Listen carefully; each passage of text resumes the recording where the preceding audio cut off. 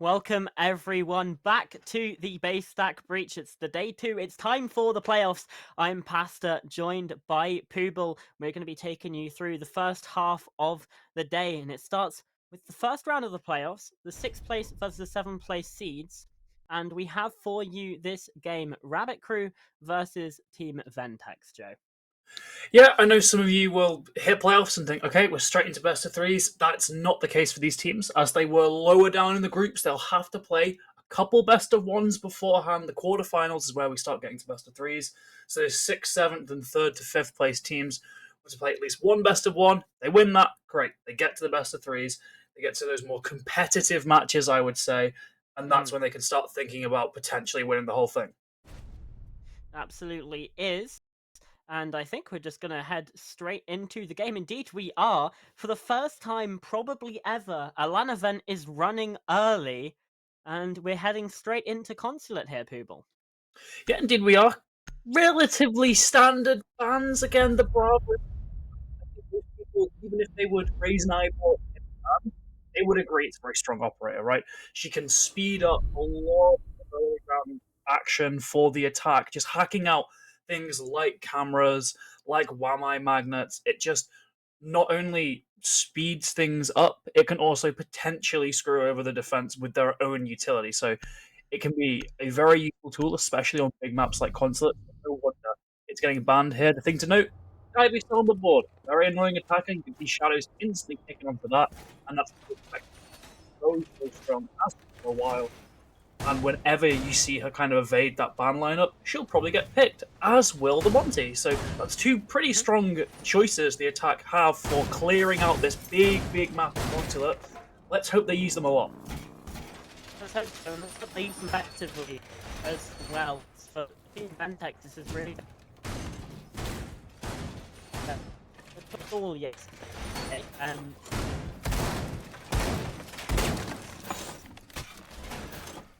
It seems maybe the early start might be affecting Cameron's mic just a little bit there. We should be getting that hopefully sorted.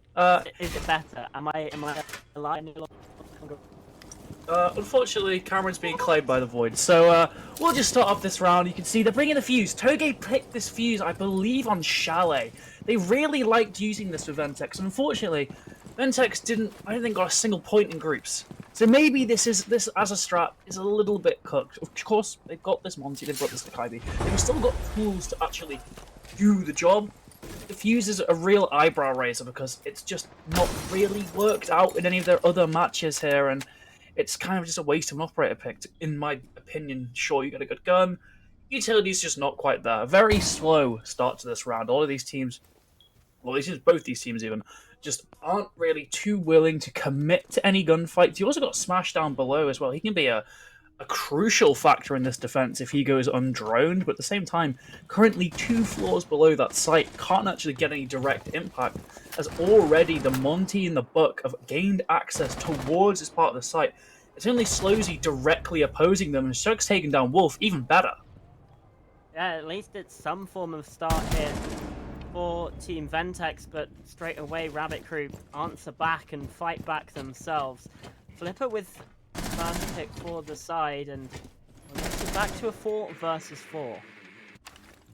Yep, just again, suddenly slowed down to a bit of a snail's pace here.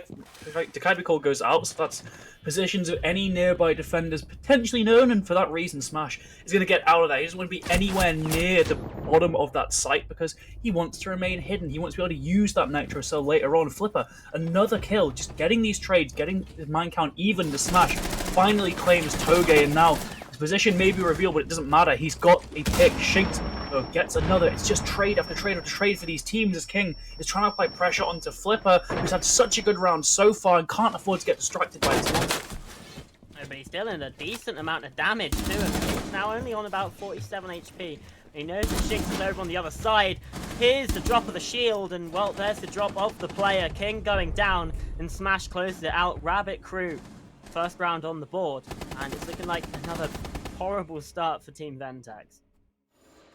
Yeah, it just seems really like Ventex didn't have a concrete strategy of what they wanted to do. They brought a fuse, and I'm fairly sure that utility was not used anywhere. In fact, fuse would have probably been below if they were killed by that pulse, which just begs the question: what are they doing there? What value would a fuse possibly have below over something like a buck, like your buck player, even something like a Zafir or an Ash? You have some kind of destruction upwards. The fuse was just caught rotating, but the drone work was clearly pretty poor down below if they get caught off guard by a pulse on a second floor site. That's something you should always be expecting in the back of your head. It's one of those few use cases of pulse as an operator. And especially with a Montagne on the board, to have that poor drone work in a round, it's a little bit concerning for Ventex here. It's already allowed Rabbit Crew to get a pretty competent first round despite suffering early losses. Yeah, and again, for Team Ventex, they've only won 16 rounds throughout this entire tournament so far. And the start they had, it looks like they might have been able to win their 17th, but yeah, things don't go their way. Rabbit Crew showing good resilience to get themselves back into the round. And really, that's a lot on Flipper. After 3 kills, was able to get the trades into the 4 versus 4, into the 3 versus 3 when they went down behind the player. Obviously, you can't necessarily rely on Flipper every round. It's a good start, and hopefully Rabbit Crew, the rest of them, will also be able to put in that sort of performance. Your Team Ventex, you're hoping that they can't do that, but again, we've seen the fuse being brought along. I just hope that it's utilized better. Obviously, here on the basement, a lot more opportunity to do that. You can send those cluster charges in from up above and really cause chaos onto the site if you want. Try and distract from your main push. But even still, you're bringing a fuse.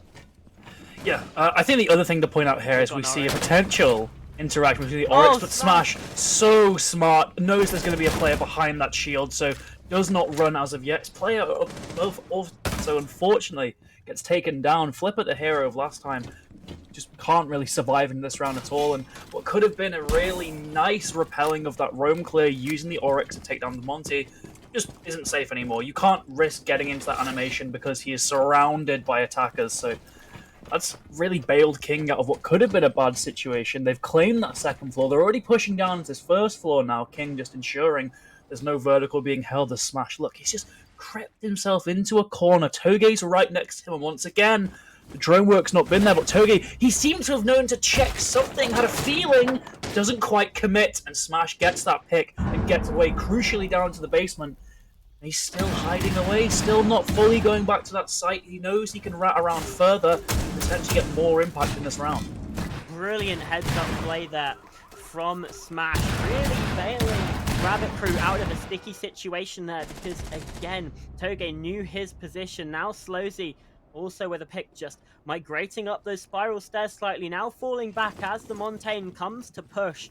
This is where Smash can really come into his own, playing on this Oryx. He's rotated all the way upstairs, using those catch climb abilities, but he's been called out. Shadow aware, so aware of what the game plan is there, using that Oryx, and now it's a 3 versus 2. However, you still have this Montaigne. Not great for a gunfight. It means that realistically, you only have the one player now taken down, and King is as well.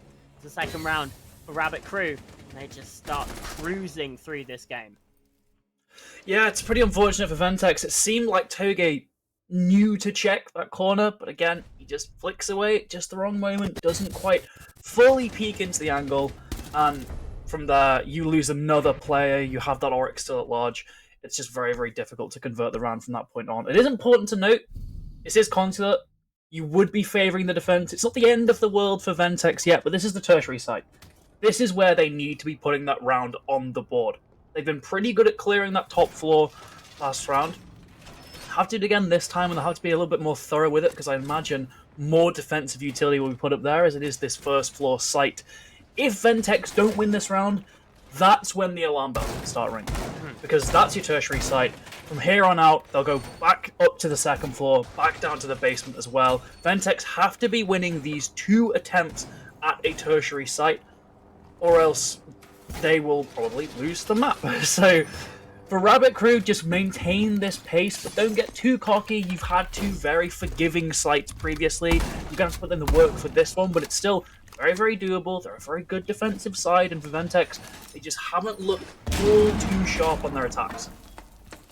Yeah, they've had two forgiving sights, and they've kind of had two forgiving rounds as well. There are times there where you think Team Ventex really should be coming away with a bigger advantage, but Rabbit Crew, the luck was on their side in those first two. Whether it continues is obviously the worry and the expectation. Team Ventex, they're going to want to change that. The impact grenade going out to stop that boogie drone's march over on the top floor. You have Smash down below as well. Gathering this information, the Dockerby Call is going to reveal some more of that position, but he's tucked nice and safe. There's no one around. Just can turn the call off and just continue going about his day, using this pulse scanner, the cardiac sensor, to really get things out. He knows the players on drone. C4 up. Oh dear, Shallow's a dead man walking. Well, now he's falling through. It's a swish 3 from distance down through the hatch. And, well, another bad start here for Team Ventex. They're in a 4 versus 5, sorry. I'm going to be a little bit critical of Smash there, though, as we do see a trade elsewhere as Relic gets taken down, and also that 2 goes to Flipper. So I'm going to be a bit critical of Smash. You use the Nitro there when they're on the hatch, clearly on drone. You've now lost a key piece of utility later on that round, and it might give Ventex the confidence now to push closer to the site and actually commit to a plant later on in the round. They've already got this man advantage, and they don't have to fear that explosive from below. Unfortunately, Smash just uses the UMP instead. Gets rid of Katsuki, and suddenly the health advantage for the attack I said was actually kind of dwindling, and then they get 2 more picks. It's all on Slowzy in the site, MP5, and not that much health on those remaining attackers. It's still something, but it's looking like this tertiary site's going to go the way of the attack. Absolutely is. However, Shanks, the full health player, has swung in and has died to the gun of Slowzy. Now, 1 versus 2 and potential to clutch things out here for the side of Rabbit Crew. Sitting in the site, he's being droned. He knows that they're aware of his position, but he's still just holding the angle onto the door. He knows that there might be a player coming through the western corridor, but he's now got flashed. He dips away from the angle. They're now pincing, pressuring from both sides. The player goes in. That's a diffuser now on the ground, but Togei's there. So close from Slowzy, but can't quite get it on the board. Instead, it's Team Ventex with their first round. Yeah, that's not the way you want to be winning that first round, though. It was you go from a 3v1 to hoping that Togei wins that fight on 5 HP. That's really shakily 1 round. It's still a 1 round. There's still something they can still convert into momentum. It's not a flawless sweep of the sites. But if that's the only way you're winning rounds, Ventex, you should still be a little bit afraid of this Rabbit Crew squad, because despite being consistently on the back foot in that round, they just kept fighting back. The individual star power of those players just shines through. They get these picks. And Ventex were almost left reeling after another loss. And unfortunately for them, they've now got to attack an even stronger site. Back onto this 2nd floor now, where they were completely repelled back by Rabbit Crew's defenses. So they've got to improve something. Last time, sure, it was down to an individual moment from Flipper. But Rabbit Crew have also won another round with Flipper basically doing nothing in that, so they don't have to rely purely on that one player. However, if Ventex can kind of isolate these individuals and stop them from popping off, there is a chance they can win this round out. It still wasn't the most comfortable for Rabbit Crew in that first round. No, it absolutely wasn't. There's a real opportunity here. Ventex, if they can get the opening pick again, if they can stop Flipper from getting those trades out. Bear in mind, he hasn't gotten killed since that first round. There's already a fight here. Shinx getting this wall open with the skeleton key. I think Wolf was about to try and reinforce it off, but now pressured away. Still watching, waiting for the player to swing in, holding an incredibly tight angle. Slowzy now as well, watching for the push on through. He knows this player's close. He can just send the pre-fires, and Shinx just walks straight into the bullet. Oh, dearie me. Team Ventex, it's another poor start, and it just keeps getting worse. Smash 7-2 now, taking down Shadow on the entry into Visa. Losing your Buck and your Dakaibi, those are kind of the 2 playmakers of this roster, really. The Dakaibi you so much intel with that pick, but can't go below, can't make any of those positions particularly uncomfortable. The Deimos can, but only for individuals. That pistol can be pretty good for vertical engagements, but you can only scan a single person, and when it comes to widespread destruction, he just doesn't hold a candle to Burka's Toge instead. They're just going to advance up these yellow stairs, but look at that nade. They're so there's just no intel. They are face checking everything. Toge's gonna peek this. There's a shotgun waiting for him from Relic, but Relic can't get too aggressive because there's two of them, and he still somehow takes down Katsuki there. I think the IQ's kind of been sold down the river by Siege because that was definitely a pick before that Nitro Cell should have been detonated. It doesn't matter. There's still. They probably wouldn't have won it anyway, as that was another confident round from Rabbit Crew, and you can see Ventex timing out there immediately. They need to park the brakes, figure out what's going wrong, and fix it. I'm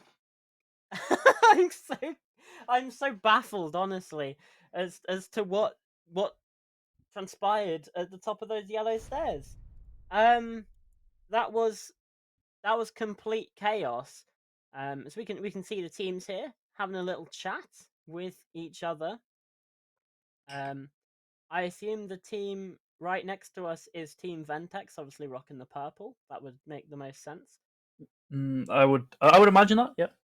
They're just talking things through. I think again has he had to nick someone's headset? No, he's talking into a phone. I think he must be in like a TeamSpeak call on his phone. Yeah, unless he's incredible calling their real coach. Ooh, harsh. Very, very harsh. Well, no. I was just maybe the coach isn't here. Maybe the coach couldn't make it, so they're getting them on via video call.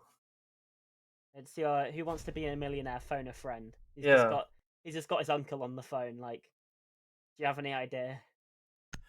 Well, we're seeing a Vigil. Not the biggest fan of that. Also not the biggest fan of the gridlock either, but we'll see how it works. Vigil has seen mixed results this tournament. It really does just based on who's playing him. It's just the kind of the whole deal with the operator. It can either be really useful because you can roam really well and get a load of picks, or you can just die and achieve nothing in a round. And unfortunately, if that case, you're kind of not contributing anything. There's no utility being brought. 2 impacts, both in pocket for Flipper. He's probably not going to be doing any kind of site setup. He's going to run away, try and get a pick in this round, and is inherently really risky because, again, if you can't find any value in terms of getting kills or wasting time, you should have picked another operator so you could at least contribute something to that match. It's a lot of pressure on Flipper here, a lot of pressure on Smash as well, who sure has a little bit more utility, can make a couple rotates with that pistol. Now he's dead. He's now dead. And no primary utility put down because he is the Oryx. Not a great look for Rabbit Crew there. Nice for Ventex though, a better start than the other rounds. Yeah, absolutely is. Obviously, we've only seen Flipper get kills when Rabbit Crew are defending on the top floor, so gonna have to break that trend. Unless, well, Rabbit Crew, I mean, they might be able to win out of 3 versus 5, let's face it, but I won't count on it, to be completely honest. Now Relic as well has been spotted out by these drones, falling back to a less aggressive position. Obviously, the aggression has kind of been the name of the game so far in this round for Rabbit Crew. And well, it hasn't quite worked out. See Smash poking his nose out of a window early on and just gets shut down. At least Wolf has found something. Jinx now going down. I guess traded out the opening pick quite early on. But, well, the Impact EMP doesn't find anything. Wolf should now be opened up with those darts. I think it's going to get 1, but that electrical comes back online, and yeah, it's not a vaultable hole. Sure, a line of sight there is nice, but maybe isn't exactly what they wanted. They're going to have to go through one of these corridors now, and those are inherently a pretty bottlenecked position. We're seeing Wolf also there, just playing longer angles, trying to catch the attackers off guard, but instead he pays for it. Taken down by King. We're seeing Flipper still on this top floor, and you mentioned he only got kills on the top floor, but you need to get back to the site. He gets 1. There's Toge dead. He's made his position known. That should distract the attack a little bit now that they know a flank is coming. Maybe alleviate some of that pressure from the remaining 2 teammates on site. But Flipper still needs to do stuff in this round. He still needs to either waste more time or can get more kills, because if he doesn't, these 2 remaining players on site are going to get overwhelmed pretty quickly.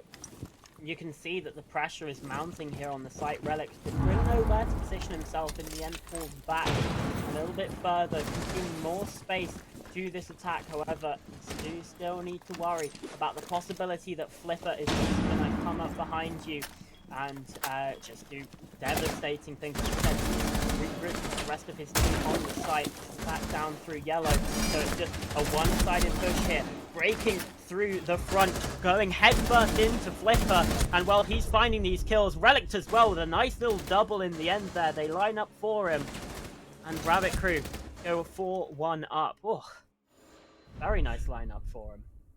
Yeah, really just nice overall second half of that round for Rabbit Crew. They really were in a pretty dire situation, and they just made the absolute most of it. Credit to Flipper for that flank, for helping out his team there.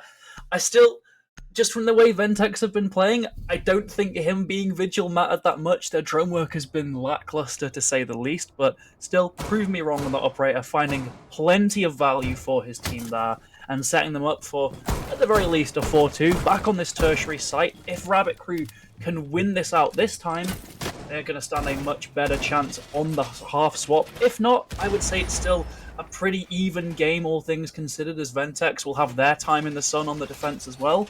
So this is really where we could determine how quick of a game this is. 5-1, I don't see Ventex coming back. However, 4-2 overtime could very easily be on the cards. Just depends on whether or not Rabbit Crew can put up a convincing defense on this top floor to facilitate a denial of an execute on the actual site itself.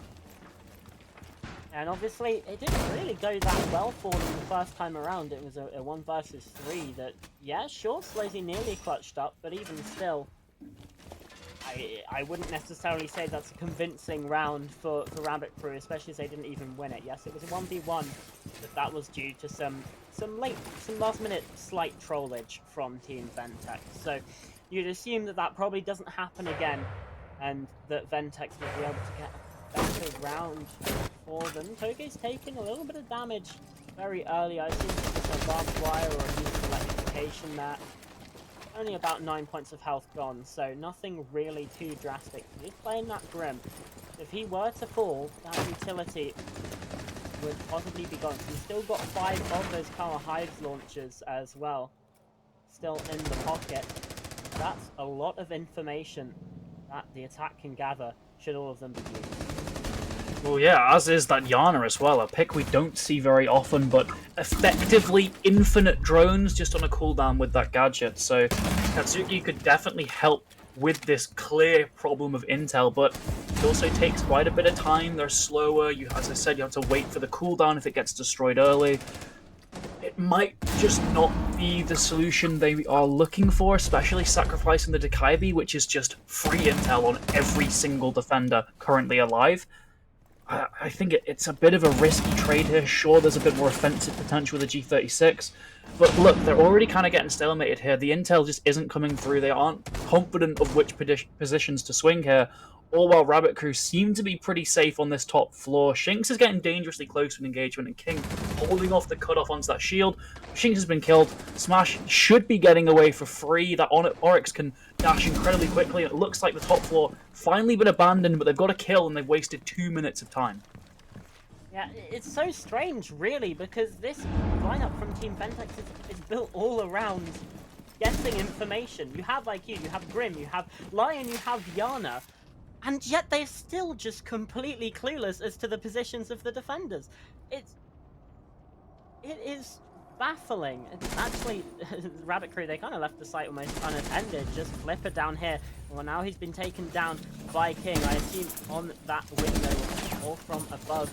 Now the attack should be a good spot here to get into the site. Katsuki's styling on Wolf. I don't think you've really got the credentials to be doing that, my man, but he gets a kill regardless. King as well, lovely triple. And slowly see again left in the clutch. This time it's 1 versus 4, but he's found the first, found the second. Surely not again.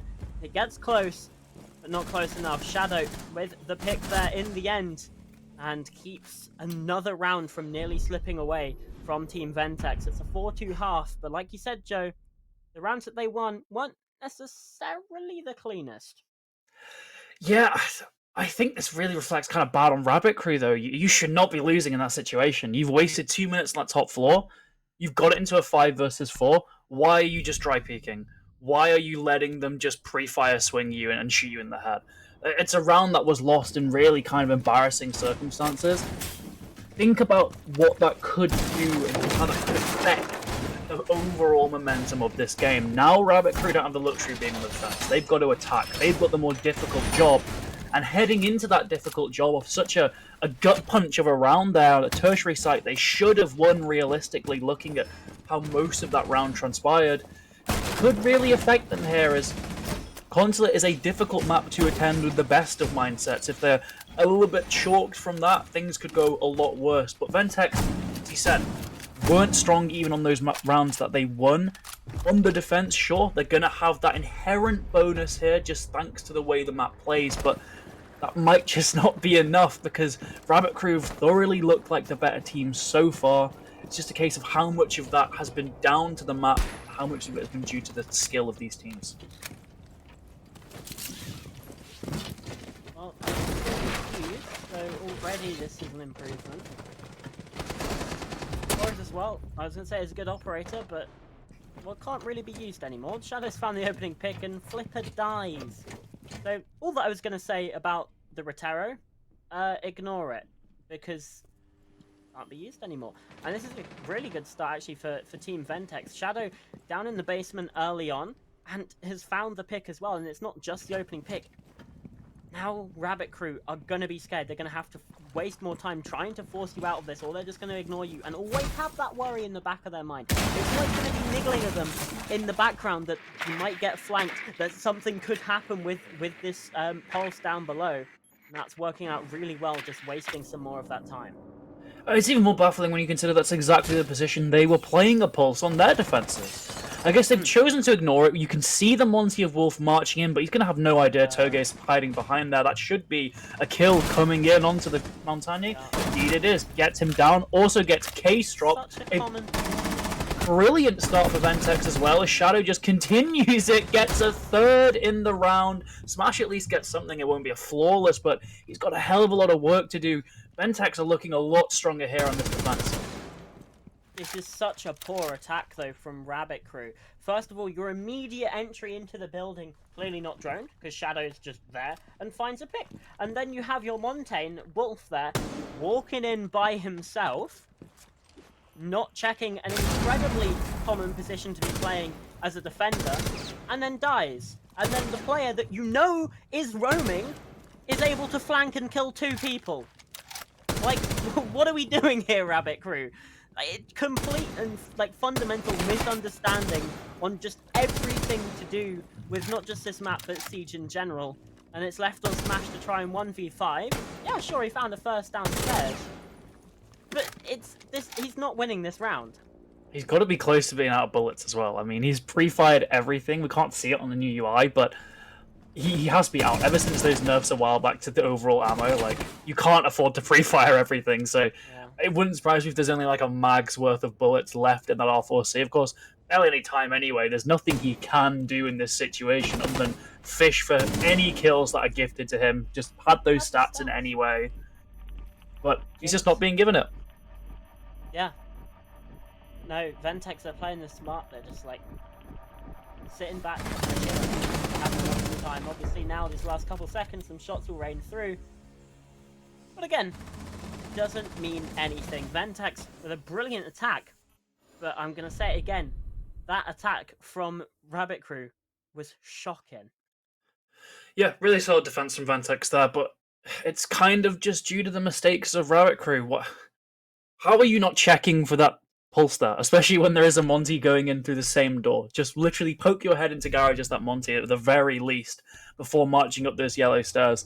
The drone work, again, was just lacking for the attack, really. I didn't see anyone getting droned in. They were just purely relying on that Monty to walk up those stairs and provide intel, and then there's no drone work in sight, so he gets caught off guard by a player ratting in a corner and just dies and drops Case, and from there, congrats, you've lost the round. There is no way you're coming back from that. It's a common corner to sit in as well. It's not like it's even an opposition. Exactly. Everyone plays there. Like, Yeah, if an attack is not going for a repel push, you're likely going to put a defender there just so you can hold some kind of crossfire. And the attack just don't read into it at all. We need to see better drone work from these attacking teams. Luckily for Ventex, they got their 2 rounds, even if the drone work wasn't the best. They just won in the execute. But for Rabbit Crew, you gotta do something. You gotta show me something. Show me you deserve to still be here because you picked onto this map. This is not a best of 3. This is a best of 1. You've had full control really on what map you pick here, and if you're gonna show these kind of attacks on Consulate, it really does not inspire confidence in a team like that. No, it doesn't. And the way that this bracket works out as well, the winner of this game will be playing Team Leisure in the next round. So they came third place in Group B. They looked incredibly strong. The only teams they lost to were Frequency and Hair Troops. They beat everyone else in the group, and their result against Ventex was a 7-3. So all of that to say is, if you're putting in a performance like this, where things look really shaky on a map, again, that you could have easily banned away 4 separate times for either of these teams, because let's face it, neither of these teams' attacks have been great, then it's worrying for that next round. Yeah, and even more worrying if they do get to quarters when they have to play best of 3s, they have to play a map that's been picked by their opponent, as it looks like Shadow's going to get pre-fired here. I'd imagine his position should be known. He's got to swing it, and unfortunately they missed that pre-fire completely. Relic taken down. Flipper, though, always getting those trades in these rounds, gets rid of Shinx, but still, they've not dealt with Shadow, who I believe has ascended up those spiral stairs now as they attack. Just not quite aware of his repositioning, and it's going to cause even more time wasted. Sure, Rabbit Crew are relatively close to the site with quite a bit of time remaining, but if Shadow's not dealt with, and he does receive a bit of fire there, so it seems like he's very clearly wanting to distract this attacking force even more. If they don't deal with him, or if they don't make the decision to completely abandon him, they're just going to get stuck in 2 mines, stuck in these positions, and they won't have enough time or bodies to actually execute onto the site itself. And an impact grenade comes up from above as well, so now vertical angle being watched, or at least possibility of it. He's rotating back down these stairs, Smash is watching for it, but can't quite land the shot. The crosshair placement, well, it's not that great, and he's pointing at his chest, and, well, Shadow can get away from there, continue to hold these verticals. At least, though, they have someone that's doing stuff, and it's Wolf. He found a double, opening up the round slowly as well. The drop down, caught by the air jab, and Flipper with the kill. It was a pretty decent attack, all things. Like, when it came down to the execute, it actually went well. Obviously, I don't know the nature of Wolf's 2K on the site, but when it came down to the execute, it went well. So clearly, for Rabbit Crew, they just need to get into a position where they actually can execute and not just have everyone walk into the site and die one by one. Because that's what we saw in round 7. Yeah, I think a big highlight of Rabbit Crew's attack there is they were not caught really in any kind of stalemates. They were never afraid to go into some engagements, whether it was Flipper immediately trying to get that refrag, get that trade, even things out, or Wolf, who unfortunately we didn't see, who gets that double kill, completely opens up the round for Rabbit Crew. Even when they're in these particularly poor situations, they are still going out of their way to find picks and try and win the round, which is same thing couldn't really be said for Ventex. Most of those rounds they kind of looked a little bit defeated by the mid-round point, didn't really try too hard to win it. Whereas Rabbit Crew, they are not taking this lying down. They are definitely trying to fight as much as they can throughout these attacks, even if they don't get that first pick, even if they do start to trail in bodies, they're always trying.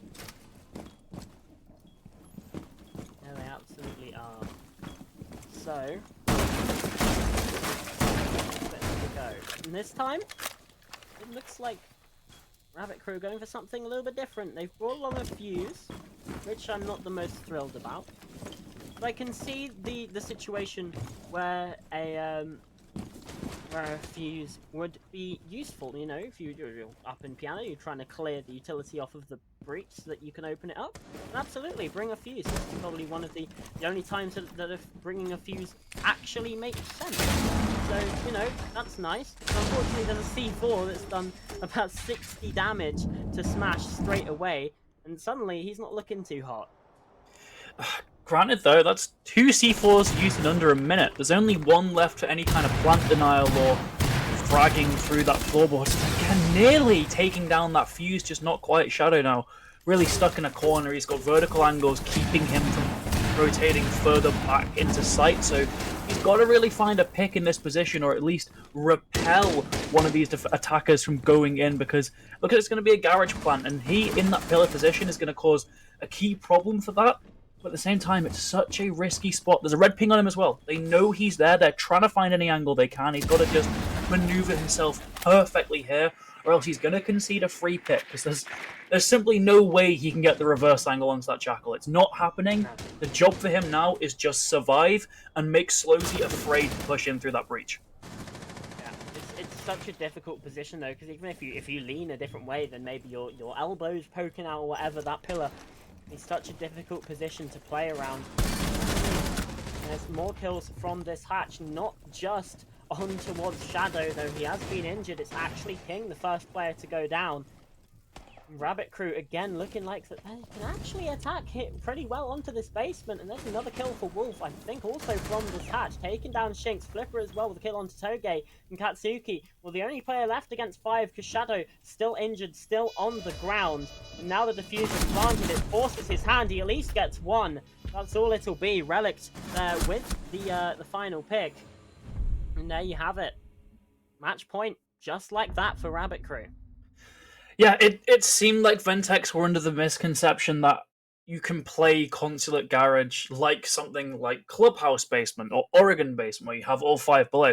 The key difference is, look at the amount of destructible floor above that site. There's so much, you have to fight for that, in my opinion. You cannot just hide on site, because that hatch basically exposes every single powerful position you want to be in as the defense. So you need to make the attack worried, like we saw on Rabbit Crew's defenses, where they had an Oryx above, even if he did get spawn peek. They had a Vigil above to just apply a little bit of pressure and retake ground if it was lost early. Same can't be said for Ventex, and they paid for it massively in that round. They're on this top floor once again. Really good defense from last time, but it was kind of down to a bit of a poor attacking start from Rabbit Crew. Still got this pulse. He's still probably going to be in that basement, but he can't be secure and safe in the knowledge that they won't drone him, because they're absolutely going to try and push him out this time, because he was the one thing that really hindered that attack last time. Indeed it was. So, let's see. Let's see what happens this round. Katsuki lurking down below, quite a common sight, at least Katsuki not on the bomb site has been quite common. We've actually been seeing a lot of roaming legions in this game as well, so you know, nothing too out of the ordinary. But Smash, you have a, does the laser not break the glove? I think a jump does anyway, right? Well, I thought so, but Smash is having some issues. And into the top floor. Just a couple more droning issues from the attacks of these teams. But, I mean, Rabbit Crew, they have actually been showing quite a amount of improvement when it comes to their intel gathering, when it comes to their drone work, when they were attacking onto the basement. The question being now, are they going to be able to translate it onto this attack inside? And, well, the answer right now seems to be yes. Smash getting the kill onto Shadow. Well, at least it's something. Your Roma now dead, and they're not falling to the same fallacies that they did in round number 7. Yeah, very, very happy that they went and dealt with that player. I was about to be very, very critical, because it looked like they weren't actually dedicating a lot of manpower towards clearing out that pulse, but they did. I was wrong.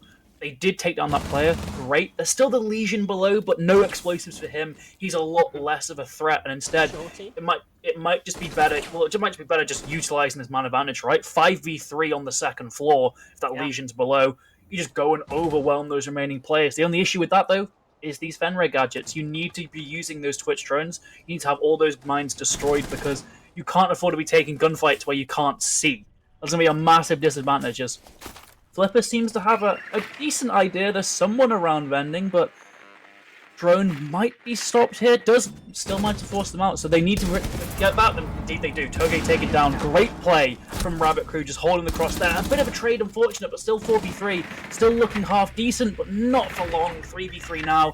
Relic at least try something, but still very, very close here. Indeed, it is just the one player difference here.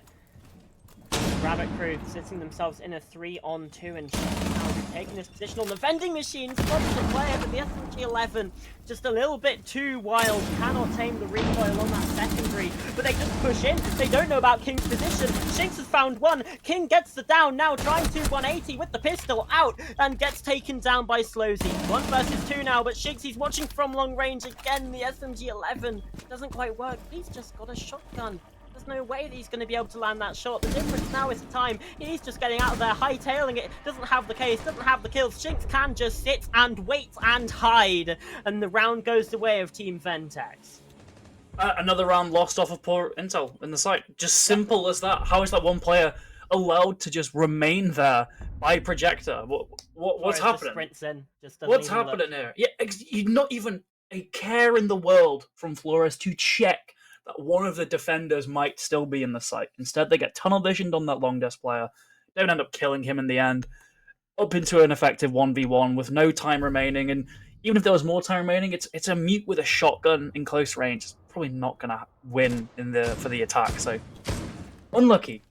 Unlucky for Rabbit Crew. It was a really nice most of that round. And then they just let a couple picks slip away. And from there, somehow Ventex managed to piece things together. Back to the basement now for Ventex. I'm really looking for a roam presence, and we have this Legion. We have the Bandit as well, who I can't imagine is going to be tricking, to be honest. So those are 2 picks that are probably going to be used as roamers. I would hope. Even the Wamai as well. Good pick for that. So I would hope to see a more sort of widespread Ventex defense here, because they can't all just sit on site like they did last time. They'll be picked apart once again by Rabbit Crew. They need to make the attack, fight for map control, and fight to keep it. Now, heading into this round, again, the lineup is unconventional. Tachanka, you got the dot. At least there's no Melusi.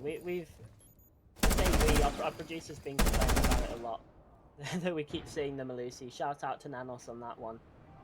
On the other side, we have a Fuse as well. So again, things a little bit interesting. And King could be very quickly on the receiving end of an engagement, of an interaction here, but instead it's actually Shinx who finds the kill onto Smash, traded though by Relict.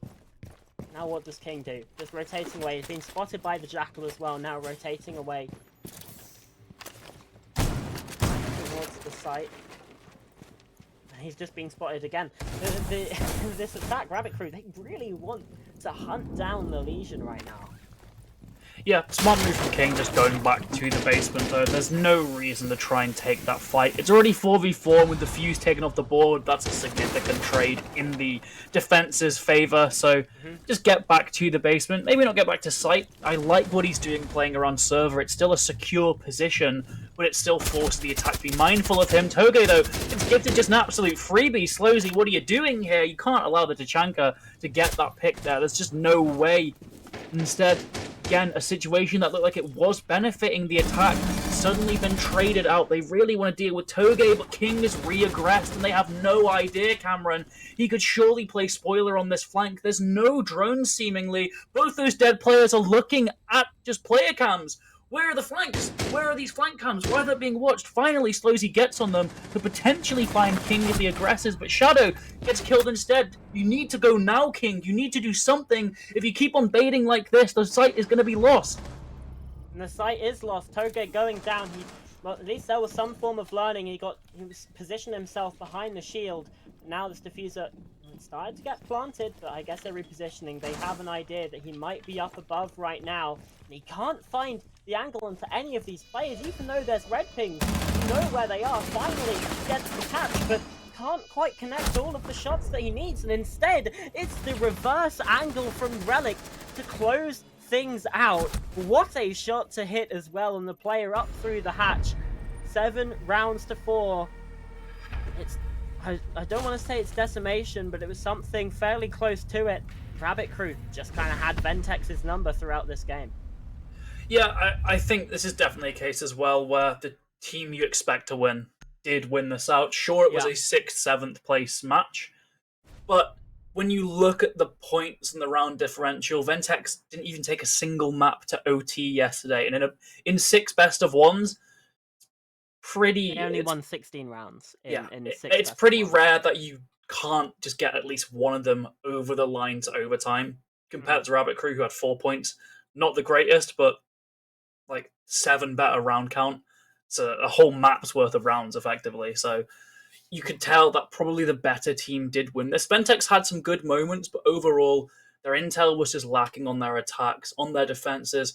They weren't really winning gunfights outside around the map, so it didn't really go their way. And Consulate, it did just seem like a map that honestly neither of these teams were that comfortable on. No.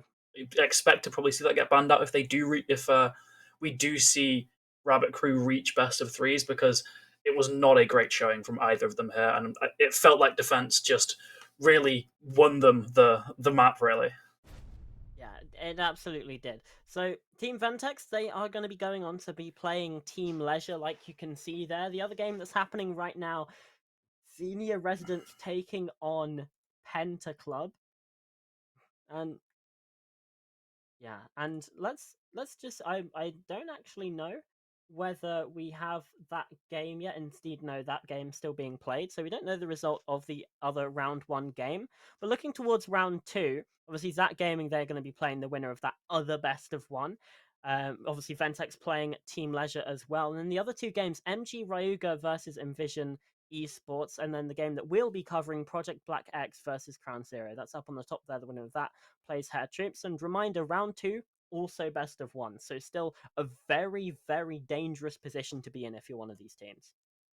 Yeah, indeed it is. You can only afford a few mistakes, and you've got to go to fairly neutral ground. So it might be another case like we saw just on Consulate where these teams aren't the most comfortable. You've also got to consider maybe you want to risk it and hide some maps for those best of threes and just keep some strats close to your Mhm. chest. So you want to be kind of getting through that best of one as quick as possible, showing as little as possible, almost exerting as little energy on it as possible while still winning.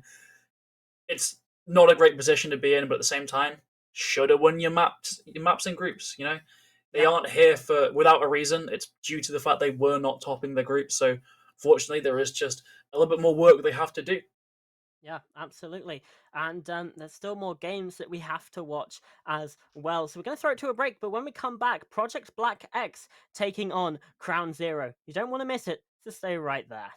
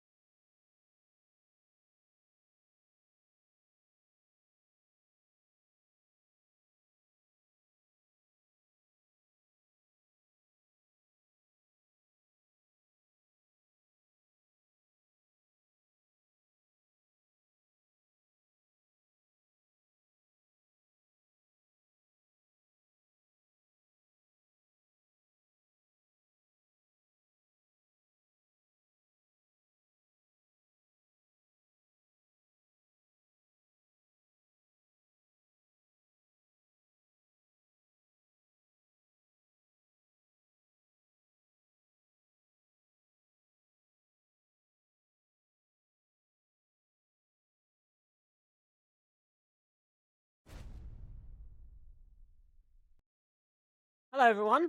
We're back. We're here, and we're ready for our next best of one game. Ignore the bottom of the screen; it's lying to you. Because we just finished that game. Rabbit Crew beat Team Ventex 7-4. In case you need a reminder, on Consulate. And now we have Project Black X versus Crown Zero. Assuming that our schedule hasn't changed it again, because this is like the third time. Um, I just got confirmation we definitely have this match. Pooble, now that we know for certain what game we're about to see, um, let's have a chat about it, and hopefully we can get into the map veto as soon as possible. But first of all, let's just break down these teams.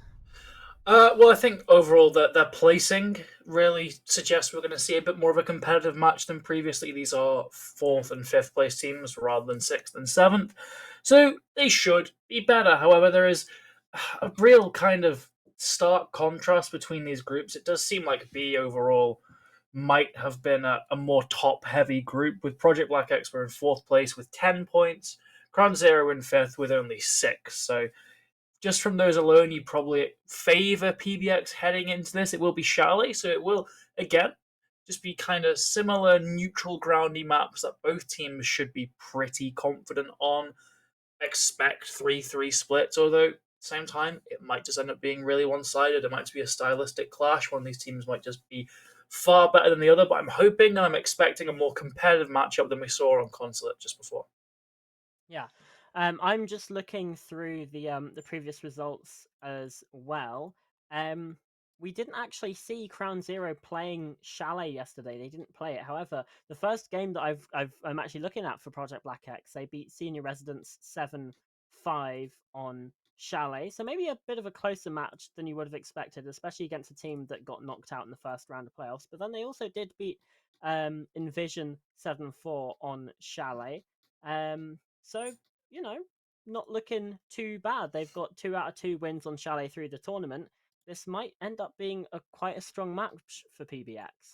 Yeah, other thing I've noticed from Crown Zero is throughout group stage they were playing these larger maps like Cafe, like Bank, like Skyscraper. Chalet isn't that. And sure, they Mhm. did play a match on Oregon. It was a 7-2 loss to Entropy.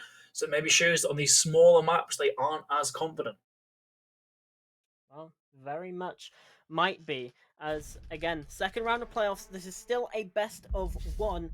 And then, I mean, if you win this, I don't even know if you want to win this game, because then you get the absolute treat of playing against Hair Troops in a best of 3. An absolutely terrifying prospect, but Yeah. obviously you get through to that quarterfinals, you start the best of 3s, you get one step closer to the prize positions, which is obviously if you lose in the semi-finals, you get 250 euros. If you lose in the final, you get 500 euros, and if you win the final, that's 2,000 euros for your team. So quite a lot on the line, but you first have to get through this game, and then again, you have to get through Her Troops.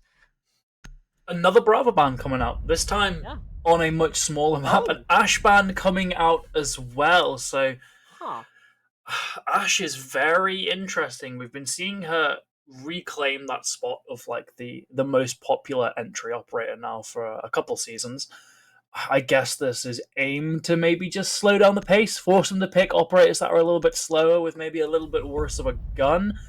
Castle Ban coming out as well. I'd imagine that's aimed towards the defenses around that top floor. Castle's really good at blocking lines of sight. A lot of window play on that second floor as well for Chalet. Mm. So the Castle is very good at defending some of those positions and forcing the attack to use utility to get angles through them. And then Mira, PBX, obviously, they don't like the FBI. They've taken away 2 of those American operators, and yeah, we also see a Mira coming out again. Not surprising. Mira is, I think, this is probably one of her strongest maps. You know, thinking about up on mezzanine, looking into library, thinking about the basement site. There's loads of uses that you can get from Mira. Think about kitchen dining as well. So again, not a surprise to see her being taken out, but it does mean you leave in the Azami, you leave in the Fenrir, you leave in things like a Valkyrie, perhaps, you leave in things like a Solace, perhaps. Obviously, her pick rate has decreased quite incredibly, but even still, quite a strong operator, and it's the same thing with Fenrir and Azami. These 2, very, very strong. Yeah, thing that pops up to me immediately though is no Dakaibi being picked by the attack. She has not been banned, and with how small of a map Chalet is, you're going to get so much value out of those calls. So It's intriguing to me that instead they're opting away from that, bringing the gridlock for that flank denial. I like the Maverick mainly down to just using the blowtorch on that little connector wall. You put it right at the bottom and you can get angles from basement stairs that cut off one of the key power positions for the defense.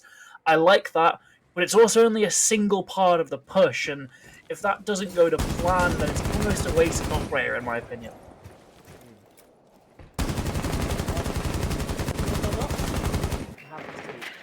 Not Zalmidi, Rooney as well as Sawyer Gates taking away some of that utility, and with Karma sitting here in the pot corner as well, we've got those magnets to burn even more utility away, wasting even more of those grenades. Kodaf already sent a frag grenade into the Sawyer Gate. Out goes another piece of utility. That's going to get someone, and oh no, the Frost Mat down below as well. Bilal found the opener for PBX, but Karma answering back. Now flashed out by the Candela, but even still, he's just allowed to persist in here. Out goes another Candela. A third one, I think, is going to be coming through. But even still, Karma, he does not move. Just stays in this corner. Now finally trying to get the kill on from the hatch, and indeed does. The player that was planting taken down. Kodaf just a bit too late. Bilal, though, does at least get one. All of the action here in this round in the first minute or so. And it settles into a 2 versus 2 here, Pooble.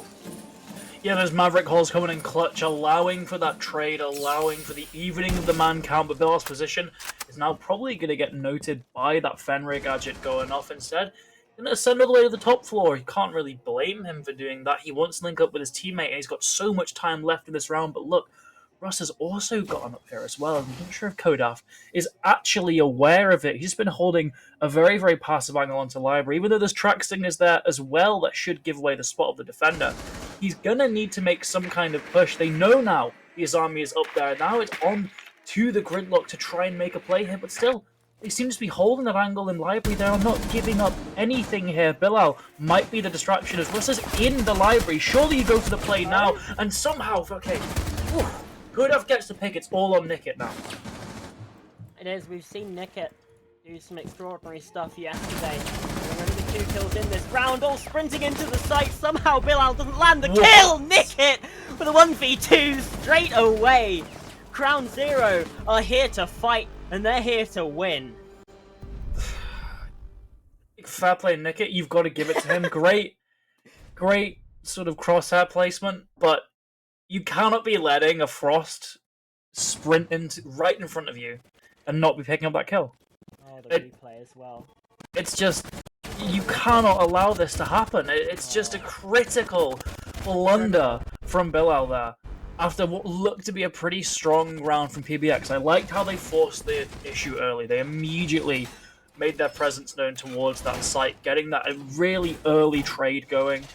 And from there, they just kept the ball rolling. They kept using that utility. They used their manpower on that second floor to really overwhelm that Library presence. Really nice. But if you can't win a 2v1 like that, it doesn't really matter what else you do in that round. It's still going to result in a win for the defending side, for Crown Zero, who looked to be on the back foot that entire round. Interestingly, onto the basement. Much more difficult site to defend here with how much vertical play is available. So you're going to be seeing a lot of Crown Zero defenders out and about. We're seeing Karma on that Jaeger, Yuki on that Fenrir as well. They've got to really force the attack to feel very uncomfortable, because if the attack is safe to just wander around Fireplace, they will rip up those floorboards and they'll make the defending's lives a living nightmare. However, they're just not doing that. Instead, they're just tunneling in right through Garage, and it might just be a direct sight hit. I think it must be. I mean, there's no ram, there's no sledge. I mean, Urash is gone, sure, but there's only 3 of those soft breaching charges from Kodaft on the ace. Your Thatcher's got claymores. Your Zophia's got claymores. I feel like that PBX are maybe giving Crown Zero a bit too much to play around right here. The breach is going to get opened up, but no pressure coming through from the vertical except potentially the hatch, but even still it doesn't look like that's the case, because you just got 4 players just sitting around these doorways. I'm unsure what they're going to do, and Chaos runs straight into the C4. Brilliant throw from Spyro. Absolutely bottoms it to the hoop, but it spells more danger for PBX to get the site open, and Kodaft is all the way inside of Bar. He's completely separated from this push, which essentially means that Crown Zero, they kind of can get themselves a 5 versus 3 on this area. They just have to keep an eye out for Kodaft potentially trying to go down these stairs, because he's going to catch them, at least for one, but Karma trades back. Yeah, it looks like he's wanting to go for this flank. The second person of the Fenrir allows that as well, but can't shoot the Claymore. A brilliant piece of that utility coming in clutch, but still, they're losing bodies on the site, and what looked to be a really standard, really solid positioning for a plant has now completely crumbled. Nighty has to now take the position being held by his teammates. It's all on Bilal to cover, but Nighty's still got to get the case, still got to get in, still got to plant it. And all while Bilal has to make sure all of these angles are contested. I don't know if that kitchen hatch is open as well. That could cause even more problems for the attack here as they want to get a plant down. So much damage dealt by that Goyo canister. Still, Bilal's holding off the defense for now, but Nighty holding a very risky angle here. If he's caught dead, there's no chance that PBX can win this round. Yeah, and Bilal as well, trying to pepper those shots from long range, but the M762, it can be a fickle mistress at times to try and control. We can see Bilal kind of struggling a little bit there, because this gun, the recoil's famously quite difficult, particularly when you're on a controller, but now Nighty's getting this plant down, and Bilal is aware that swing's coming through though. Russa gets the 1, gets the 2, easy as you like. Crown Zero get another round. And, I mean, PBX just don't really look like they're putting up much of a fight at all so far. It's a shame because I really like what PBX was doing. They identify how widespread that defense is and decide they're not going to go for vertical. It's going to be an entirely horizontal push, and it's going to be really fast. I just think they almost took a little bit too long. Honestly, that's one of those cases where if you've identified how big a man advantage you have down there, just flood in through the doorway. You don't need to get those standard walls open, go for your standard post plant positioning. If you want to catch the defense by surprise, you just go fast, you just rush in, you just get those picks. Instead, they kind of tried to do both. They had players around that first floor to cut off the roamers instead of just completely taking advantage of that 5v2, 5v3 in the basement. And that's really what caught them there. They had too many widespread players, they were caught in 1v1s, there was no chance of trades. And then once it got down to them trying to execute, the defenders had come back. They'd gotten their picks, and there was just no way those two could win it, because the moment one of them dies, it becomes completely unwinnable. Fortunate for PBX, but at the end of the day, if you don't commit to one of those ideas for your push, you're just going to get punished by Crown Zero. Yeah, and Crown Zero have been punishing them pretty handedly now. On the kitchen, and they've got a dock alongside.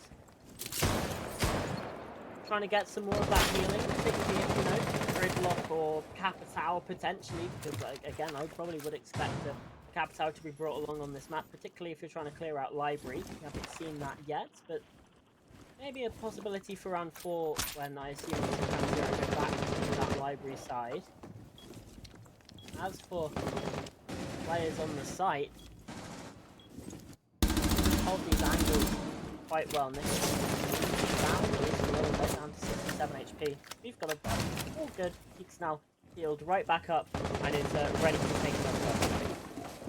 Yeah, UK getting very aggressive as well, just onto those lines of sight. I like how open they've made these walls. They are really just forcing the attack to never be comfortable, always have to take some kind of fight. And Nighty, already a bit low on health, a couple of those MP5 shots could take him out if he wanders into the wrong position, so you need to be very careful. This Crown Zero defense, it might not look the most solid, but when you open up all these walls, it makes the attack really kind of afraid to go anywhere, and it opens themselves up to counter-attacks. It looks like Madara has managed to hop in. He's managing to get this wall open wide enough, but it's been down. Look at the lines of sight coming in clutch there. The Thermite can no longer get that wall open.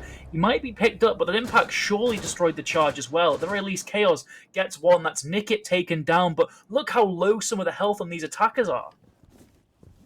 Yeah, indeed, Chaos on 4 HP, Madara 90 on 69. It's Kodaft who actually finds the pick, now down low himself, 39 HP.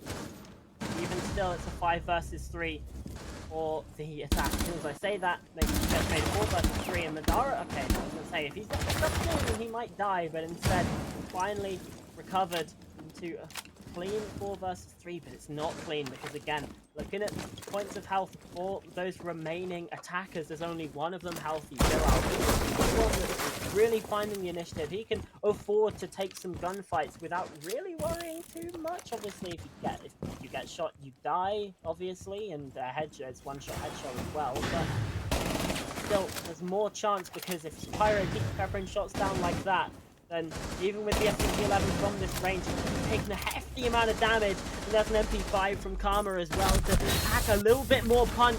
Spyro caught sprinting. What are you doing there, my friend? But, well, the diffuser's down on the ground, and Karma's just marching through. Unbelievable with a 4K, and suddenly, doesn't matter, because Ground Zero just win again through the guns. Yeah, it was the health that caught it with PBX there. You could see they had really nice positioning, but as you pointed out, Bilal then had to be the playmaker because he was on that full health. Problem was, Bilal's your double window repeller. So he needs to be taken off of that spot. That allows for the dock to move away from his position to get back down to sight, and all of that just causes a big knock-on effect, and it means that they end up losing the round because the only player that they felt confident in leading the push had to be taken off of one of those key attacking positions. All of that could have just been solved by not taking that initial damage, but that's kind of the way the site works, right? That's the genius of having an open floor plan on that top floor, is you constantly can just pepper shot to the attack, you knock on their confidence, force them to make difficult decisions, and those difficult decisions lost that round completely. Luckily for PBX, they're back on this site. It got very, very close. They should have won this attack, realistically. It was a 2 versus 1. They just let it get away from them. But it was also off the back of a really aggressive push that wasn't really read into by Crown Zero. Now they have that pre-existing intel and context of that first round. They're probably going to be expecting that style of play. And it might actually not be anywhere near as close with PBX as it was in round 1. Yeah, because again, thinking about round 1, it came down to a 1v2 from Nickit. So, potential here for PBX. However, they're going for something a little bit different. I said maybe that we might see the Capitale. Doesn't appear to be the case. They're going over from the Solarian side instead.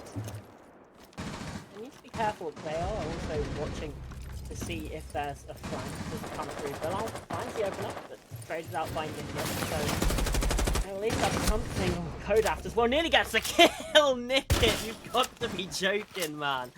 Just domes him through the barricade. Just that little shot was all he needed to just wipe the floor with the players. And this is something that PBX haven't been doing, is they're not winning these gunfights, whereas Crown Zero, they just keep hitting shots like that, and it just keeps them in these rounds. Yeah, PBX, they're now trying to deal with this power position. They've already lost one man to it, but these bulletproof cameras stopping these Flores drones. Karma gets another one as well. It doesn't even matter the shields have been taken down now. They've still got 2 or 3 players above. They can still easily repel this attacking force here. Madara and Nighty also both on 0 kills and not even any assists either. I don't like highlighting individuals, but it's kind of emblematic of this whole team, really, as you point out. They're not winning gunfights, and that's a crucial part of this shooter game.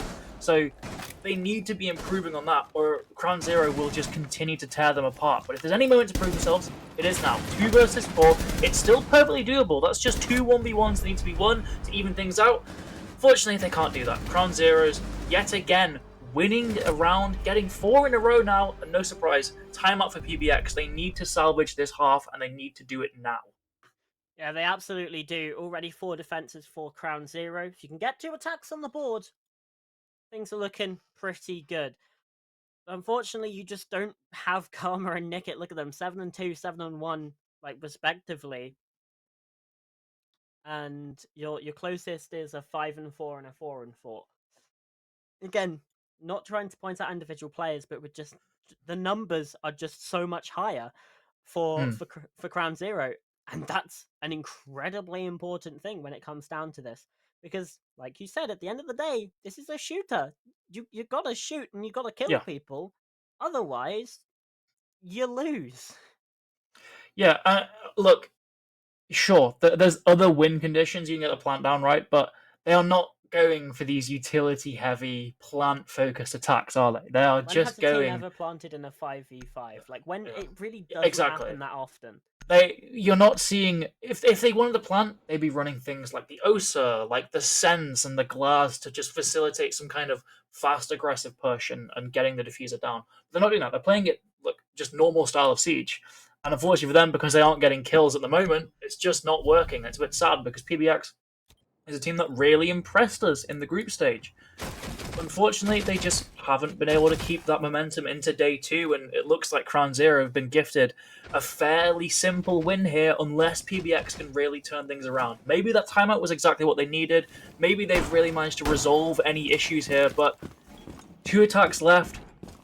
They will at least go on their defenses after those 2 rounds, so that's something, some kind of silver lining, but it doesn't really matter if you go on your defense if you only have to lose 1 round to lose the map. They've got to do something here and now on these attacks. It is going to be the basement. Looks to be another horizontal take. The only soft destruction I can really see there would be from the Zephyr, so if it's going to be a horizontal take, please just move fast. Try and force some kind of plant down, get some picks. Don't just stall out right outside the site. Got less breach charges now than before. They've just gone all in on the claymores. I mean, I guess, yeah, sure, you got a claymore kill in the last round. So, well, in the last time that you attacked onto the site. So clearly it's justified, and we shouldn't be trying to open up the vertical angles at all. Clearly that's the correct game plan to go for here. I mean, they have an Ossa now as well, so that's at least something. Sophia being moved over to Chaos.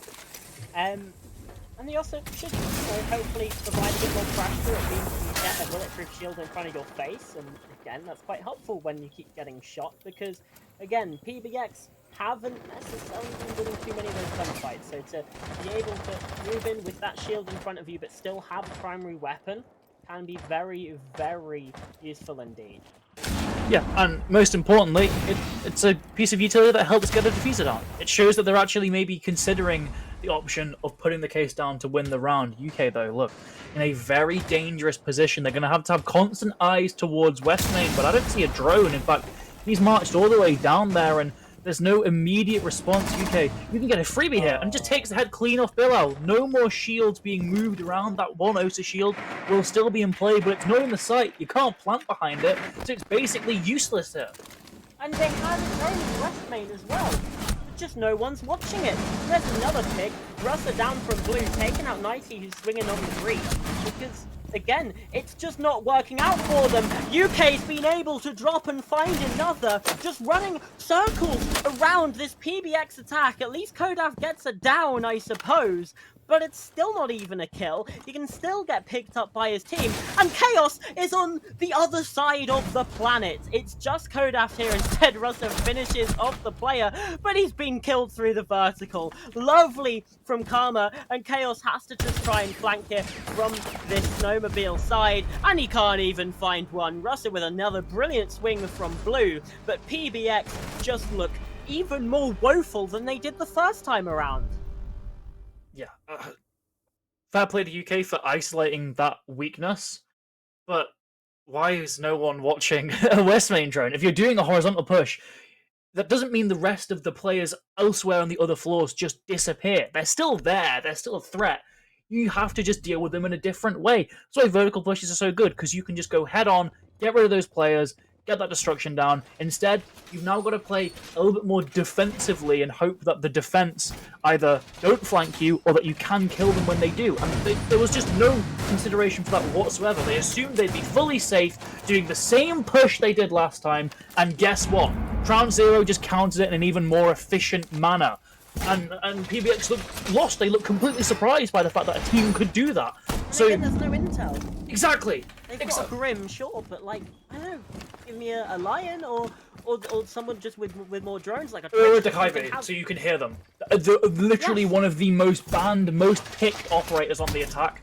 Highest presence, probably. Yeah. Like and they are just completely ignoring it, despite their intel clearly being, quite frankly, crap. And they just haven't learned from it. They haven't adapted. Bringing a Ram bringing a buck. No intel operators here whatsoever when that's been their key problem. They're just going to hope they can win on gunfights, which, newsflash, they haven't been. No, aside from Kodak and Bilal, the other 3 players have 2 kills between them. It's not looking great. And even on the side of Crown Zero, Spyro's 1 and 3, UK is 3 and 4, but everyone else is just hidden. And UK had an instrumental factor in that previous round. He got 2 kills. Even the players that are like on 1 and 3, still doing well. It's just Crown Zero are absolutely hitting all of their shots. You can see that Karma's trying to hit another one. It's a little bit of damage onto Kodak. It's got UK here as backup as well, and playing on the dock again. Kodak sneaking up. Are they watching for this? Are they ready for this close position? I don't know if they are. Bilal nearly gets caught out. Madara finding the first. This is positive. This is good for the side of PBX. They have an opening pick. Hasn't been traded out just yet.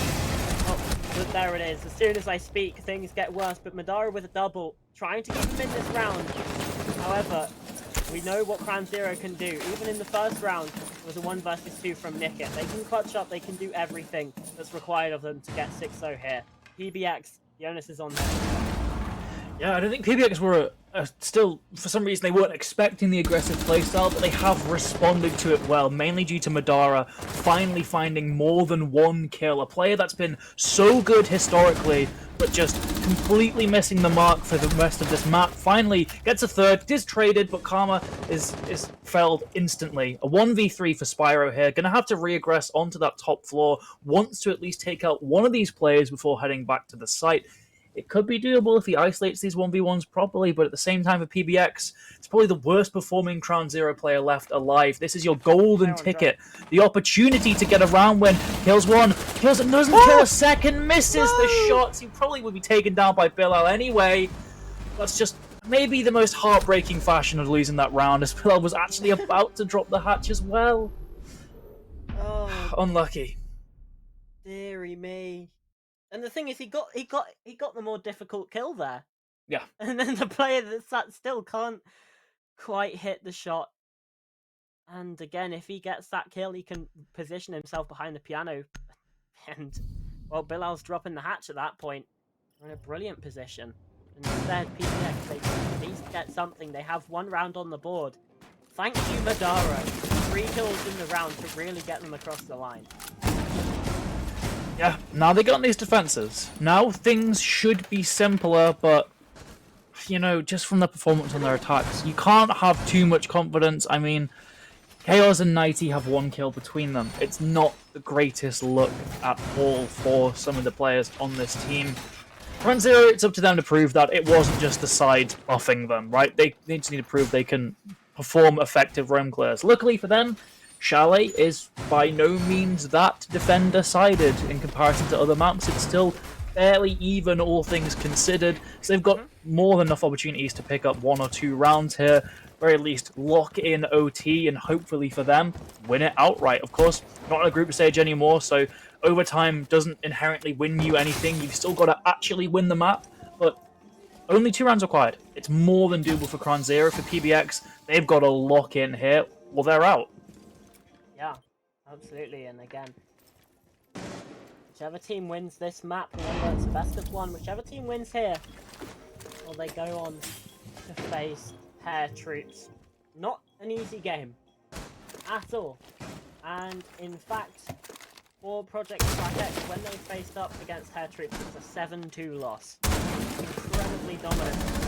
But again, this is Hair Troops. We know that they can do that. Focusing back in on this game, it's also been fairly dominant for Crown Zero, but like you were saying, Joe, this is the opportunity. This is where the side switch, where everything could go back the other way. We've already seen one game where both teams looked kind of woeful on attack. We'll get the same again. Yeah, I would hope not. UK advances towards this Ivy corridor. We've seen one of those bees just to check if there's anyone close by. The EMP, I don't think that hit the Banshee, so a bit of wasted utility there. Not a great look for Crown Zero so far. At the very least, they've not conceded any bodies. That's something. They haven't died yet, which is better than quite a few of PBX's offensive efforts. So That's something, but still, look, these positions in library are basically secure for PBX for the time being. No one's challenging towards Mez. No one's challenging towards the library stairs. They might have finally dealt with that shield, but no push has come through because they're terrified of this library pressure. And again, this is where you should bring something like a Capital, like I was saying that PBX should have done on their attacking half. Try and clear the player here sitting behind the pipes, Madara, instead. Pressure's enough to push him back. I feel like Madara potentially could have stuck around there for a bit longer, even found a pick perhaps, but instead, finally, has control of the top floor. But it's taken over 2 minutes to get to this position zone. Only 40 seconds left into a 5 versus 5. And now they're just spraying random shots through barricades, trying to see what they can get because they need an opening. They haven't been able to find it with their roam clear. They haven't been able to find it onto the site so far. They haven't been able to find it in the 150 seconds that we've seen. Finally, Rusta, the Turkmen player, getting a kill, finding a second UK as well. When this comes, it is explosive from Crown Zero, and suddenly everything falls apart. The goo mine's at least doing something to try and prevent it. This plant needs to start getting planted, and indeed, there we go, coming through. But here comes Kodak sprinting in. No, not again, surely! Not again! A player sprinting into bar, can't quite win the round. Again, it's Nickit, just in the nick of time, ironically enough. Holy shit. That was chaos. Crown Zero, yeah, sure, they have match point. But it should not have gone down to a 1 versus 1. Again, you have a player just sprinting into bar, finding way too much impact. It was very nearly the same thing that happened to PBX on that first. Except a 1v4 instead of a 1v2. Yeah, that was very nearly a horrific round. Thankfully, the better team did end up winning it. And I think that really just shows the problem that PBX are going to face here on their defenses. It doesn't matter if you have a great extended setup. It doesn't matter if you waste over 2 minutes of time and have all 5 defenders left on site. You've not been winning gunfights. If you get it down to a 5v5 execute, you're still just going to lose because you're just not hitting your shot. And it's one of those problems that's really hard to solve because if you're just not feeling it, you just aren't. Simple as you're just not aiming effectively, and it's really just, I don't know if it's a mental thing. I don't know if it's literally just bad day, but it's really affecting all of them to the point that they are getting in these really good situations on defense or on attack, and then losing every single 1v1 they take. So maybe take 2v1s, maybe take 3v1s, but that requires you to make effort earlier on in the round, which they just weren't willing to last time. Yeah, and something else to point out as well, this is obviously the first game that each of these teams is playing today, so maybe it's a slow start. You don't quite get afforded the same luxury as you do when you're in this group stage. Now we're in elimination games. You just lose this map, you're out of the tournament, and that's not something that any team really had to face, that kind of pressure yesterday. Combine it with a bit of a slow start and a best of 1, it doesn't look great for PBX. Again, it might just be a little bit cold coming into the day. You just can't really afford that. Ground Zero, well, they're certainly playing very, very hot to the touch. Yep, and sadly, once again, PBX, they are simply holding those defensive positions. They are not going out of their way to get a pick. They are more than happy to just hold on to whatever land they've gotten. And, you know, usually, again, that would be great, but they had a 5-5 execute last time, and it just went horribly, horribly wrong. So maybe just make a little bit more of an effort to get aggressive here, to try and get a pick. Kodaft looks like he wants to, but then he thinks better of it instead, regresses back to a more defendable spot, and 2 players are actually in the basement here. This site is wide open, they're all going in on this flank, but the flanks were spotted last time, Cameron. They instantly knew about it, so surely they're not going to let that same strategy hit them again. Look, UK already just spraying randomly towards there, thinking there might be a flank coming in, and they now immediately have to dip back towards the site. Yeah, at least it's a 4 versus 4 now. Russa, a player that really opened things up in the last round, has been taken out. This is positive, this is good. Bilal, though, still sitting in trophy, watching that staircase, but the player down below, 90's being called out by UK, and I don't know if Bilal's even aware that aware of Karma, because Karma's now killed him. 2 versus 4, things from bad to worse here. PBX. Well, now there's a player dead on the site. Kodaf, the only player left standing from this position yet again. Another 1 versus 4. This time, they collect immediately. UK with the final pick. Crown Zero demolish PBX here on Chalet. Scoreline, Crown Zero 7, PBX 1. Yeah, just absolutely picking them apart. There was nothing EBX could do there. It's plain and simple. Nothing they could do. Anything they tried was thoroughly repelled. One round that was nearly won as well. You've got to consider it was that one that was almost a 1v1. So even that one success they had was not the greatest by any means. Yeah, and yes, again, we are just about by a whisker denied another bingo square of the 7-0 on stream. I think we've had about two or three games now where it's like a 7-1 or a 7-2 where a team gets off to a really hot start, like a 6-0 half or something like that. So, we're still hoping for that bingo square, but now we're heading into the best of 3 as we start to get these higher seeded teams coming in. It's looking much less likely because these games should be a lot closer. Crown Zero play in a best of 3 against Hair Troops. And then Entropy Gaming, they play against the winner of Zach Gaming versus Penta Club. Frequency will play against the winner of Team Leisure and Rabbit Crew. And then Molotov Gang will play against either Ryuga or Envision. So, again, no matter the way those games go, they should be a lot closer and getting into best of 3s as well. Yeah. The competition's heating up and the games should hopefully be a lot tighter. Yeah, and with best of 3s, you get your individual map picks. You could maybe force the engagements onto ground that benefits you, and that would just inherently make closer matches instead of trying to find some kind of middle ground. Teams can now pick maps they are actually comfortable on, which is great for them. And speaking of that MVG match versus either Envision or Ryuga, that will be our next stream match, and we will be here with it right after a break. It will be a best of 3. The best of 3 start now. This is where really start getting close to the end here as we're going to start determining which of these teams truly are the strongest in this tournament. You don't want to miss it. You don't.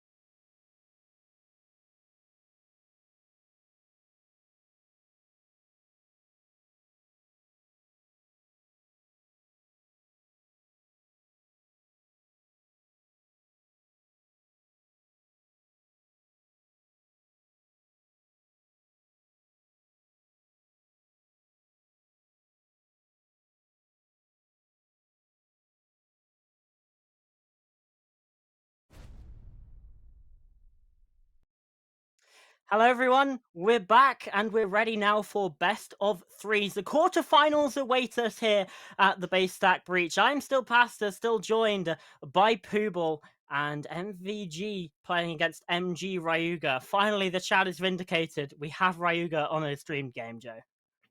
Yeah, indeed we do, and it's where things should start getting pretty interesting. Not only are we best of threes, we've also got teams that are higher up in the standings. MVG coming in first place in Group A, just narrowly beating Entropy via round difference, both on the same number of points. As Mhm. for Ryuga, a little bit lower down, fourth place in the same group. So that means we do have a little bit of recent history between these two teams. And unfortunately for Ryuga, it's not great. MVG won 7-2 on Skyscraper. Yeah, fairly dominant game there. And again, Skyscraper can be a pretty difficult map. It requires a certain play style, and as we head into these best of threes, obviously there's opportunities to ban this away, opportunities to pick into maps. So I think we can probably just, hopefully, as long as the map veto is done, we can start to have a look at where we will be going. I assume we'll see Skyscraper banned out by Ryuga. Indeed, we do. We have Consulate, we have Cafe, and should we get there, we have Bank as our decider, Joe. Three very large maps there. So that's definitely going to really. It's going to be a stress test for the roam clear abilities of both these teams on the attack because it can be a real nightmare. Cafe, you're talking about 20 to 40 seconds taken just to actually get into the map. Mhm. Consulate, huge map, loads of things to check. Bank as well. If the Takaibi is on the board, I would like to be seeing it round basically every round. If not, I would be liking to see how they deal with it. What other operators they pick. Maybe if they pick some potentially off meta selections just to make the roam clearing a little bit easier. Because if not, I think we're going to see some teams really struggle on the attack here. Yeah, absolutely. We've already seen success on the attack be a deciding factor in both of our best of ones so far. And again, it's a theme that will probably continue here, especially on Consulate. So we're returning there after our first game of the day. No, I mean, I'm assuming that we'll see some better gameplay. Because Well, again, these teams are better theoretically, and also, I guess, numbers wise. They came fourth, they came first in Group A. if Therefore, we're they should looking realistically be better. if we're looking at recent history, uh, Mhm, MVG beat Crown Zero on Consulate in groups. Ryuga mhm, lost to Entropy on Consulate in groups. MVG mhm. also won on Cafe against Zack Gaming, but Ryuga, I believe, did beat Rabbit Crew on Cafe. So that should be potentially a little bit more even in terms of chances of winning. MVG did lose to Entropy on Consulate, but it was an 8-7. So MVG have looked pretty strong on this map so far. Recent history would dictate that Ryuga haven't had the same fortune. Yeah, for sure. It's going to be difficult. I don't know if we're able to get the bracket up just to see sort of what's going on. Obviously, we've seen it in the break as well. But just to walk you through what we've had so far. Obviously, on stream, we had that round one game on Consulate, this very map between Rabbit Crew and Team Ventex. That was that 7-4 victory in round one. And then in round two, we got to witness a complete and utter domination. Crown Zero taking down Mm. Project Black X7-1 on Chalet. Now into the quarterfinals, but there's a bunch of other results there as well. The one that's most important for us as we're about to head into our first map here is that 7-3 result from the previous game. MJ Ryuga taking down Envision Esports to get to this point. Yep, heading into Consulate in the ban phase, instantly that Dakaibi off the board, so it's going to be on to Ryuga, who did pick this map. How they plan on dealing with this problem. They themselves have banned out the Monty, which could have been one potential solution, but that's now two on the ban list. So what's being brought? Could we see some Jackal, maybe some Lion to help when it gets them forcing out roamers, they can get live ping. The army getting banned will at least help the attack in some way, particularly when it comes down to actually executing on that site. There'll be less fortified positions for the defense to hold, but this final defensive ban could determine a lot, and it will be the Valk, so that extra intel will not be available here on Consulate. Yeah, MVG really choosing to get rid of those information operators, obviously in the Dockerby, and the Valkyrie there. And therefore, maybe looking to play a little bit looser, go for lurks on both attack and the defense. But again, also, Dokkaebi and Valkyrie are just quite strong. You might just want to get them out the way anyway. And sometimes you can't read too much into the bans, but what it does mean is that we have quite a few options open. We have a Fenrir available, which is probably one of the biggest things for the defense. We have a Mira available as well, and immediately being brought into this round there by Shimizu. But we also have, for the attack, we have things like the Ying, we have things like the Brava and the Flores, which we've been seeing banned out quite a lot today. I guess we have an Ashe as well, because we saw an Ashe down there on Chalet. So yeah, there's a lot of options for the attack as well. So quite powerful, can often see him banned away, but now it's banned by Aliameister. Interestingly, opting for that Twitch over the Brava, so that's going to likely be aimed at dealing with those mirror windows. And Tempted Swarm Beacon Rise doesn't find anything, but crucially, he's not punished for it. He's not dead, still very much up and walking, which is good because he actually didn't place down all those frost mats either, so would have lost a bit of utility as well if he died. But none of that, everyone's still completely safe here. No early engagements as of yet, as it looks like it's going to be a very sort of centralized MVG defense here. No one really straying too far away from the site. An external wall opens slightly there. Impact trick to not allow the full thing, so Ace will potentially have to go back there if they want to make it a vault hole, but they might just be happy with the line of sight, with the phantom pressure that it provides, but it might come to impact them in the long run, as will Pat's early down to the frost mat. Brought himself up, but he's debuffed on 20 health, and a single bullet from Rixie is all that's needed to take him down. Lovely opener there for Molotov Gang. It's getting into the, well, not getting into the map early, but getting into the gunfights early, taking down player, and obviously the frost mats as well from Rise. It means that you can afford to be a bit more passive, because obviously it gives off the sound cue. You have cameras and information for yourself as well.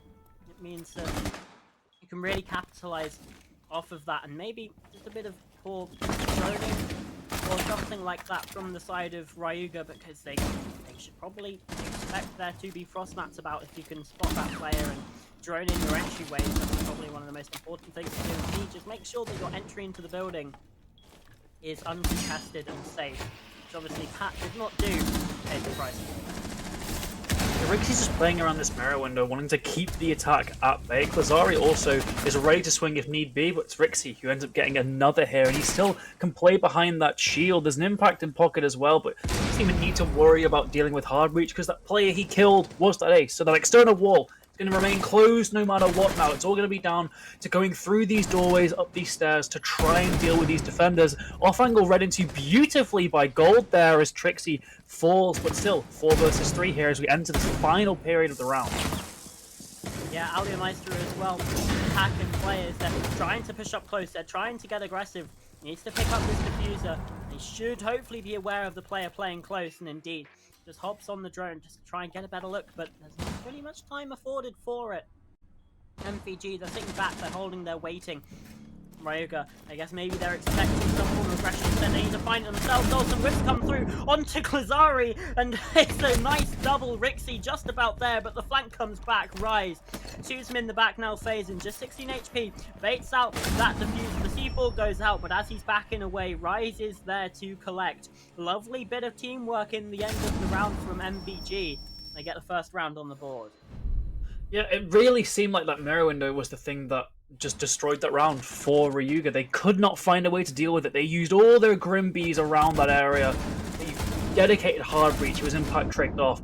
They even, I'd imagine, tried to use an Ash charge, but the Wamai Magnet hit it because there was just nothing that dealt with it at all. And instead of potentially moving away and going somewhere else, they were insistent on trying to play through that angle, and unfortunately they can't deal with the setup there. There's no point trying. He's going to get mowed down. It was nice from Gold, trying to sort of re-steady the ship, a beautiful double from him, but it was just too late. At that point, you're so out of position, your teammate is so low on health that the round's already lost. It was just a little bit of lacking in decision making from MG Ryuga there, and They will be attacking onto this basement now, so there is immediately potential for a lot of pressure to be put on the defense, but there isn't the most soft destruction on this side. On the end of the book, you usually see something like the Ram as well to help out, but it's all going to be an Alliemeister to destroy these ceilings, and that really might come back to bite them, especially if we see MVG not really fight for that control up top. They might be wishing they brought more soft breach utility. Yeah, I guess you can use the Roteros as well, but I wouldn't necessarily recommend it. Um, nice little bit of drone tech from Gold here. Oh. As soon as I say that, unfortunately can't quite get the angle and accidentally drives the Twitch drone into the range of the jammer, just being placed on the bin there, clearly expecting that play to try and come on in. Nice read from MVG, because I certainly wouldn't have expected the drone to be up there on that wall, but it's just enough. And again, they're reading into everything that Ryuga want to be doing. Similar sort of thing in the first round, all of the utility placed correctly, placed in the right place to really capitalize on what Ryuga want to be going for. And again, it just seems like MVG is a little bit more cerebral in this game so far. Yeah, it's looking to be a yellow push gold following that drone, but it's been jammed out so instantly. Lack of intel causes him to retreat. Nothing on this breach so far. They're still going to try and deal with these bandit batteries. You can see Rixie's still outside, still got diffuser, still waiting for that wall to be ready to open. But again, there's just been no advances up here yet. Ryuga are so cautious, so careful of droning out a roam that, unfortunately for them, doesn't actually exist. This is all just wasted time here, and it's really going to start causing some serious issues later on if they don't pick up the pace. Just over a minute remaining. They've got to get rid of those bandit batteries. They've got to allow the thermite to breach, but just nothing's happening. Finally, Alliemeister's in press. He's getting that ceiling destroyed. At the same time, so much time has been spent. The push from yellow has been completely repelled by a single mute jammer. Every one of these Reaver players just seems a little bit too afraid here. Yeah. I will also say at least it is 2 mute jammers on yellow, so I guess there's that. But when they're already popped from above, Lazari finding the opening pick onto gold, that's sort of Twitch now down. And then another pick, Lazari with the second phase on now, the player that falls. It's a vertical pressure here from this hatch, but really did not come well. Lazari just continuing to fry, continuing to dominate in this round, finally shut out by Pat, but the trade straight away, Shimizu with the shotgun up on the close range there, and he quickly gets out the secondary to shut down Alliemeister. A lovely round coming through from MVG, and they just read into, like I said, exactly everything that Ryuga wanted, and they played it so damn well. Yeah, I'm going to need to see some more kind of decisive action from Ryuga here. That's 2 rounds now where they've just been really seemingly afraid to push from certain locations, even though they very clearly want to, right? They've been preparing that yellow push for the entire round, but 2 mute jammers is all it took for them to be completely stumped there. None of them even attempting to face check anything, maybe just try and sneak away with a kill. Instead, they just wait until everything has been checked out, and by the time that's happened, there's only 40 seconds left, and everyone's got to kind of flood in through different doorways, and they get cut down by Klazari. I just need to see a bit of confidence from them, a bit of risk-taking, because if I don't, it's going to be the same story in all these rounds. Luckily for Ryuga, though, it's a tertiary site. This is their best chance to win. It's what I always say. If you don't win here, this is where there's going to be a serious problem. This is where you'd expect a timeout to be called, because it's back to the stronger sites after this. This is their one chance to put numbers on the board. But they've still got to change the way they approach these rounds.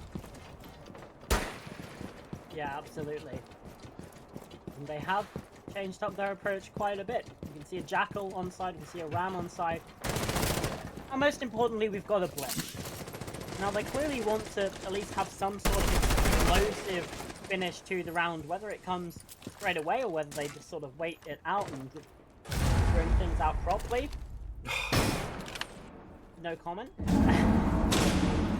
Who knows? Their plan still remains an enigma right now. They're at least not trying to go for some form of rush, but it's already been that C4 kill from Shimizu. Take out Pat.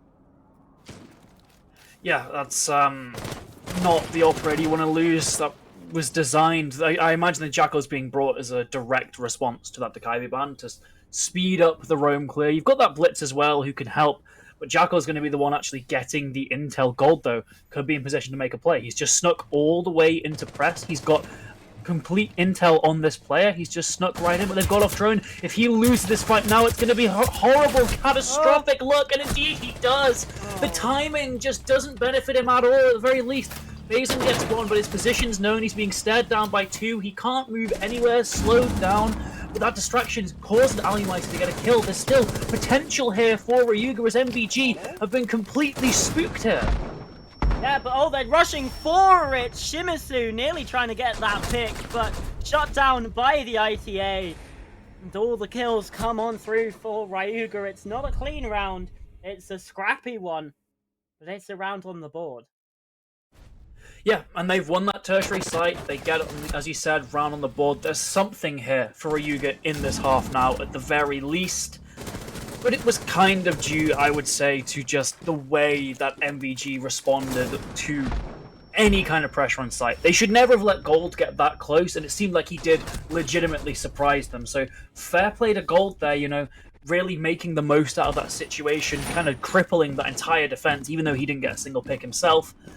But at the same time, MVG shouldn't be letting themselves get in a position like that. You can't just allow someone to crouch walk into sight with no utility stopping them when we're, you know, consider the position we're in Siege right now, the amount of gadgets on the defense that work towards intel or area denial, that just should not be happening. So it's a little bit kind of, it's not inspiring the most confidence in MVG for me. That was a very shaky round from them. As for Ryuga, they've still got to deal with some of these dreaded mirror windows this round, which they've been scared away from completely the previous two attempts. But look at this. Yeah. They might not even bother fighting them. Blitz, Ying, and Amaru. This might just be one of those standard repel-in pushes that just completely bypasses both those mirror windows that are facing the other side of the map. Indeed. Hey, the Blitz worked out once.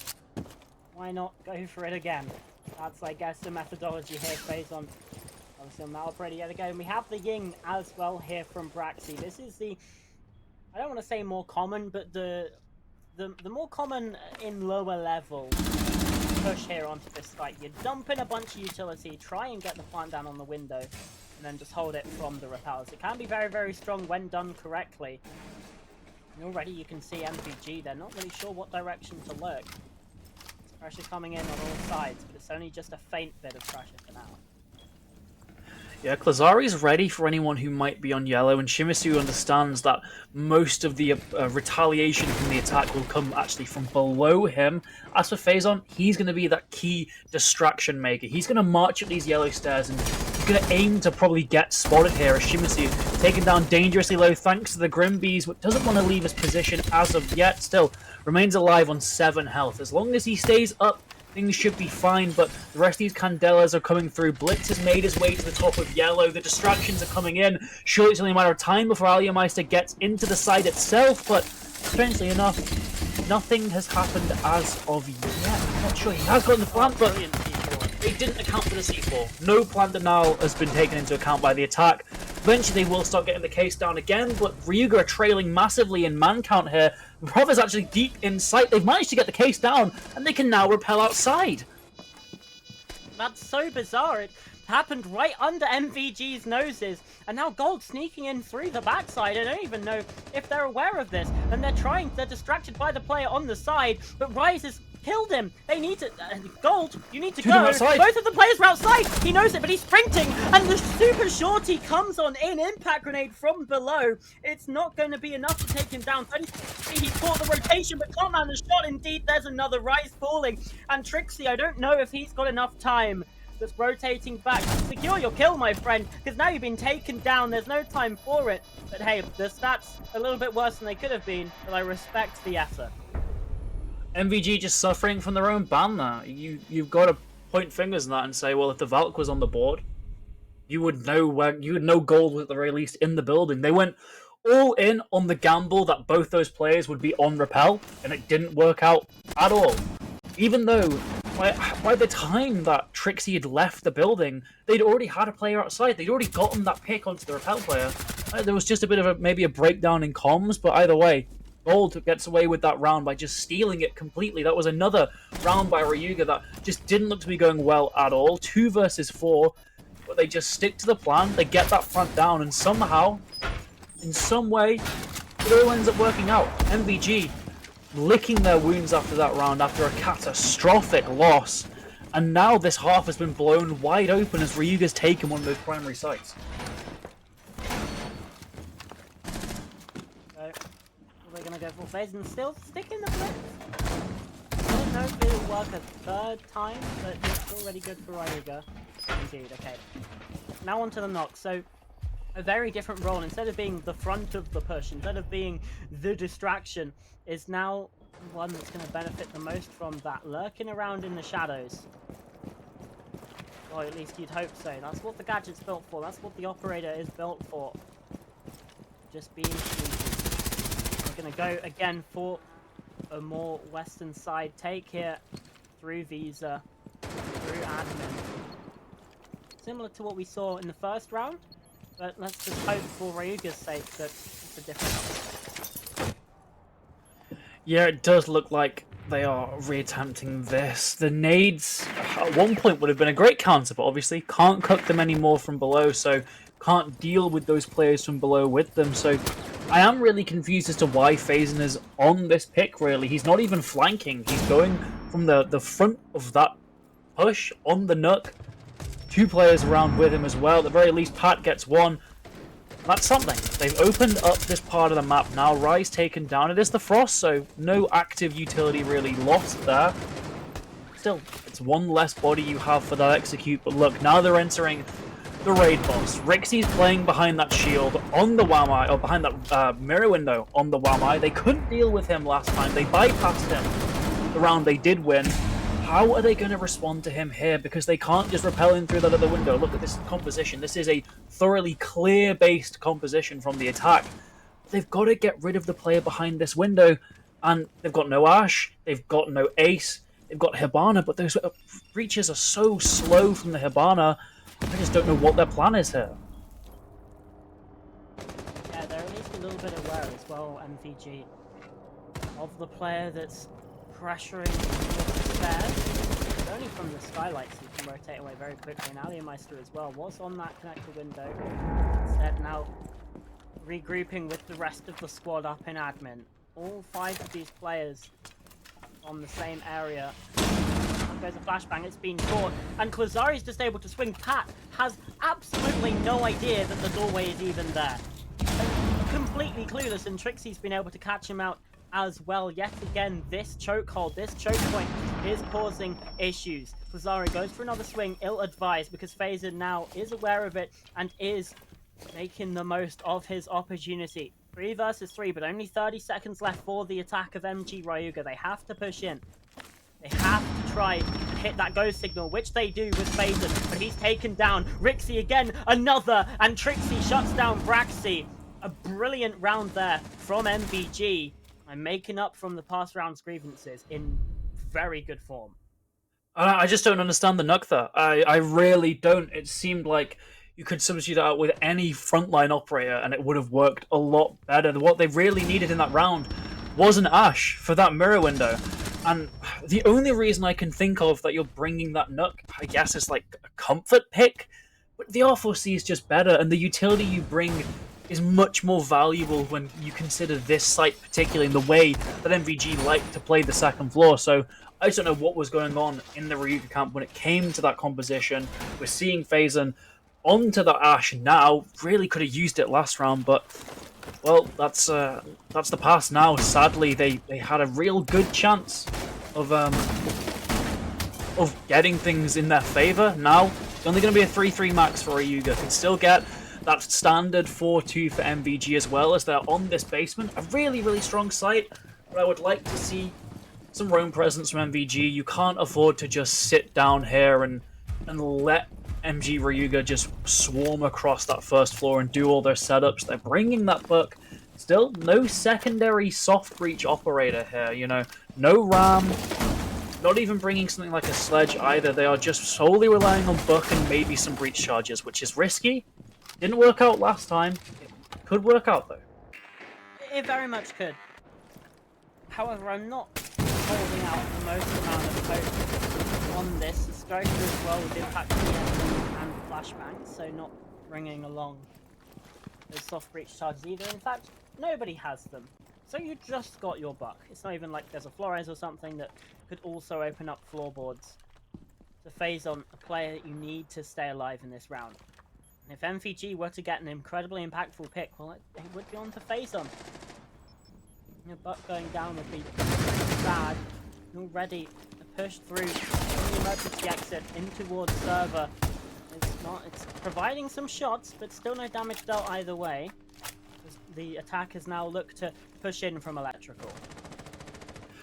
Yeah, Pat's just here, but again, like that previous attempt onto the basement, they're just a little bit too scared almost. They're not wanting to commit to a push. They're just waiting. They're trying to bait out any of these MVG defenders, and they're just not biting at all, because why would they? They are defenders. They just have to defend these rooms. They don't need to go out looking for picks, and that's what Ryuga just aren't really understanding from the way that MVG play their defenses. They don't actively look for fights. They just retaliate, and it's really benefited them most of the time. That being said, exchange between Pat and Klazari does slightly favor the attack here, but look, Pat's now back, forced onto drone, still hasn't moved through this corridor. They're just so slow to actually take map control, and even then, he's afraid of a potential flank on top of it. Don't know where to look. It's also incredibly slow here from Ryuga. This is something that has bothered them in the past, is just taking too long when attacking onto this basement. I think it's taking even longer this time around. Instead, they're changing their point of focus. Lazari is watching for this. What a swinger, what a fight to take. It's risky, but it works out. The second one not quite so well advised, but even still it's a 4 versus 2. Only 30 seconds left. Faisal and Braxi, last two players. The Banshee's going to give away that information. The swing comes out from Trixie behind the mirror window. Rise is also watching for this as well. Faisal just trying to bait it. Braxi as well, pushing forwards on that breach. But there's no way to get through it, and Rise with that long range shot takes him down, all on Braxi, and Trixie shuts it out. Molotov gang with a 4-2 half. Pretty much exactly what you'd expect. Yeah, they had a couple slip-ups there, that particularly messy second floor defense, but overall, a pretty confident half for the defense. A bit disappointing in Ryuga for how they've played on the attack, seeing as they picked into this map, but they've just been so scared to approach these setups that I just left puzzled, really, as to the point of this map veto, if I'm being completely honest. But they've still got defense. There's two sides to every game of Siege. Maybe they are just going to put on a defensive masterclass here. 5 required to win, 4 to at least lock in overtime. And that's perfectly doable on Consulate. They just need to get off to a good start here. They're on that second floor. No mirror being brought, interestingly. Instead, the stall is going to come from the castle and the Goyo, so it's a much different approach to this site. Rather than threatening them with guns, they just threaten them with time wasting, which might work out. At the same time, MVG, they've certainly got tools to deal with it. They're not bringing the Twitch, though, which is potentially going to be an issue. Instead, they've still got the Ash, they've still got the Flora, so a lot of potential for destruction here, but instead the Brava being used potentially just to hack something like those wire magnets, like those Melusi Banshees, or just disable some kind of gadgets. And they've switched away from the Ash as well onto the Nook. Now, we were critical, Joe, of the Nook pick when Ryuga were attacking, and I feel like justifiably so. My worry is that we're just going to see the exact same thing happen here, just on the other side. Rixie bring the Nook. I mean, we've got to see them actually lurk or do some flank or do something, because they've switched off of the Ash to do this. And that was exactly the substitution we said need to be made in the other direction. Instead of bring the Nook, bring the Ash so you can deal with the mirror windows, you can deal with destruction. There's no mirror this time. No. And cold. Oh my. Very, very close. But instead, it's actually the other door that gets it. Lovely pick from Rise, using that RC Rotero just to pop the door and find the kill.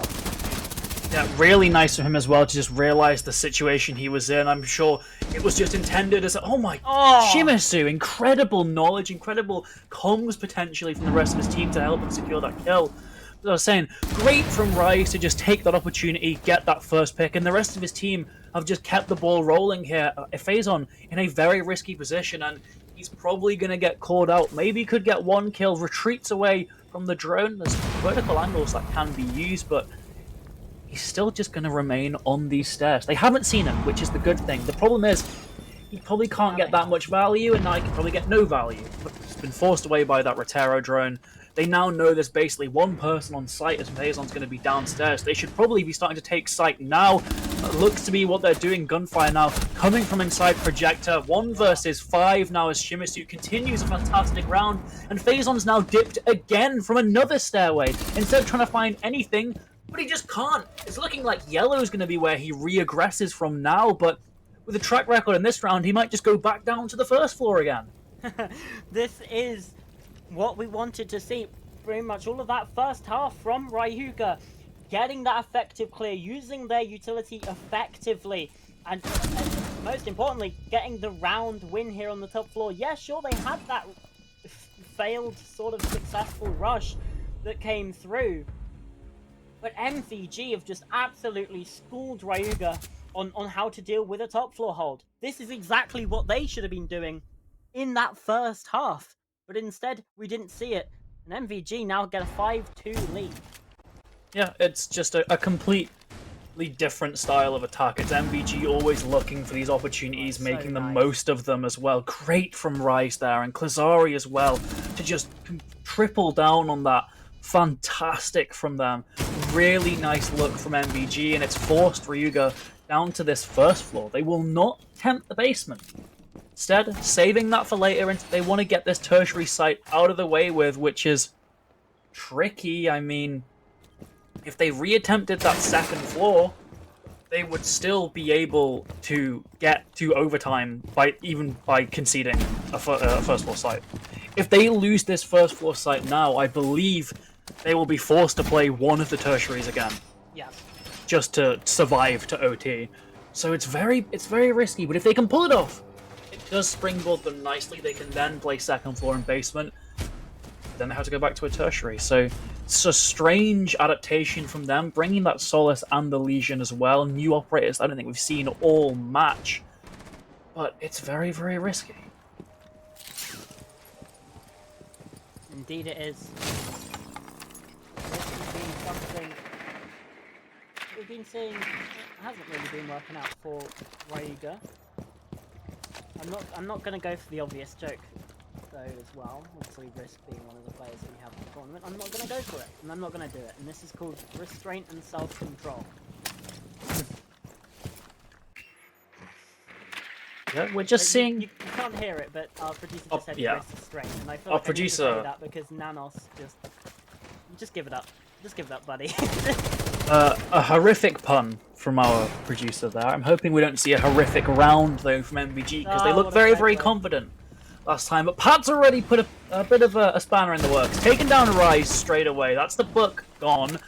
Quite crucial part of this first floor site, although most defending teams do play with that press room hatch open. So that's already a bit of vertical given to the attack if they can take the top floor. But still, it does kind of neuter their push up here, and MVG are kind of afraid. You can see Rixie just face checking everything. No drone in front of him, as the rest of these players are just kind of holding angles for the time being, but it will be a slow push forward. Trixie looking to get through the catering wall. In fact, Shimizu has made his way all the way through Projector, as I think the second floor might have been cleared out entirely.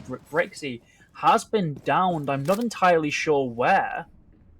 There's still Phazon up here. Phazon's still holding this angle. He might just get swung here, but instead it's Rixie the one who falls. But Shimizu has found a double, collecting onto Braxy, and there's a second as well. Now down to himself, but still able to be picked up. 3 versus 3, temporarily a 3 versus 2, but now 3 versus 2 in the favor of Molotov Gang. And they're bringing this round back after what seemed like it was going to be a brilliant start, but here comes Pat flanking up. Klazari's found Aliameister on the site, now has to rotate down. He knows that his site has been abandoned. And MVG, they have control. They have what they need in order to get up to match point. He's just waiting. Plant being stuck down now. They're watching for this door. They know where he is, but he's able to cross anyway. The plant close on the door doesn't matter. Klazari's there anyway. And there it is, 6-2. Molotov Gang just one round away from taking their opponent's map pick in this series. I'm so happy that MVG went for that plant in the 2v1. It looked for a second that they might try and take the gunfight with Pat, and that would have probably sealed the round for the attack, to be honest. If they lose that one-on-one suddenly, you've got to go and retrieve the diffuser and then plant while you don't know where that Fenrir is, but instead, they do the smart thing. They realize, okay, well, if Pat's up here, he definitely cannot be on site. He definitely cannot make use of any of those Fenrir gadgets on site. We can go in, get diffuser down, force him to come to us. That's exactly what they do. Really just smart play from MVG there after a nice clear that, albeit, was kind of propped up by incredible gun skill. There were a couple fights there that probably should have been won by Ryuga, but MVG still came out on top. Still, they win the round. They've got a really nice scoreline so far. 4 attempts to finish this first map of the best of 3 in regulation. And that's really what they're going to want to be looking for. If they can finish this quick, they can save their energy, not just for the rest of the series, but for the rest of the tournament as well. Yeah, absolutely. Let's not forget, we've still got the semi-finals and the grand finals to go. Both of those best of 3s. This is really where the endurance starts to become a factor for these sides. So, the question is, will they be able to hold on? Will they be able to get this game done quickly with your Molotov Gang? Because again, you save that energy, you can save yourself, you don't let things get away from you. And you also kind of protect your mental as well. If this gets down to sort of a 6-5, and then you win out the last round, yeah, sure, you won and you're going to be happy about that. But even still, the mentality is going to be different. You're going to be less confident. And against MG Ryuga, what we've seen is if you're confident, a lot of the time, you're going to be able to win out these gunfights. You're going to be able to win out these rounds. Yeah, indeed you are. It's going to be that basement, so it should be a pretty secure site for them. But from MVG's side, you've got that Buck, you've got the Ash, you've got the Jackal as well, all of them providing hard breach in some form, so those floorboards are going to get ripped up. The Jackal as well is going to trivialize that roam clear as long as they can get some kind of track on one of the players on that first or top floor, but that's what they need to deal with first. They can't start their prep onto the site itself without clearing this, and look at Rixie already being slowed down just a bit, cautious of any kind of spawn peek, because when you back a team into a corner like Ryuga is at the moment, they're going to start getting aggressive. They're going to start trying to find anything they can. MVG realizes this, they're playing around that, they're playing cautiously. At the same time, they've got pings on this player, they've surrounded him, they know exactly where he is. Klazari's going in for the kill, hasn't been able to quite find him yet. It's his defender who's just slipping the net, somehow getting away, evaded him all the way to CO, and instead, it's been a trade here somehow as Pat is still up above. He's tracked by the Jackal now, though. It's still able to persist somehow, and Aliameister's come up to assist him. Up here on the top floor. In fact, going for a run out just to try and divert that attention away, I suppose. This is insane stuff. But now he's getting pressured, tries to go for the shotgun, but Trixie, well, it's a risky play, but works out for the attack. MVG now with a 4 versus 3, and Pat's getting trapped yet again. The Inox scanner not letting him have any peace as he's back down in this garage, being able to rotate down. However, the advantage now rests on MVG. Not for long, perhaps. And there we go. Shimizu now injured. Things starting to settle maybe a little bit for the defense. Yeah, they do confirm that down onto the Jackal of Shimizu, who's also been that really powerful fragger for MVG. Some plant denial as well in the form of a nitro cell, but it's instead being used on vertical, and a beautiful kill into Klazari. Suddenly MVG, despite being in the advantage for so long in this round, instead been forced to fall back, but they've just spotted the player reaggressing those spiral stairs. Rixie is surely aware, can surely get a freebie here, but instead loses the gunfight to Pat, who's now retaken that first floor. There is no potential for a plant here. Trixie has got a massive job ahead of him, and he's just peeking from this breach.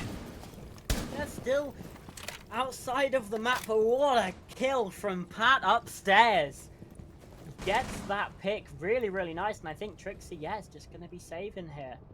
Just wasting that time, having a little chat with the team, taking a bit of an impromptu timeout. Still obviously wary that there could be some form of run out coming through. We've already seen it once this round. Meister jumping out with that shotgun. Now peeking the breach again, but this round's over. This round is done. MG Ryuga, they stay alive just a little bit. Now they're going to have to reattempt one of the sites that they did, in fact, just lose. All the explosions in his face. There's a kill from Gold. Lock it out. MG Ryuga, stay alive. And again, more challenges up ahead. Yep, got to defend that second floor now once again, and even if they are successful with that, it's that tertiary site that might rear its ugly head and finish this round for Ryuga, but still, they've got potential here to mount this comeback. 6-3 isn't the worst scoreline, but said it will be back straight down to Piano Expo for them. They want to reattempt this, and things were close. I'll give them that, but it was still an MVG win, and it was still pretty effective roam clear from MVG on top of that.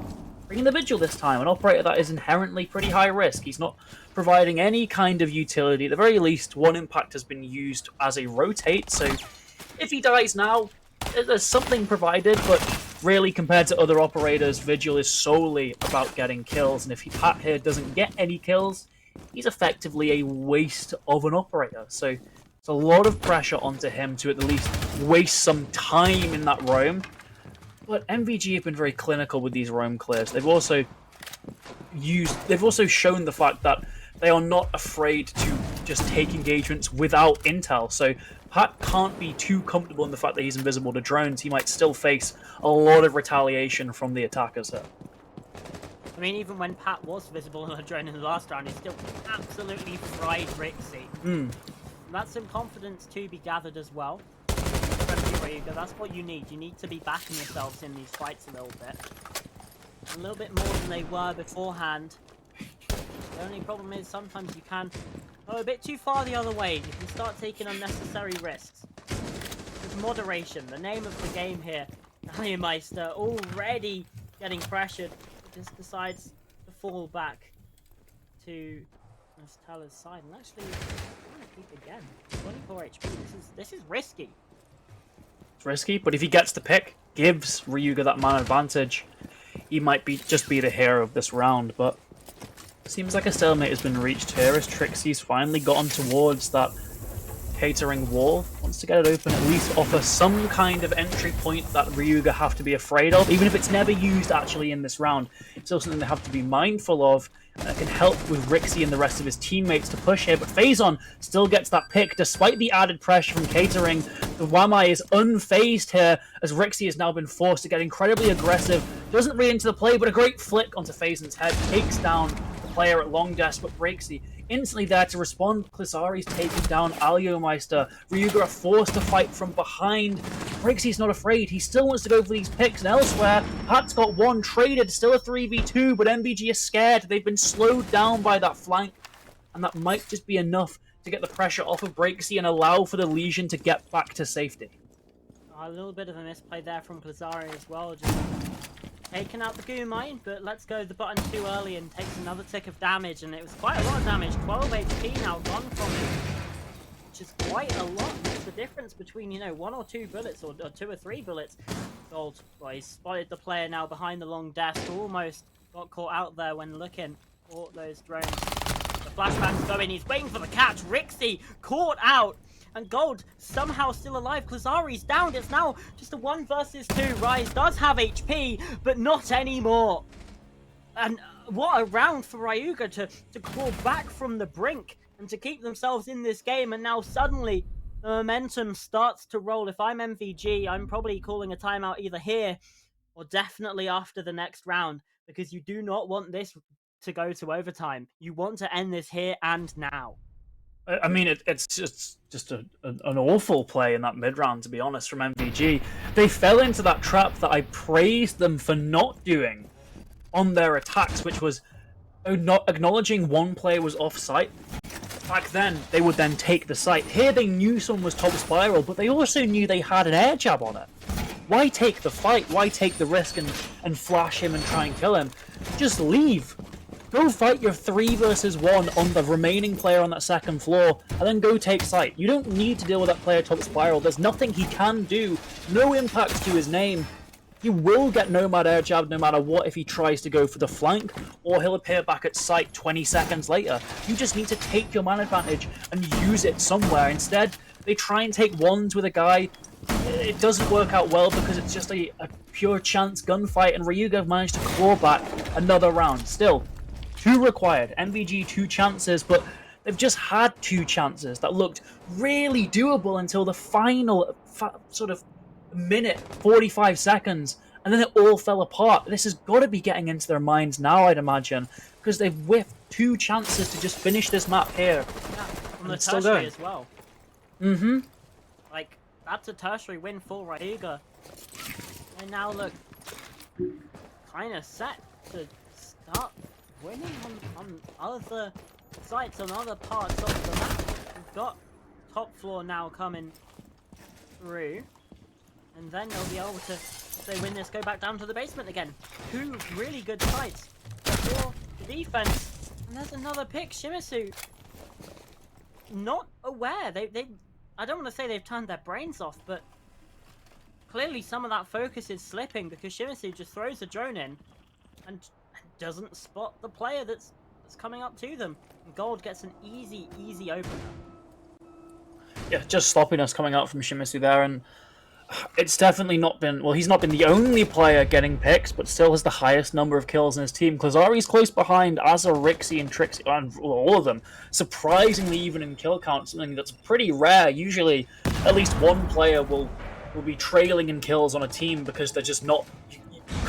Everyone can't get 10 kills, you know? There's not enough rounds, but still, everyone playing very, very balanced here for MVG, but it doesn't really matter if Ryuga are now getting these opening picks and are now actually winning in the early round. That's the one point where MVG would always be on top. Even if their executes fumbled, they were still getting success early on, but this time, it's an unanswered trade, and now they're just sort of left searching for anything. They're scared of players below, but no one's there. Now they're going to have to try and aggress on this second floor with a clash as well. That's going to hinder any kind of cheeky repel plays. It could all go very, very badly. Absolutely could. Even still. Chances for Ryuga.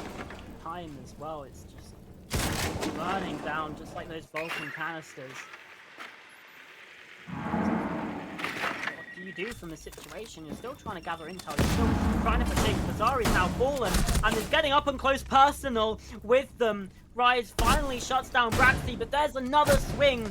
Faison now collecting. Trixie spotted out here by the clash, getting zapped to pieces. They try the 360, doesn't quite work out. But it doesn't matter. Pat with the kill. As much as I hate to say it, Joe, this game looks like it might even be heading to overtime. MVG, they pump the brakes. They need this round on the board. It's so difficult in this situation, and yeah, they take the time out. They chill out and just breathe a second. Because it's 3 rounds in a row from Ryuga. And, well, you don't want them to get 4. Close the game out in regulation now. But even still, the mentality is going to be rocked a little bit. Yeah, there's only so many rounds you can, let's be real, you can throw.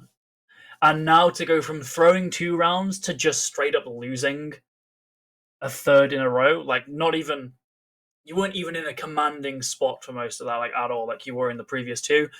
It's got to be a bit of a hard pill to swallow, a hard reality to face. There's still, of course, potential MVG just lock it out here and now, but then you got to think of the knock-on effect onto the second map. You know, MVG could have finished this in 7-2 fashion. Yeah. Gets to 7-5. They might enter map 2 a little bit shaky. Luckily, though, it'll be their map pick. It'll be territory that should be comfortable for them. But it looks like in round 12, when all hope might be lost for them to win it in regulation, they're just gambling it all on on some kind of pocket strat. The glass is being brought. That's a pick we only really see for specific niche strategies being employed by the attack. There's no immediate sort of synergy I see with these other operators, though. Usually you'll see like a glass and a Maverick, or a glass and a Sense, just to abuse that scope. But instead, it's just a glass being brought. No other, I suppose, two of those ops can bring smokes, but I mean, it's puzzling to me. It really is. And we're seeing the Nook and the Capital get changed. That's at least something that synergizes with the glass, but still, it seems like a massive gamble to put your top fragger onto an operator that is stuck with a mediocre DMR. Yeah. It's going to be a tough one for sure. The Bearing 9, I guess. I mean, we've seen some insane stuff on players with this weapon, but, you know, it's not the easiest to use. Obviously, it's still a machine pistol. And I'd say it's probably even a bit more difficult to control than the SMG-11. Probably a little bit easier than the SMG-12, but even still, it's feat, and they are going to have to try and climb this mountain. Get the round on the board. Do they have the hiking boots on, or are they wearing slippers? That's the question. Yeah, they are. Well, they're getting straight to it. They want to get this wall open. I like the pace being brought from them. Kyatrik's going to come in, though. They've got to respond with that EMP. The Frost goes out as well, so that's going to stall everything. And now it's going to be a case of how well can they time their EMPs. They've got to wait for the Frost to dissipate. The Frost hasn't now. I think it's just a waiting game. They've got to hope that the two-barrel canisters keep the wall frozen, keep the floor frozen. Indeed, they do. Oh, Luckily, wow. just by a couple of milliseconds there, really. But MVG been gifted the opening into sight now. Now they've got to just make the most of it. This is going to be a clear horizontal push. They can just about see the two-barrel who exposes themselves. Fire comes out very risky from Rise, but he survives. Rixie, on the other hand, does not. Ah, Phasing getting the kill there. Incredibly scrappy gunfight here on the breach. Trixie now down low. Klazari at least gets one. Brings things back. That's Phasing traded out. Traded away outside of the round. Even still, it's a 4 versus 4. More of the ceiling getting opened up. Shimizu caught by the proximity alarm. Using this glass in the smoke. They know where he is, and Pat takes down Rise. They're sending shots in through the smoke. The plant getting stuck right now, but there's a kill from Pat onto Shimizu. It's a 2 versus 4 now. The diffuser gets planted. They can hold this from outside, but Trixie down low even more, and Klazari also not looking too healthy. Doesn't know what to do. He's upstairs right now. There's only one player on the site. They're isolated gunfights right now, and Braxy's now starting to get on this defuse. 3 players on the site, and the player downstairs is dead. This game's going to overtime, Pooball. From 4 rounds in a row, Ryuga take us all the way. MVG just looked rattled. I mean, it's not even a case of like, oh, what if the knock on? What's the mental if MVG win this close? That's out of the picture. This is now completely in the air, and honestly, you'd favor Ryuga. They get these defenses in overtime, but they've also just looked the far more confident side recently, and that's what matters most now that we're in overtime, now that we're past the 12 rounds. MVG have got to pull something together. They looked so strong on their initial attacks, but ever since that string of misfortune, they've just looked horrific. They've just been getting worse and worse, and they've got to hope that they've nipped that trend in the bud, that it's not going to get any further, because they can't afford to be losing attacking rounds now. Win this round here, win your defense, you're set. You've got that one map advantage. But if you lose this round, suddenly things get a lot closer, and it just doesn't seem like it's going to be particularly good for MVG. Luckily, they have successfully attacked second floor. It's not impenetrable to them, but in their recent form, it might just be. I don't see the MVG that we've seen in these past 3 rounds performing the executes we saw back in round 7 and 8. No, I don't either. And again, the momentum on the side of Ryuga. Feeling themselves on the high. And they're bringing the confidence in with them. Got the clash up here yet again. Aliameister, not necessarily having the best game in terms of the kill department, 2 and 10, but providing impact in other ways, and it's going to be a part of the stall here trying to make this a little bit slower. MVG, they're going for some form of rush. You've got the Angle, you've got the Grim, you've got the Buck. Going to be trying to open things quickly here. Not quite the whole hog like we saw in the first half from where you go with the Ying and the Blitz as well. But even still, it's something. It's injecting a bit of pace into this round.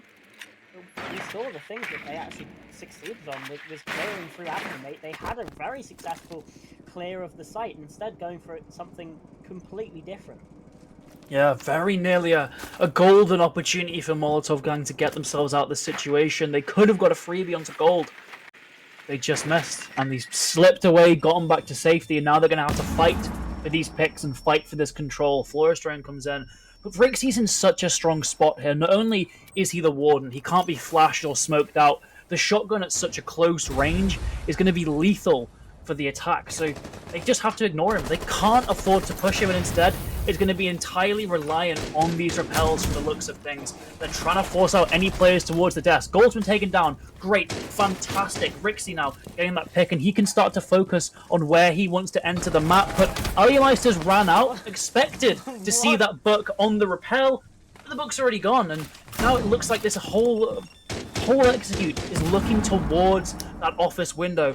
But it's such a risky strategy, such a one-dimensional strat. One Nitro can really foil you, one shotgun can. Instead, Rixie's able to jump out. What? Somehow gets away with it. Trixie not so lucky. Rixie here onto the top of the yellow stairs, and here's another challenger, Rise, looking to peek into this. He's just holding his ground, and as Shimizu finds another pick, Rixie thinks better of it. Falling back, falling away. Now there's the pick as well, the ping as well, on towards the flash. 38 points of health now, but Rixie's low. Rouse has found another, and another. It's a 1 versus 4 here for Pat on the site. At least he's full health. The plant's getting stuck. Rise now falling. There's another kill, but the flashbang goes in, and Pat in a very difficult spot. Shimizu, Kozari, Rixie, they're trying to hold this crossfire. They're trying to get this kill done, but they're whiffing so badly. The kill still lands anyway. Pat stuck in the sprint animation. And MVG, why couldn't they do that in any of the 4 previous rounds is beyond me. But they finally win another attack, and now they have defense in overtime. Suddenly, the favor swinging massively yet again into the hands of MVG. Yeah, MVG's defenses, especially on the second floor, really seemed to stump Ryuga, and the mirror was the key thing there. I'd like to see Ryuga just fully counter swap into it. Bring an Ash, bring a Twitch, bring an Ace just to deal with that mirror window. But instead, it's looking to be one of those more fast-paced pushes. And last time, yes, they did win the round, but it really wasn't due to the push. The push resulted in it being a 2 versus 4 for Ryuga. That gold just masterfully converted into a round win. But that wasn't a strategic win, that was an individual win. And they can't rely on that now that MVG seem to have gotten their form back. I would like to just see them play into the mirror window. Instead, I saw the Amaru for a second. I still see a Grim and a Ying and a Blitz. To me, it suggests another repel plant with that Blitz going in elsewhere to cause a bit of a distraction. But MVG dealt with that beautifully last time, so I don't see how things will change this time. Wow. Here we go. Try and see, obviously things are slightly different in this round, but not really much. The only thing is, okay, we don't have the Amaru to try and push in. That's fine. In fact, most of their picks didn't even really rely on the Amaru last time around. But again, I fear that we might just see similar round 2 rounds in a row. Kozari that's onto yellow, the top yellow window, being watched by these players from Ryuga, which means that MVG, they just can't get as aggressive. These windows are being watched, and while the player has now rotated away and gotten out of there, the threat is still very much still real, and it's going to be dissuading MVG from actually pushing that area, which essentially means you have that control now, despite the fact that there's nobody there. Yeah, Ryuga just utilizing that ghost pressure really well, but MVG is still in some pretty solid spots. Kozari is reading directly into that bathroom push. That was part of what I believe got gold into the building last time, and it was a key part of their push. We're hearing these Candelas come in now. We're hearing the bees as well. They're trying to scare the defense into moving out of position, but MVG aren't really budging. They're still just holding all of the angles they need to, and sure, they've lost a player, but Ryuga still aren't really wanting to push in. Alienmeister's got that case still outside. Phazon is still back down on the first floor. It's going to be a backstab from the Blitz, so Trixie needs to be very, very careful here, but so does Alienmeister. If he drops that case in the site, it's going to be disastrous for Ryuga. The positive thing is they've still got plenty of time to really put the squeeze onto this attack. Gold goes for the jump through. Shimizu, though, does take down Pat. The response, Phazon still just waiting for the opportune moment, for the opportune time. More Candelas come in, more bees come in, and there's the last set of swarming insects trying to get some pings. Shimizu spotted out, taken down by Gold, but now they know his position, getting pounced upon by Trixie. Rixie as well, Phazon for this backstab, but they know he's here. The flash comes through. He's getting away, scarpering from the situation, and neither of these players have the diffuser. They need to collect it if they want to win this round. The defenders are playing together. They're sitting close. They're not letting this blitz have any impact. Providing the distraction. Where's Braxy? Is he going to be able to capitalize on this? No, because he's too far away. They're trying to just go for these kills. Plant the diffuser! Come on, he gets the down. Out goes a smoke grenade, and there we go. There's the case. Impact grenade on towards Phazon. Now he's causing the distraction. Now this plant is going down. This is exactly what needs to happen. And there he is. Does get the final kill into a 2 versus 2. Candela out, jumping out the window, can't land the shots. Now you have one player to hold the pace, one player to get the kills. No, they both swing for it, and Phazon gets shut down. MVG, it looked scrappy, it looked tough, and those 4 rounds in a row from Ryuga looked like they had them on the ropes, but even still, they get the victory. 8 rounds to 6 on Ryuga's map. MVG, the victors of map number 1 of our series. Yeah, they managed to bounce back when they needed it most. It's unlucky for Ryuga. It really looked like they could have won that first map by the end. 4 rounds in a row. Incredible from them. But MVG probably deserved to win this map. They looked really solid on that first half. It looked like it really could have been 5-1.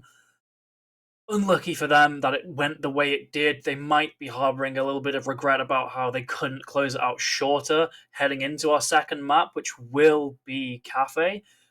Another big map, another one that has potential for a lot of overtime. So they really need to start thinking about conserving that energy. Yeah, absolutely. The first map is now done. It's gone. Forget about it. Exit your minds. We're now re-entering another best of 1. That's the best way to think about this for both of these teams.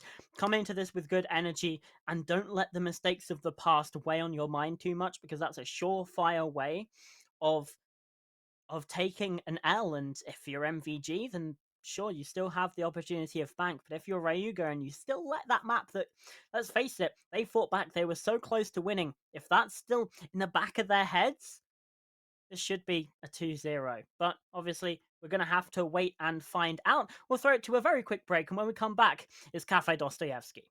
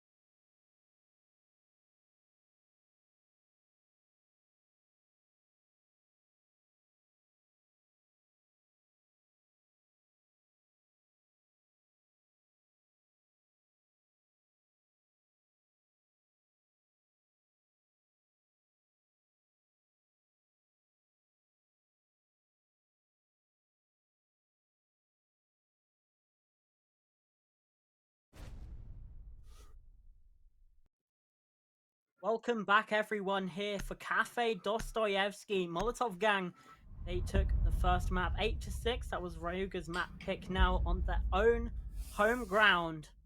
Both shields gone, and the keeper barriers, and the mirror as well. I'm Stopasta, joined by Pooble, of course, on the mic for this game. And Joe, what do you read into this ban phase? It's really intriguing, to be honest, because Ryuga banned the Monty out, I believe, last time, but they did still run the Blitz. So MVG just want total shield annihilation, unless Ryuga want to dare play Fuse Shield, which they might, they might want to do that, but Cafe is a really strong map for shields, but it's also a strong map for, there you see on Rixie, Dakaibi, an operator that, again, just massively speeds up this roam clear phase, allows you to hear where the defenders are with those phone calls, and it doesn't mean you have to drone every single nook and cranny, which, just look at this top floor. Look at the amount of places the defense can hide, the amount of corners, the amount of bookshelves and desks you can hide behind.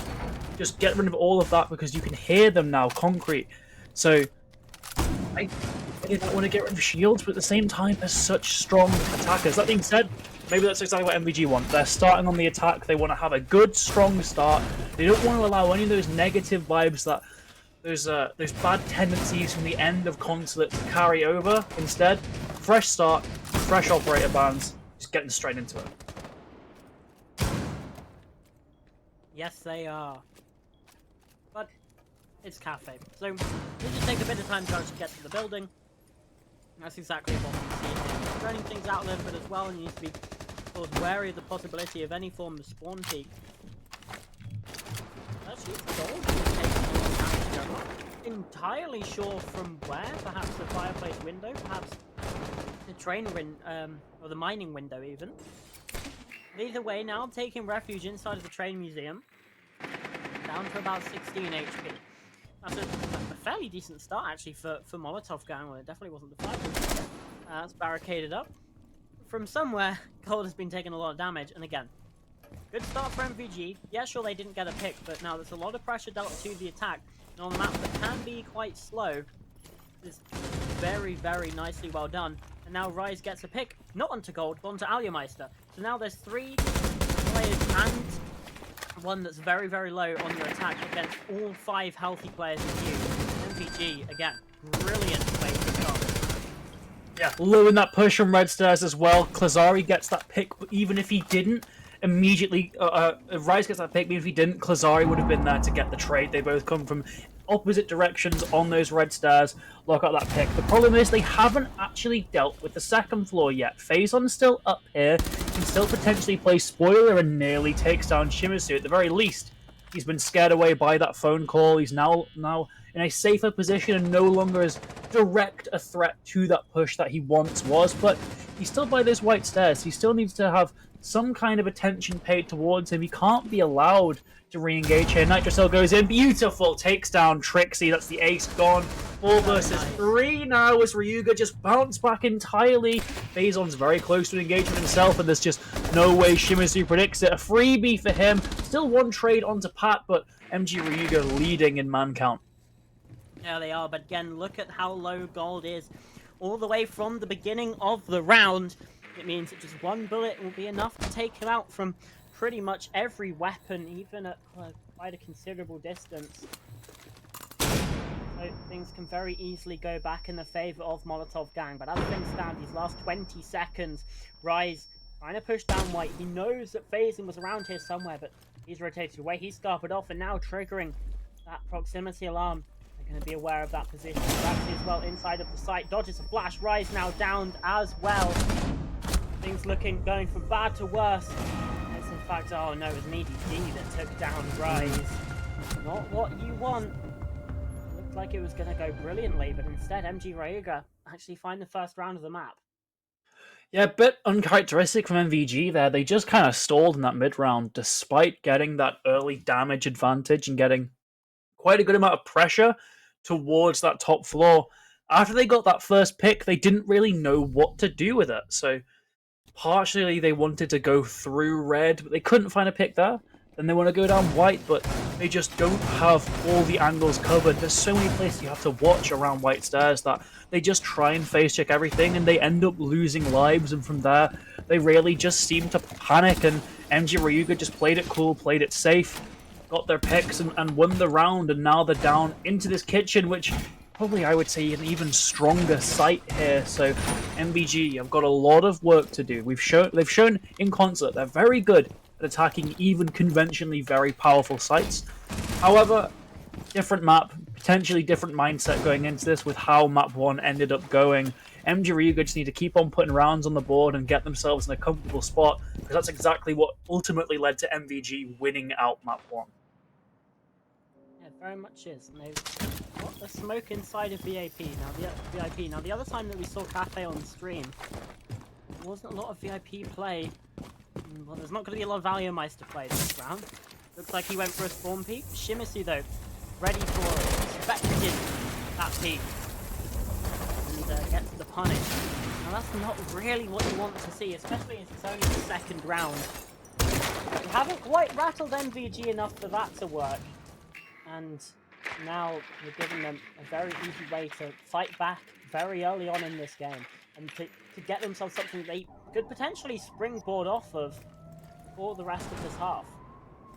Yeah, I mean, part of why Cafe can be so slow is the kind of fear of a defensive presence throughout that entire map. And luckily for Yuga, they've managed to kind of reinstall that pressure, getting that trade from gold, letting his presence be known around white, faking the retreat but still marching up, nearly takes down Klazari, but does take a hefty chunk of damage himself, and gold ends up taking down Trixie instead before being traded. That's 2 for Shimizu. But look at the health now. Klazari only on 20, but we said the same thing with gold last round, and he got that round-winning kill. So there's still potential for Klazari to have a lot of impact here, and Shimizu as well, just finding continual value with these Jackal pings, finding where these defenders are.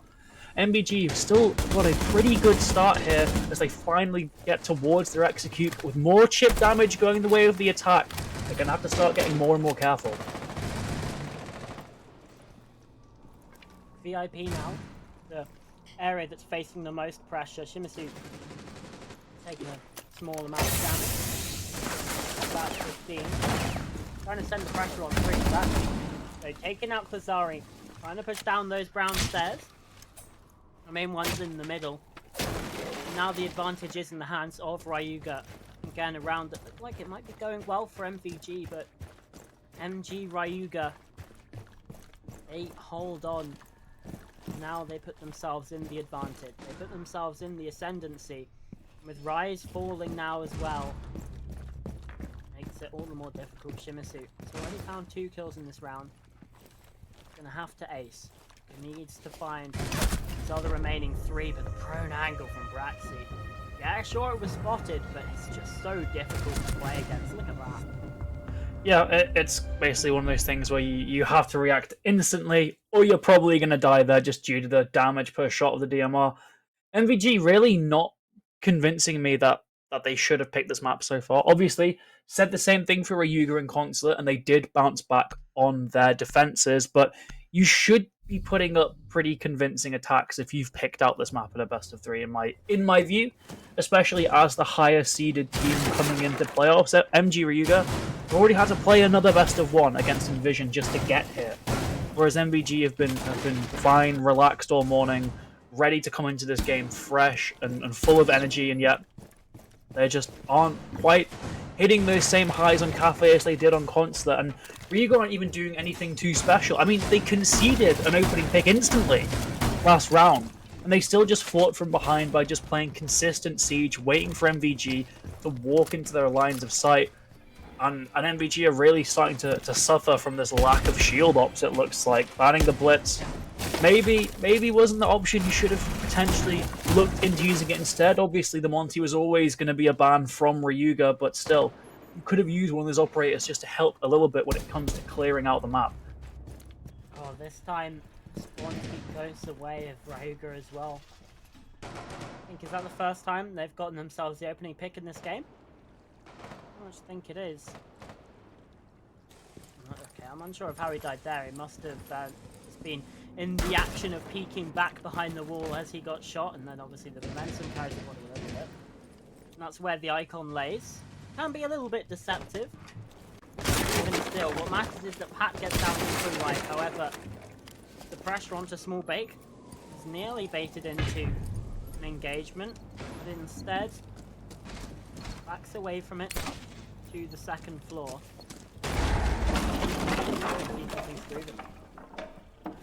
Yeah, nothing much that MG Riga really have to do now aside from play for trades. They've got that man advantage. They've got a lot of fortified positions away from the site, but Shimizu takes down Pat. That's something for the attack, and then there seems to be no immediate response. Nitro Cell wasted on top of that. Ryuga may be getting a little bit too eager to once again reclaim that man advantage, and it's costing them positions, it's costing them utility as well. But Phazon, still tucked in the freezer, still potential to shut down this round single-handedly for the defense if he goes undroned, and as too is Gold there playing around Brown Stairs. He can also just watch on this balcony. The defenders holding such tricky to predict positions, so the attacks have to be very, very careful. Yeah, they absolutely do. Salma's coming out.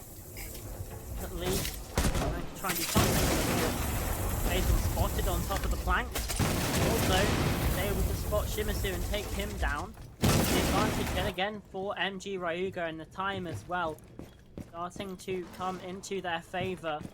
There are only 55 seconds left in this round. MVG are a bit stunted. They're in the player disadvantage. They're not really able to push any further forwards than they are right now without getting something exploding. And that could just be the opening that they require. Trixie taking out Braxy and bringing things back to a 3 versus 3, even on the player count. But again, the time continuing to tick away. It's not on their side. The potential 6th man for the defense. I don't even know if they know about all of these positions. Inside the red opens up a fake rotation now, going back through Train, but it's to his detriment, called out by Trixie, expecting the play. Now it's a 3 versus 2, and now the players drop into the site. There's only 7 seconds. Rise with the pick, though. It's all on Alia Meister. Is he going to be able to find it? No. Rise with a brilliant little 2-piece there at the end of the round. Gets MVG their first on the board, which, when it came down to the execute, actually looked fairly solid. Yeah, that's the MVG that we were seeing in concert. The side that, despite playing from that disadvantage, can still bounce back, can still really make it matter when it means the most at the final 30 seconds of the round. Winning every gunfight they've gotten into there. Incredible from them. Of course, you'd like to see a bit more early success. You'd like to see a bit better drone work when it comes to the clear. But as long as they're winning the round, I suppose doesn't matter too much. Ryuga's momentum has also been stumped here. It looked for a decent while in that round like it would be a 3-0, and that would be a pretty dangerous proposition for MVG, but they stopped it right there. They've gotten some numbers on the board. That's exactly the way it worked in the first map. Ryuga managed to get that first win onto the tertiary site, and importantly from there, they did get another one immediately after. If MVG can follow that and even do better than Ryuga did back in Consulate, they could still be in for a very competitive half here, but they're still going to put in the effort. It's another first floor site, and although the B-bomb is in a separate location, it will still play fairly similarly. You need to clear that second floor, you need to clear around the bomb site, and then go for your execute. So I'm intrigued to see if MVG are going to continue this same form, or if they fall in the same pitfalls as round 1. And the pitfalls were... one of them was not winning the gunfights as well. Been quite a key part of the game so far.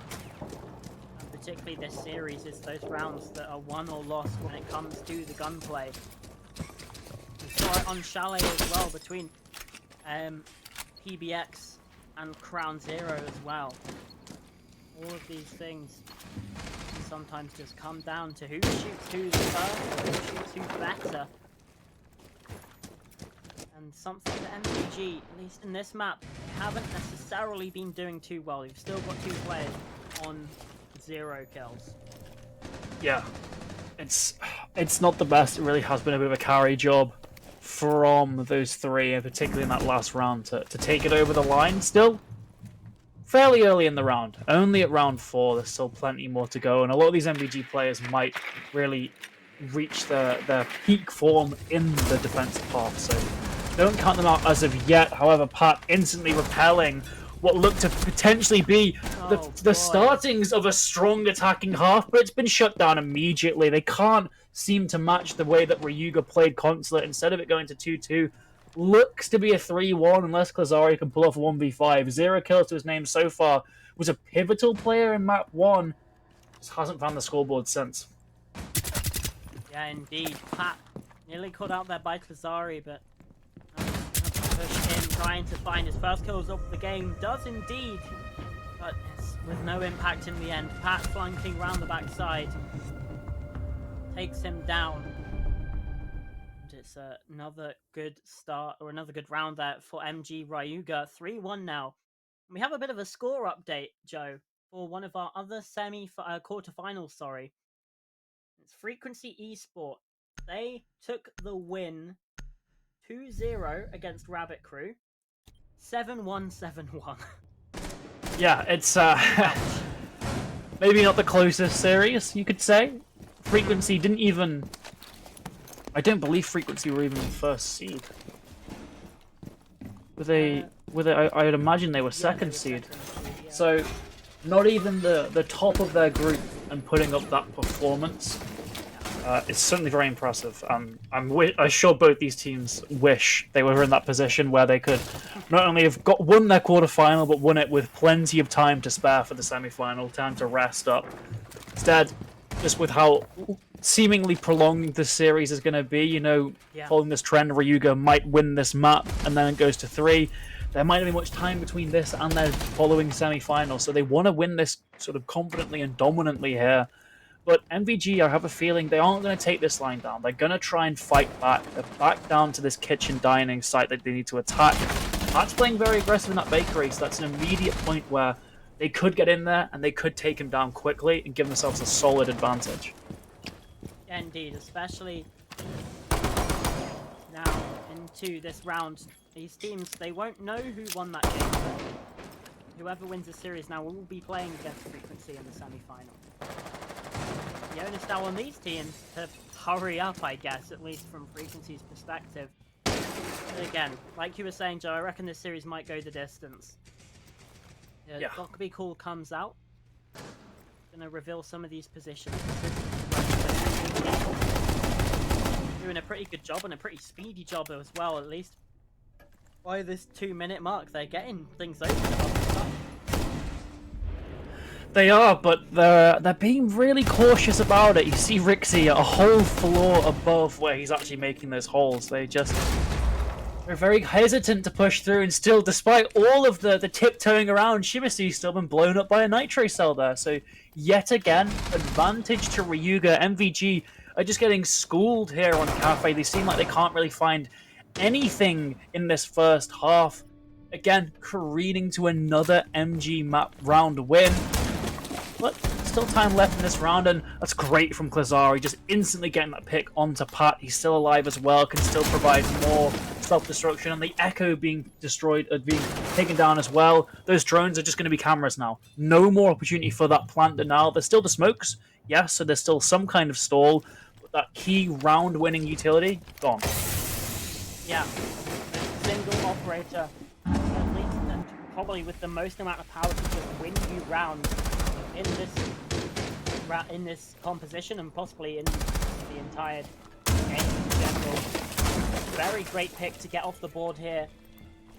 But again, time starting to run away from them. Selma going to take away the shield from Phazon, so it's a little bit more of a difficult position here than he potentially was last time around when that shield did stay in place, but still. Only 30 seconds left. Aliameister's backing him up here as well from Bar, from this restaurant area. And yeah, it's not going to go great for him. Rixie taking down Klazari as well. And this round is crumbling, falling apart for Molotov Gang. There's just Rise left standing here from Red. And there's literally nothing he can do about this. Just holding, waiting for someone to try and swing into this angle. Does get one kill. It's just a consolation. Again, MVG just kind of stall out, take these 1v1 engagements at the very end, and then they just die. Yeah. We need to see a fundamental shift in the way they're approaching these rounds. And to be honest, we needed to see it a couple rounds back. There's no point taking a timeout now, and they won't. It's the final round of this half. But they aren't utilizing their teamwork really. They're getting map control. They're setting up for their execute, but then when it comes to actually taking gunfights, it's always one on one. We're not seeing any real trades here. We're just seeing Ryuga mow them down because they just have the more advantageous positions when it comes to a one-on-one gunfight. That's the thing that needs to change. Just apply more bodies to dislodging these positions instead of spreading yourselves out evenly. But they didn't do that, and I doubt they will this round. There's been no timeout. There's only one attempt left for MVG to even scrape away a 2-4 half on their attacks before heading on to the defenses, and there, well, they'll probably have a better job of things. Defense is a lot easier, but they haven't really broken down the core problems of the way they play this game, this map. So if they're on those defenses and they still bring things down to a 4v4 or a 5v5 and they keep taking one-on-ones, well, they might start losing yet again in those late rounds. So it's a problem that it might just seem like an attacking issue, but it could bleed over into that more favoured half as well. Yeah, it absolutely could. Obviously, if they do win this, it's a 4-2 half, and that's kind of what you expect. Which, again, I think a 4-2 half would honestly be would be selling Ryuga a little bit short. They've been playing so well here. Here we go. Opening pick goes the way of MVG. Rise with the opener. Pat needs looking to see if there's anyone on these repels, but no one's around so far. They're all now on the roof. Now they're getting these things open and starting to flood the map. And again, if MVG get 2 rounds here, I don't want to say it would feel like a robbery, but I feel like Ryuga would be deserving a little bit more from this half. Yeah, they would be. It's sad that they concede the opening pick this late when, again, similar to Consulate, it looked like a 5-1 was on the table, but the mistakes at the very end might just lead to it being a more standard half because, yeah, this has been way more dominant than a simple 4-2. To the point where I'm afraid for MVG when they go on their defenses if they can actually put up similar numbers. Still got this round to go through though, and MVG, they're pretty good at those early rounds although, with a double kill coming out from Rise that might have just really accelerated things. Still, they had to execute on the site. That's what they've struggled at before. They did win last time, and now they've got a concrete advantage heading into the execute, not even playing from behind. They should be winning this, especially with Alyomeister down below. Nitro, I believe, either used or deployed. At the very least, Breaksy gets one, but his position should be noted. There should be responses coming from MVG. They should isolate this player, and then they'll be in a 4-2 situation. They just need the response to come out. It looked like Rise just shot that sound. No, it's just really taking its time. Alright, okay. 4-on-2 situation though. Another C4 goes out. Dealing a lot of damage to the players. They can sort of link up, sort of get trades in these positions. Now definitely not. Trying to land some shots as well. Kazari's been down even while on drone. Just on top of the bar is enough to keep him alive in this situation. Still 3-on-2. Still Kazari can get picked back up, and there's more kills. Braxy with 1. Trixie takes down Alyomeister. Now Braxy has to do it all, and while the time might be low, the number of players on MG Ryuga is lower. Now down to 0 with Rise finding that final pick, and again, the 4-2 half is just kind of what you'd expect from this round. If MVG now just play their defenses, we're looking again at another overtime, I reckon. Yeah, MVG, they do need to actually sort of build on that momentum, though. I think there's definitely potential for Ryuga to still win this. MVG still looked a little bit shaky. They were gifted that free pick at the start of round 6, but again, they're on defense, and defense inherently just will benefit them. It will make things a lot easier. They've got that Valk. They no longer have to worry about droning because their drone work has been pretty poor on both maps. Now instead, they've got those Valk cameras. The intel is far easier to get for the defense than for the attack. The only issue is Ryuga have looked really solid so far on those defenses. They've been very sharp with their gunfights, and now they've got a whole host of better primary weapons, so it's by no means in the bag for an overtime yet. NBG have still got to put the work in, but we've seen this team pop off before. Their defenses on concert were incredible. Just depends on what form they're in. Yeah, for sure, mate. Definitely have the opportunity to really get into gear now, and I feel like this round number 7 will set the pace for the rest of the half, the rest of this match as well. NBG are able to take this pretty well, and we know their defenses are in working order. They're back in action. If Ryuga are able to get this round, and it already raises some alarm bells for the defense of Molotov Gang, and Gold already inside of Train, pushing his way through. Use that first call just to push himself up red, get a lot of space and a lot of information as well. As we're seeing a top floor defense for, I'm pretty sure, the first time in this game as well. MVG choosing this one as their primary, whereas MG Ryuga, they really didn't like it. They went instead for the mining museum, then the kitchen, and then the reading room as well.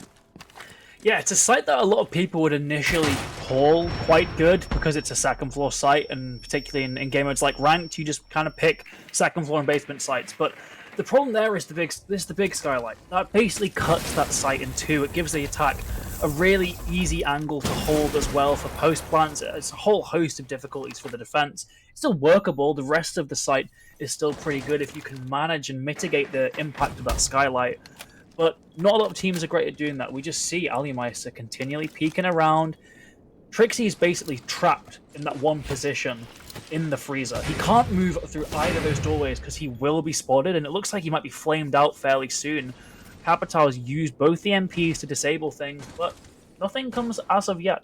Still a stalemate with 2 minutes bled off the clock now. As one of those defenders has moved down below, that's going to be Rise with a Nitro Cell. They're preparing for this execute themselves, but he's been taken down by Gold. Yeah, Gold has been lurking down here as well the whole time, and now that plant is coming on through. Braxy sticking it down. The flames are so damaging for the defenders, but they've been able to get it anyway. Jumping down, nice kill from Aliameister. Welcome to the UK, buddy. It's a flawless round for MG Ryuga. Unbelievable execute when it came down to it, and the post plant was just simply glorious. Yeah, I think we're just seeing a bit of lack of effort in the prep there. Usually, that's the default plant spot behind that desk. It's really, really good. So usually what you'll see teams do in that prep phase is throw an impact there to break the desk. Obviously, the frame is still there, but you can shoot through it, you can see through it. I don't think that happened, because that's a surefire way of taking out the planter. There was a mute right next to him, but he just couldn't see him, maybe. They fired the Nitro out, didn't hit.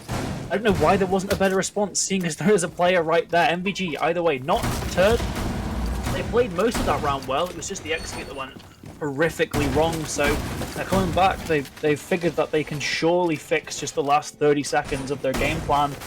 But at the same time, Ryuga might just swap things up entirely. It was a very gimmicky push, just sort of putting it all on the line for a plant. They might not do that this time. They might go for a more gradual sweep, going for kills instead of going for the diffuser. So they might just be preparing for a game plan that Ryuga aren't bringing. That being said, Aliameister is still on that Capital. They've still got Breaksy with that case as well. It does suggest they're going to want to try and get another plant going. The Warden here is going to make things a little bit more difficult. The smoke is not going to obscure his vision. Yeah, well, shouldn't be at least. Obviously, sometimes Warden players forget that they even have a gadget in the first place. So obviously, could be made quite difficult in that instance. And, you know, we'll just have to wait and see. If Trixie's playing this properly, then it absolutely could be a massive boon, especially when the smokes were so dangerous for Molotov Gang in the first round, because MG Ryuga really, really exploited that so well. Yeah, they did. Klazari's very aggressive on this window. They are desperate to get some kind of opening pick, because whenever it's gotten down to 5v5s, they've just been losing most of the time. So you can tell they're maybe getting a little bit agitated, and that can be something that's easily exploitable for the attacking side of Ryuga here.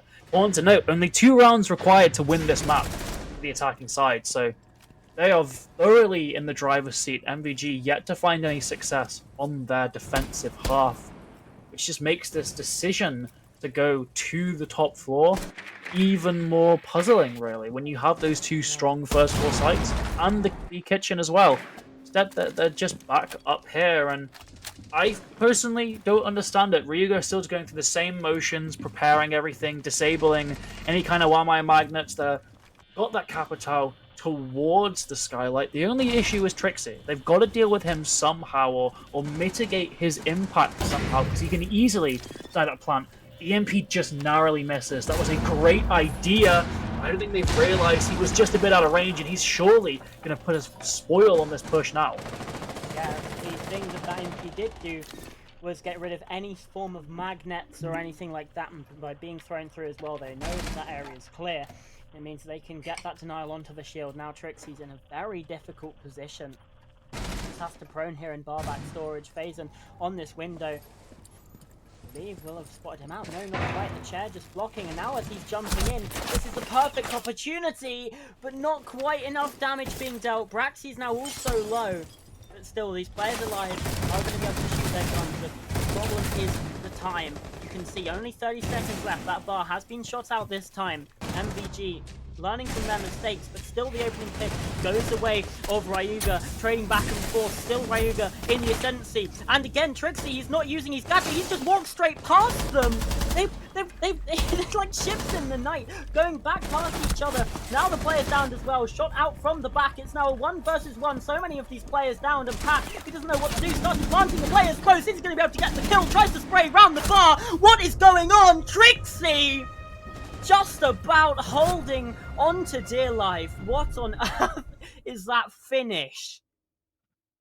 It was it resulted in an MVG win. You know, that's the good part for them, I guess. It was acquired by dubious means. Trixie there really kind of proving the stereotype right of Warden players not using that gadget efficiently, because yeah, it just lets a player get that case directly to the long gas. Sure, they did die, but the planter still managed to get to the plant spot, which shouldn't be happening with the Warden. Still, it did, and they've won that kind of weak second floor site now. Now they can go down to the kitchen, go up to the first floor as well. It's opened themselves up to a lot of possibilities here. Problem is, you can't concede any other round unless you want to go all the way to OT. Ryuga are still one away, still the bad thing. The problems from MVG earlier in this map are kind of catching up to them. But it's been doable for Ryuga. They got it to OT, and they got it to OT on a much harsher scoreline. A 6-2 was what MVG were at before it went to 6-6. So their opponents have proved it is possible, but MVG still just didn't look like they inspired that much confidence last round, to be honest. They still lost a lot of bodies when it came to the execute, despite it being a 5v5. It was so scrappy. I mean, I think it was just a bit unfortunate that Trixie missed the players as they both went through the smoke. Obviously, as your Warden, when you're moving, things become a lot more difficult for you to actually see through those smokes. But Rise has found a brilliant opening pick onto Pat, and was nearly traded out by Phasum, but not quite. And he was able to get away. Molotov gang, they have this opening pick, untraded. Are they going to be able to truly capitalize on this? Because again, it's a strong site. This is a golden opportunity to really set the fight back onto MG Ryuga. Yeah, and again, Ryuga will be forced to play from behind, and they have done it previously. It's the thing to note, you know, MVG, they can't afford to get complicit. That's what happened in Consulate, and it very nearly cost them the whole map, but they can still kind of breathe a sigh of relief. They're still going to be a lot more difficult with Gold. Tries to sneak by, but Rixie knows there's a player close by. He knows he had a chance to potentially catch this Takabi off guard. And look, it scared Gold away. Forced to go elsewhere. This time wasting is brilliant, despite all these MVG players being on site aside from that initial spawn pool. It's really nice play from them. Takabi Call will come out though, so that's a distraction. That's going to allow these players to get some kind of vertical control, but not before Trixie takes down the Takabi. They're still finding value here. MVG really bouncing back in a very impressive fashion, given how poor those previous rounds were. Even if it was a scrappy round, it's still something to springboard yourself off of. It's still the start of something. Now MVG, they are making sure that they can continue this. Aliameister tries to go for that swing, but Shimizu, SMG-11 in hand, still roaming on this top floor, and takes the player down. 5 versus 2. MG Ryuga really struggling here to attack this kitchen site, to really get anything going. Shimizu, yeah, sure, now he's being tracked by Jackal. And you know that he's still on the top floor. I guess that's now opportunity invitation to just professionally ignore him. He's just still chilling up there, not doing anything. We can ignore him for now, try and get some control elsewhere. The problem is, this time is so damn low. 25 seconds on the clock. Faison and Braxi, well, they're separated, isolated. Finding kills though, 3 versus 2. And suddenly things look a little bit more doable. Braxi trying to come into the site. There's a drop, there's a kill. But Faison's downed. Rise and Rixie combine in the end there to get those kills. And MVG again holding on. MVG did a really good job early in that round. They won their ones. Fantastic. Brilliant. That's something we haven't really been able to say about them consistently on this map or in the second half of Consulate. So great from them. They still let it nearly slip away. They still got a little bit over-aggressive, a little bit cocky, and they were 5-3 down in round count. That's not the position where you should be getting cocky. You should be just valuing every advantage you have because you're still technically losing the map. Not losing the series, of course, you still won Consulate, but you're not in the position to be taking risks like that just for the sake of wanting the round to be over quick. They need to just rein things in a bit when they have such an overwhelming advantage because nearly got away from them, went down to a 2v2, a couple shots were whiffed, it could have been a 1v1, really should have been a 1v1 to be honest. And from there, it's just a complete coin flip. If Ryuga win that, it brings them onto map point, a whole host of other pressures onto MVG. Luckily they got through that, 1 round away from evening things up, and actually, only 2 defenses from getting to OT, that's pretty good for them, so they just got to keep things going. Maybe don't get as aggressive as early as you have previously. No need for things like spawn peaks, because if you get taken down early, it's a massive disadvantage. But just win your ones, and then play a little bit more laid back. Well, I mean, I guess in round 2 we saw even if a defender gets caught doing a spawn peak, the defensive team can still win. But obviously the way this game is shaped up, it's a very different situation that mentally it would feel very different. MVG, they're still trying to fight their way back into this game. Still trying to tie things up on their map pace to try and regain control of this series, because right now MG Ryuga is 2 rounds away from winning it and taking it to map 3, to the ball now being in MVG's court. A lot of possibilities, a lot of permutations will be running through the minds of both sets of players. And the really interesting thing is what they can do about it. Right, tucked in through the hatch. That's very nice. It's going to open up so much football.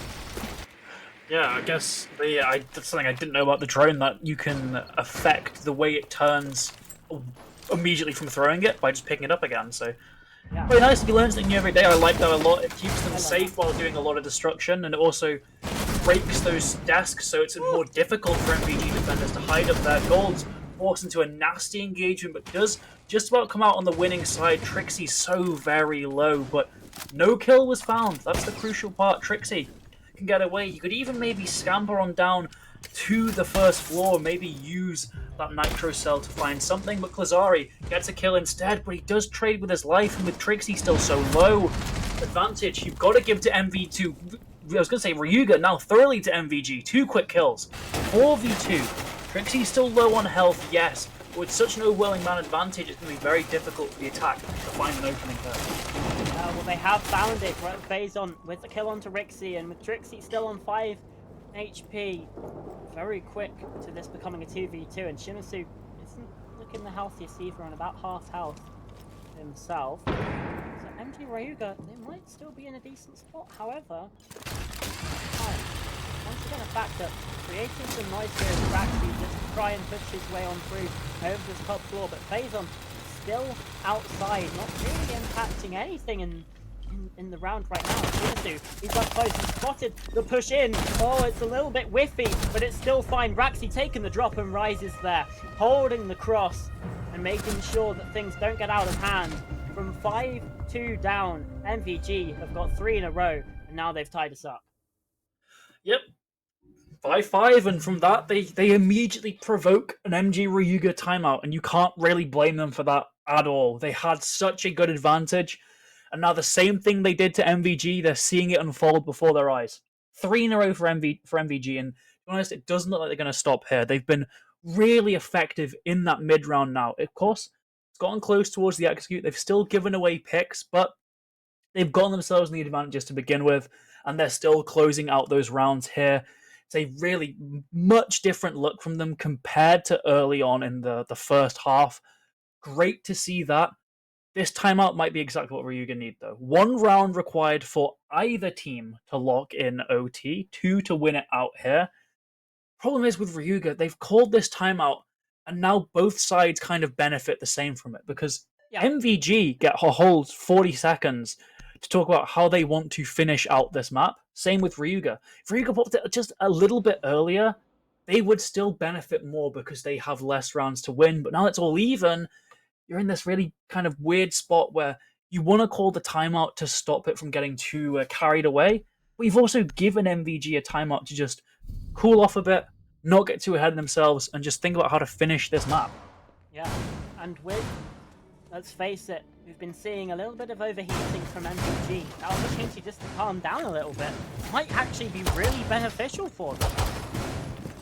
Yeah, definitely. We'll be this top floor again. MVG do seem to favour this site, even if traditionally it's not the strongest, but they almost had a convincing defense. If Trixie paid a little bit more attention with his goggles in that smoke, I would have said, yeah, that was a much more convincing defense from them.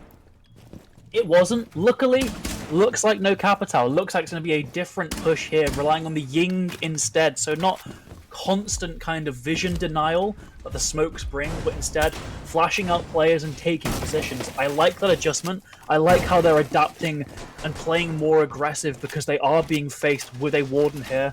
But MVG are kind of playing more aggressive too. They've opted for this Solace. You can be playing below, and they've also opted for a very aggressive spawn peek.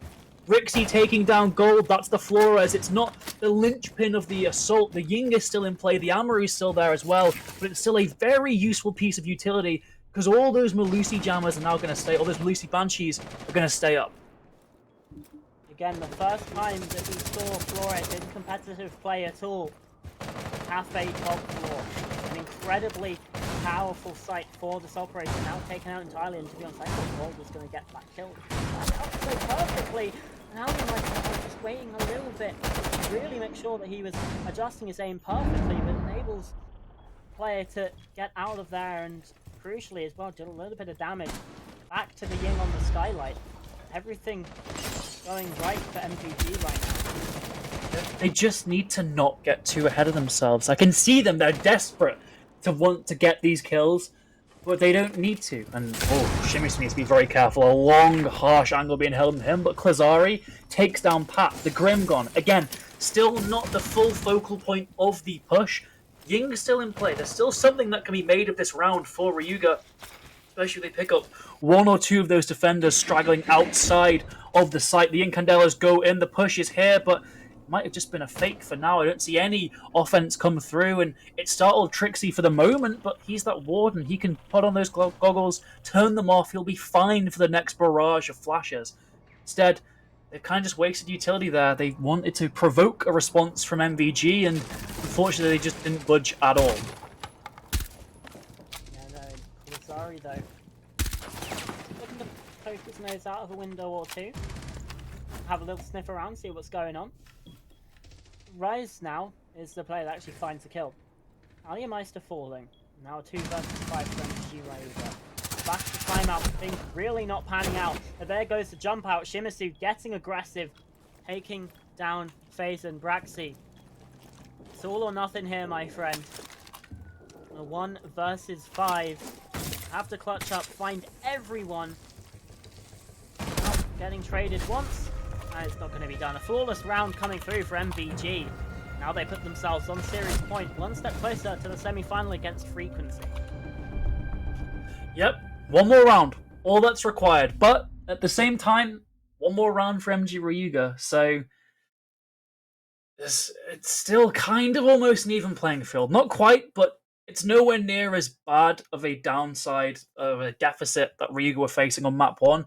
The issue is, for most of this map, Ryuga have been in the driver's seat. This is the first time MVG have been ahead of them in round count. So that might be a complete shock to this team. They're so Yeah. used to controlling the pace, to dictating who's in the advantage here. But now that MVG are actually really fighting back, it could kind of startle them here. MVG have gone down to this kitchen, a really strong site that does require a roam presence, and we're seeing Pat bring that Jackal to help mitigate that, but he's the only real operator there that's going to assist with that. There's no Dekaibi, despite not being banned. That's something I would really like to see teams bring, because it'll just make absolutely sure there's no defenders near you. And look at Rise, going for a run out. If it's read into, this could be exactly what Ryuga need.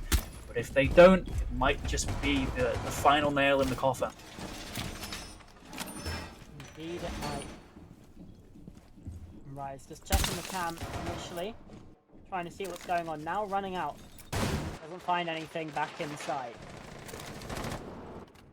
So, nothing happened from that, but again, it means that Ryuga takes a little bit longer to get to the building. They're going to be a little bit more worried as well as to the possibilities of players roaming and everything like that, despite the fact that Rise has now rejoined his team on the ground floor. So yeah, even without finding anything, I'd say still fairly impactful. And if the Jackal tries to scan his feet, he's just in the site. That doesn't really tell you anything, and it could potentially, thanks to that also, try and perhaps waste some of those uses of the Inox scanner and enable some later roams in the round. Yeah, well, I mean, just look how long it's taken them to drop these hatches. Shimisu's wasting a ton of time. He's got his escape plan prepared and ready as well. He can just drop down now. Crucially, not going immediately towards the site, still wanting to waste a bit more time. It's a risk, but if he stays alive here and if he commands enough attention from the attack, he could be a crucial part of the defense winning this round. That drone, though, gives up so much information, gives up the game of where a lot of these players around site are actually positioning themselves. So there could be a couple free picks on the vertical being given, but if they want to go for vertical, they have to deal with Shimizu first. He's really positioned himself in a very selfless way that protects the rest of his team. Look at how MVG are playing this. They're wanting to ensure that the attack never feel comfortable, never want to actually be able to set up their execute. They're forcing him to just blindly drop a hatch or blindly walk through a doorway because they can't afford to set up these default soft breach vertical angles. Finally, Shimizu is dealt with, but with just over a minute left and gold being taken down on an aggressive push in, MVG are still very much in the driver's seat here. Indeed they are, and they are making sure that Ryuga pay for every little mistake that they're making here. 4 versus 4. Kazari's a little bit lower, but even still, possibility to find a kill. No, Braxi prone in the corner of VIP, and that could potentially open the round up, but Rixie, again, every time there's some form of trade, there's some form of flank that's catching Ryuga off guard. Now in a 3 versus 3, they only have 30 seconds, still trying to look through these verticals. The Case isn't really in a brilliant position to try and get into the fight, and now Valley Meister dead. It's cold on the floor, just in that double door. No one really in a decent position, and there's another swing. Rise, 3 in the round, now all down to FaZe, and takes the drop, and it's the drop of death. Rixie shuts him down with 5 rounds in a row. Molotov Gang clawing victory from the jaws of defeat and take this game 7-5 and take the series 2-0. Yep, they completely showed up MG Ryuga there. They did what their opponents failed to do on Consulate. They complete the comeback. They shut up all of the doubters. 5 rounds in a row for MVG, proving that they deserve to head forward into those semi-finals and continue to have a chance to come out on top and win the whole tournament. Yeah, absolutely. For MG Ryuga, potentially one of the favorites of the tournament, but unfortunately, Molotov Gang just a little bit better, and it was only a little bit. Let's face it, they MG Ruger, they put out an incredible shift on Consulate to bring it back to overtime. They've proven that they can be incredibly strong. It's just those final moments, right? Hmm. Those little bits, like the overtime on Consulate, like this second half where they let 5 rounds slip in a row, Yeah. where MVG just pip them to the post. But unfortunately, that's Ryuga now out, despite the brilliant performance in the group stage. Let's face it, going 4-3 in that group, and despite everything else, beating Envision to get here, they sadly don't walk away the victors in MVG. Now they face a semi-final against Frequency, which, if I'm them, is absolutely terrifying Yeah. because we know how good Frequency can be, Joe. Yeah, Frequency in best of threes in the quarterfinal, 7-1, 7-1. Another match update. Her troops beat Crown Zero 7-3, 7-4. I believe the entry match versus Penta is still ongoing, but last I checked, Entropy were 1-0 up, winning that Yep, first map. So we've seems almost to be got the all of case. our final four settled here. And yeah, MVG, they have got I would say, a much more difficult opponent ahead of them. Frequency have looked very good. Ryuga had their moments, but I just don't think Frequency are going to allow those chances of victory to slip through their fingers like Ryuga did her. Okay, yeah. Joe, I have a question for you. Obviously, we have 3 of our 4 semi-finalists confirmed, so I'll just say we're including Penta in this. Of the 5 teams still left in the tournament currently, obviously with that quarterfinal still ongoing, who do you think is going to take it? Because personally, for me, I think Hair Troops have just looked really, really strong throughout this entire thing. I reckon they might be able to continue that momentum to the final, but I want to hear your thoughts. Well, Hair Troops versus, I would imagine, Entropy will be that Wow, put some semi-final. respect on I'd Penta's name, I'd honestly. imagine it would be. It's just I've got a slight feeling it'll be Entropy. Should be a very close match. Yeah. A lot of those Hair Troops players historically for Mafia Squad, for Ghost Army. Ghost Army Entropy was our ESA final, which was kind of the tournament we've been using as a bit of a measuring stick for a lot of these teams. So that should be Yep. a very good match. Hair Troops then should be favoured, but Entropy have that advantage of being that full same roster still. So they could still definitely have a little bit of a fight back. I think Frequency definitely moves on from this semi final. And I probably agree with you, Hair Troops would probably be in the final as well. hmm I'd give it to Frequency. I think Frequency have got a good weekend. You know, I think might not be the best team, but they'll be the best team on the day. Yeah, absolutely. Well, that's it from us then for this weekend. We're gonna go out, enjoy the almost sunshine. Yeah, not really sun anymore. Yeah, it's gone cloudy now. But either way, that's it from us. I've been Pastor, joined by Pooble. And when we come back, it's semi-finals with McCready and a secret special guest.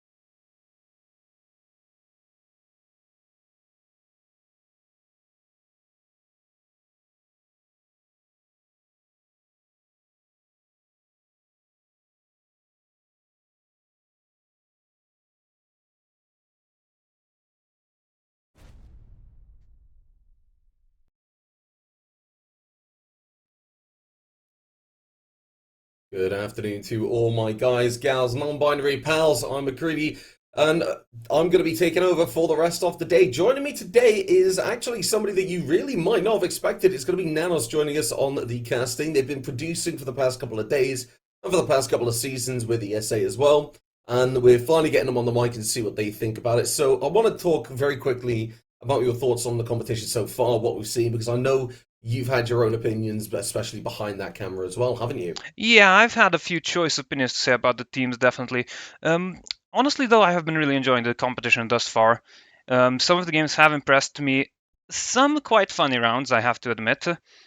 But overall, it's been a very pleasant experience, even here from home, despite not being able to go to the actual event live in person like many others could. Yeah, I mean it's really something that I'm quite jealous of. I wish I was in Dortmund at the moment at this event, but we're not, and that does mean that we are able to provide the English broadcast for yourselves. So just to catch yourselves up, what we do have is a schedule of how everything's gone down, how everything is planning to go down. And if we take a look at these quarterfinals, just to give you a score update, it's been very, very clean, very, very, hasn't it, for these quarterfinals? Yeah, it's been very, very quick as well. We were saying before we went live that we've been quite impressed by how nicely and on time we were, especially considering we were a bit behind yesterday. But every game thus far has been a 2-0 and in quite a dominating fashion. I don't think any of them have gone to overtime at all. So the better teams have shown themselves and they have shown that they are here to play, especially Entropy and her troops who have been dominating in their groups yesterday, are here to basically prove which one of them is the best in this next game we're having. Yeah, exactly. Now, looking at this, like you say, Hair Troops and Entropy, both of these teams, like we see Frequency, and I believe it was the other one, I can't remember the exact name of it, but when we take a look over towards the Hair Troops and Entropy, these are two teams that have kind of been battling it about, kind of looking at each other across the battlefield, if that makes sense. They haven't had the chance to go up against each other so far, so this is the first time in this event that they are going to have that opportunity. Now, there's standings from yesterday that I do want to bring up, because with these standings, when we take a look at it, Hair Troops, top of their group in Group B, and they currently have 5 wins and 1 overtime win as well. They currently have a round differential of 26. Whereas you look on the other side, Entropy, they came in second on Group A and have got an overtime loss on there as well. Now, I can go more into the stats, but I really don't want to, because there's a very simple reason for that, Nanos, and that is the fact that we do have these map bans coming through, and we are going to be able to see where we're going. I'd like to talk about that schedule, but we'll do a bit more later, because right now, looking at this, a very exciting map bans coming through. Yeah, we're having Cafe Oregon followed by Bank. Cafe and Oregon have been pretty popular across the entire event. Cafe slightly more so, I believe. No, I am incorrect. Oregon is currently the most played map, but Cafe has been closely behind, having been seen many, many times on the stream as well. Can't say it's my favorite map, personally. But what I can say is that these teams love it, and these teams definitely want to show what they're worth on it. And speaking of it, we're ready to head into the game, McCready. Yeah, we are. So going into Kaf Dostoyevsky, a map that a lot of teams have been using. Now that we're coming into the best of 3, like we said yesterday, they're going to focus a lot more on actually, using these as more comfort picks, so they could get that early round and then look over towards, say that bank, and say, right, that's where we're going to take control. Looks like Hair Troops have also gone for a similar kind of thing, and right now, going on to the defense, because they have the side starting pick, they will be going in and going to this top floor one that we expect quite a bit. Interesting bulletproof camera going out on one of the speakers, something that a lot of teams will actually pre-fire, so I'm interested as to why there wasn't a shot gone out on that to start things off, to stop that music playing, most importantly stop that from kind of breaking and causing any shenanigans. Regardless, we'll find out later in the round whether that is the case. The lineup really now is what's kind of sticking out to me, because we've got players like the Frost and Legion really to look at slowing things down, as well as the Wamai that can play in this piano area. One thing that I'm noticing that isn't there is Nazami, and that's not because she's binned out either. Yeah, it's quite an interesting choice not to bring Nazami, especially on this top floor top floor defense, when she has the potential to shut down any push coming from both red and from the windows, being able to just play so incredibly safely on top of the hatch inside of piano. If you reinforce the hatch as well, on top of that, you are basically an unmovable object. With the Wamai playing as well, you ask your Wamai player, throw 1 or 2 of those discuses out, you are not breaking through that. It is almost impossible, short of maybe getting a Flores in somehow through some magic or through some parkour from the roof. Instead, we're going to be seeing the Wamai playing in this pixel area, pardon, which is just a stronger position, slightly weaker, but still very difficult to deal with. And we are having Legion over here. Sorry, take over, mate. Give me a moment. That's alright. So I'm just taking a look at this right now. I see Legion on those red stairs, looking towards that hatch. They are not shooting at these track stingers for a very, very simple reason. That is because it gives away the position. There's 2 players on that hatch. And if they allow that red control to go fully in favor of the attackers, like you say, these Flores drones can go all the way into Piano, force this Wamai out. Wamai in a very difficult situation. The kind of saving grace here is we will see Goldie's fall as well as a second kill for Entropy. Is that Ying's not on the board. A lot of these teams that we've seen today love Ying. They love bringing them out. And as a result, that's something that we've seen Hair Troops ban out because of this. Tom's cannon just back up. Played a bit safe. Isn't forced out, but will go for a repeat. Finds 1 kill, but gets refragged. It's the first blood on the side of Entropy Gaming, but at the moment, they're looking quite comfortable. They have only 2 players to worry about now. Thing is, these hat players have key positions. That Freezer can look all the way towards default Piano bathroom. They're going to back out over towards that white stairs to try and watch that flank, as the cocktail player will look more towards this main area. Now, as we do see Iron get taken down, Yasuki all on their lonesome, isn't able to win out the gunfight, and Betchy gets taken off the board. Yeah, and I think that round kind of demonstrates the strength of the Piano position, because the second they lost the shield on Pixel, the round was practically over for them. The player in Freezer wasn't able to play it, the player on Pixel fell back, had to be forced back into playing Bathroom, where he just died. Simple as that, not many angles for the attackers to worry about there, and they were just able to steamroll from that point. The last player, probably playing somewhere around Cocktail, just check your corners. Oh, there he is, easy kill. Going into the second round, we are seeing the same setup again from the defenders, and I can't say I'm a big fan of it, honestly. Go on. I mean, I look at it and I was like, well, maybe the way that Hair Troops played it was a little bit too aggressive. They lost an early gunfight, they lost the second player, and they pushed out. I don't think they felt happy with how they played in the first round. They're just going to try it again and make sure that they kind of lock in, so to speak. Yeah, that could absolutely be what they are thinking. However, I would still prefer to see some change. Cafe is not a map that is very easy. It is a quite punishing map. It has a lot of power positions, and if you lose those power positions, especially early on in the round, you are going to suffer for it. You have places, you have like these positions they've set up on Freezer and on Pixel that if you lose them, you are not enjoying the round anymore from that point onwards.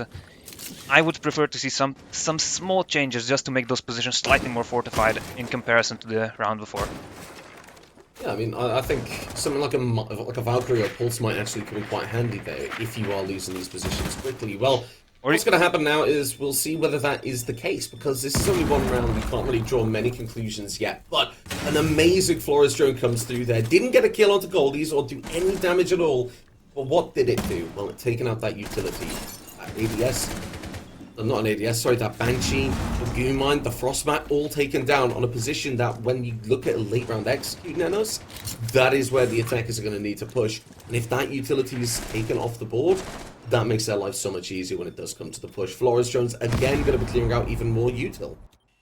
Yeah, and I did say this in the first round, Flores is absolutely a powerful operator when it comes to clearing out those entrenched positions that the defenders can set up.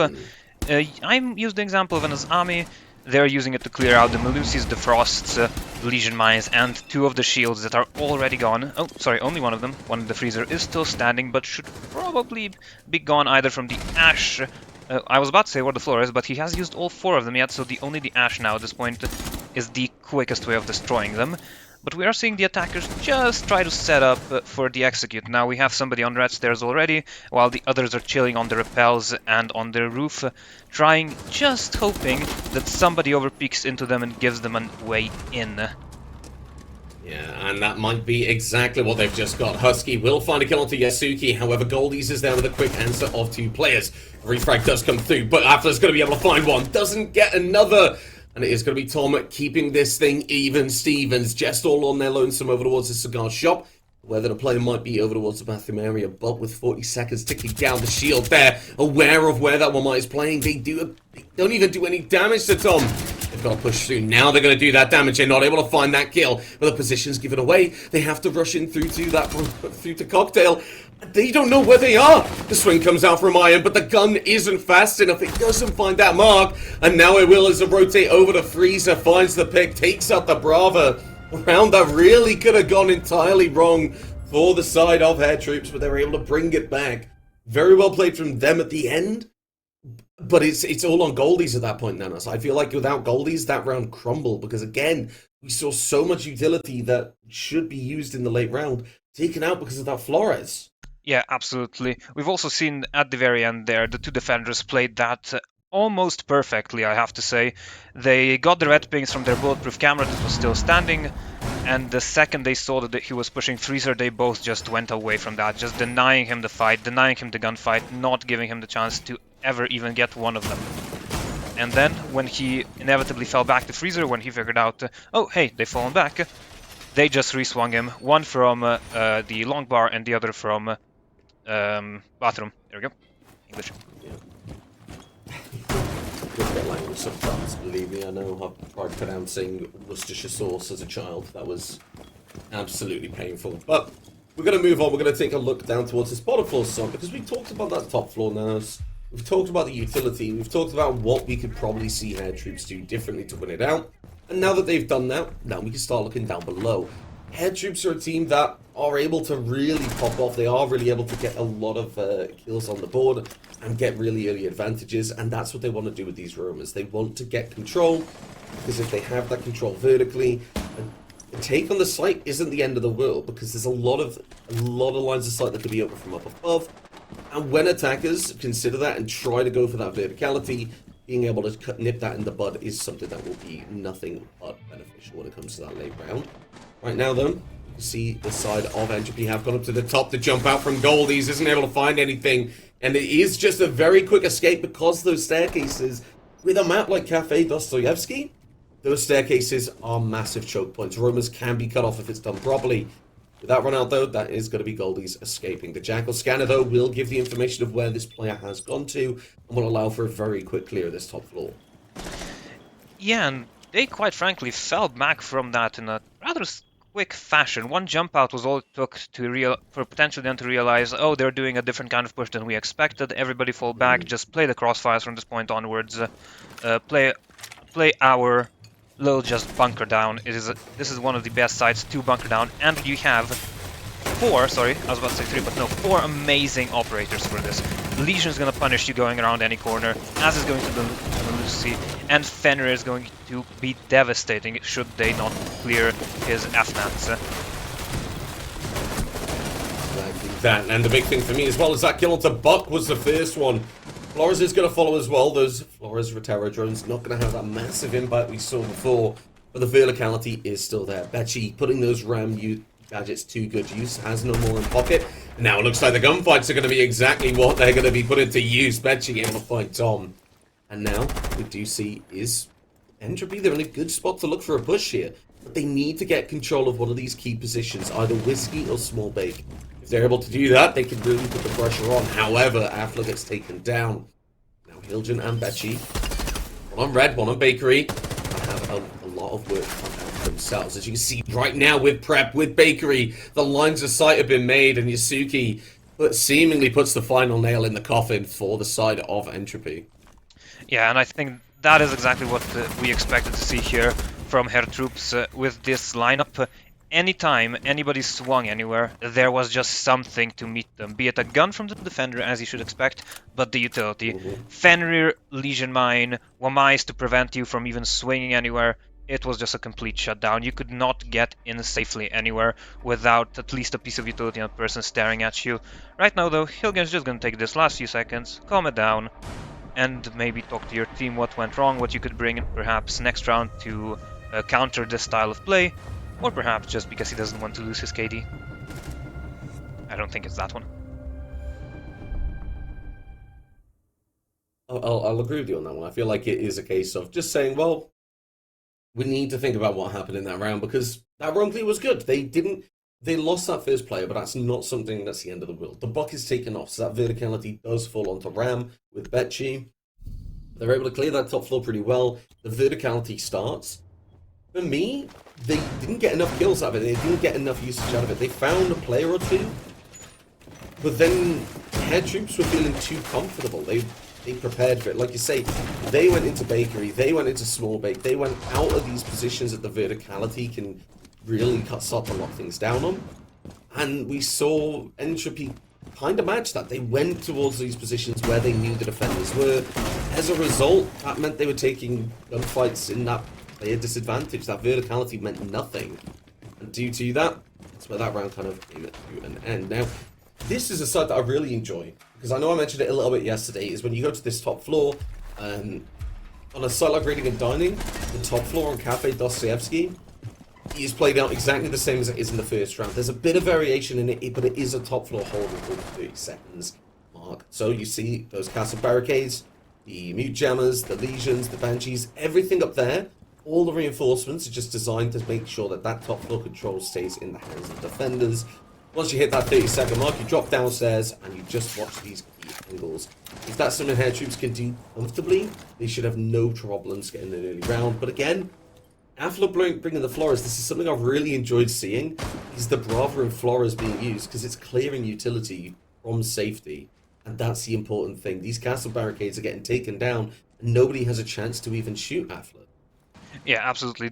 The team of Entropy right now are just taking as much of the path of the least resistance as they can, clear out as much of this utility before it becomes an issue. They've brought basically 4 operators that can clear it.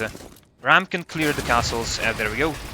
The Flores can clear the castles, and then the Twitch and the Brava can clear legions, mutes, Wamais. They have a full counter here at the ready, and with this full counter we are already pushing in. Flores has made his way in and is going to now to start clear even more of those castle barricades, get rid of even more of those safety nets that defenders have set up for themselves. And doing so within that cover as well. Now the attackers taking very early control of this top floor. We'll find Shisui. I'm not sure how to pronounce it, so I'm going to say Shisu. And we're just going to leave it at that. That player, now they are aware that they need to deal with it. But that pick has already come through. That is Ram taken away as well. I believe there's only one actual boogie block that actually got off. Now, though, that castle barricade will pop and this cocktail area becomes a much more difficult situation. That player stuck above is left with a difficult choice. Either they go for the hatch and cross in front of Hilgen, or they rotate off and they go into the eyes of Affler. It looks like with a minute left, they're going to play their life, because why not? They have a shotgun, they have the time to do so. But Tom across the map is going to get taken out by Jess, where the refrag does follow. Now the attackers need to start making something happen. The time's been bought for the defense. As Husky finds one kill, the down goes out, but they don't know about the player on the hatch. Goldie's able to find 3 kills, shuts that attacking down, and gets another round for the defense. Air Troops, it looked a little bit shaky after that first round, but they've hit their stride. Yeah, and they just seem to have perfectly predicted what Entropy were gonna do. They just let them do their thing. Sure, they lost a pick or two there in the end, but as it got to the final few seconds of the round, they just relaxed and stayed where they were, held their positions perfectly, held their corners, and swung as well. There wasn't really much of an issue for them, so they were very disciplined. They showed that they can quite easily just allow their opponents to take the grounds that they can have, and then when they get too close, that is the point where they'll start swinging and they'll start saying, "Hello, we're here. We don't want you here." That's the important thing. It's how much time got wasted, like you say. That was how that round is defined for me, is just being able to hold that position. And we saw that Entropy, they did it perfectly. They just They had the crossfire to watch these players push out and try and get that refrag. Problem is, there wasn't any kind of opposing force on that one. We didn't see any pressure on the cocktail window, and as a result of that, that meat just sat there and didn't have to move out. No nades, no anything like that, no flashbangs. Those players sat there, and at that point, when Goldies decided it was dinner time, they ate. And boy, did they eat good. 3 kills on the board will give them that successful defensive rotation. We're back to this top floor, and we're seeing the exact same lineup that we had before. There's no real adaptation from either team. So the question for me is, how are we going to see Entropy? They've won it once, they've lost it once. What are they going to do on this one to make this any different from that last time we saw this? I think for the first thing, well, they have to wait for Justin to go up and open the hatches for them. Come on, lads. Get a bit of a move on.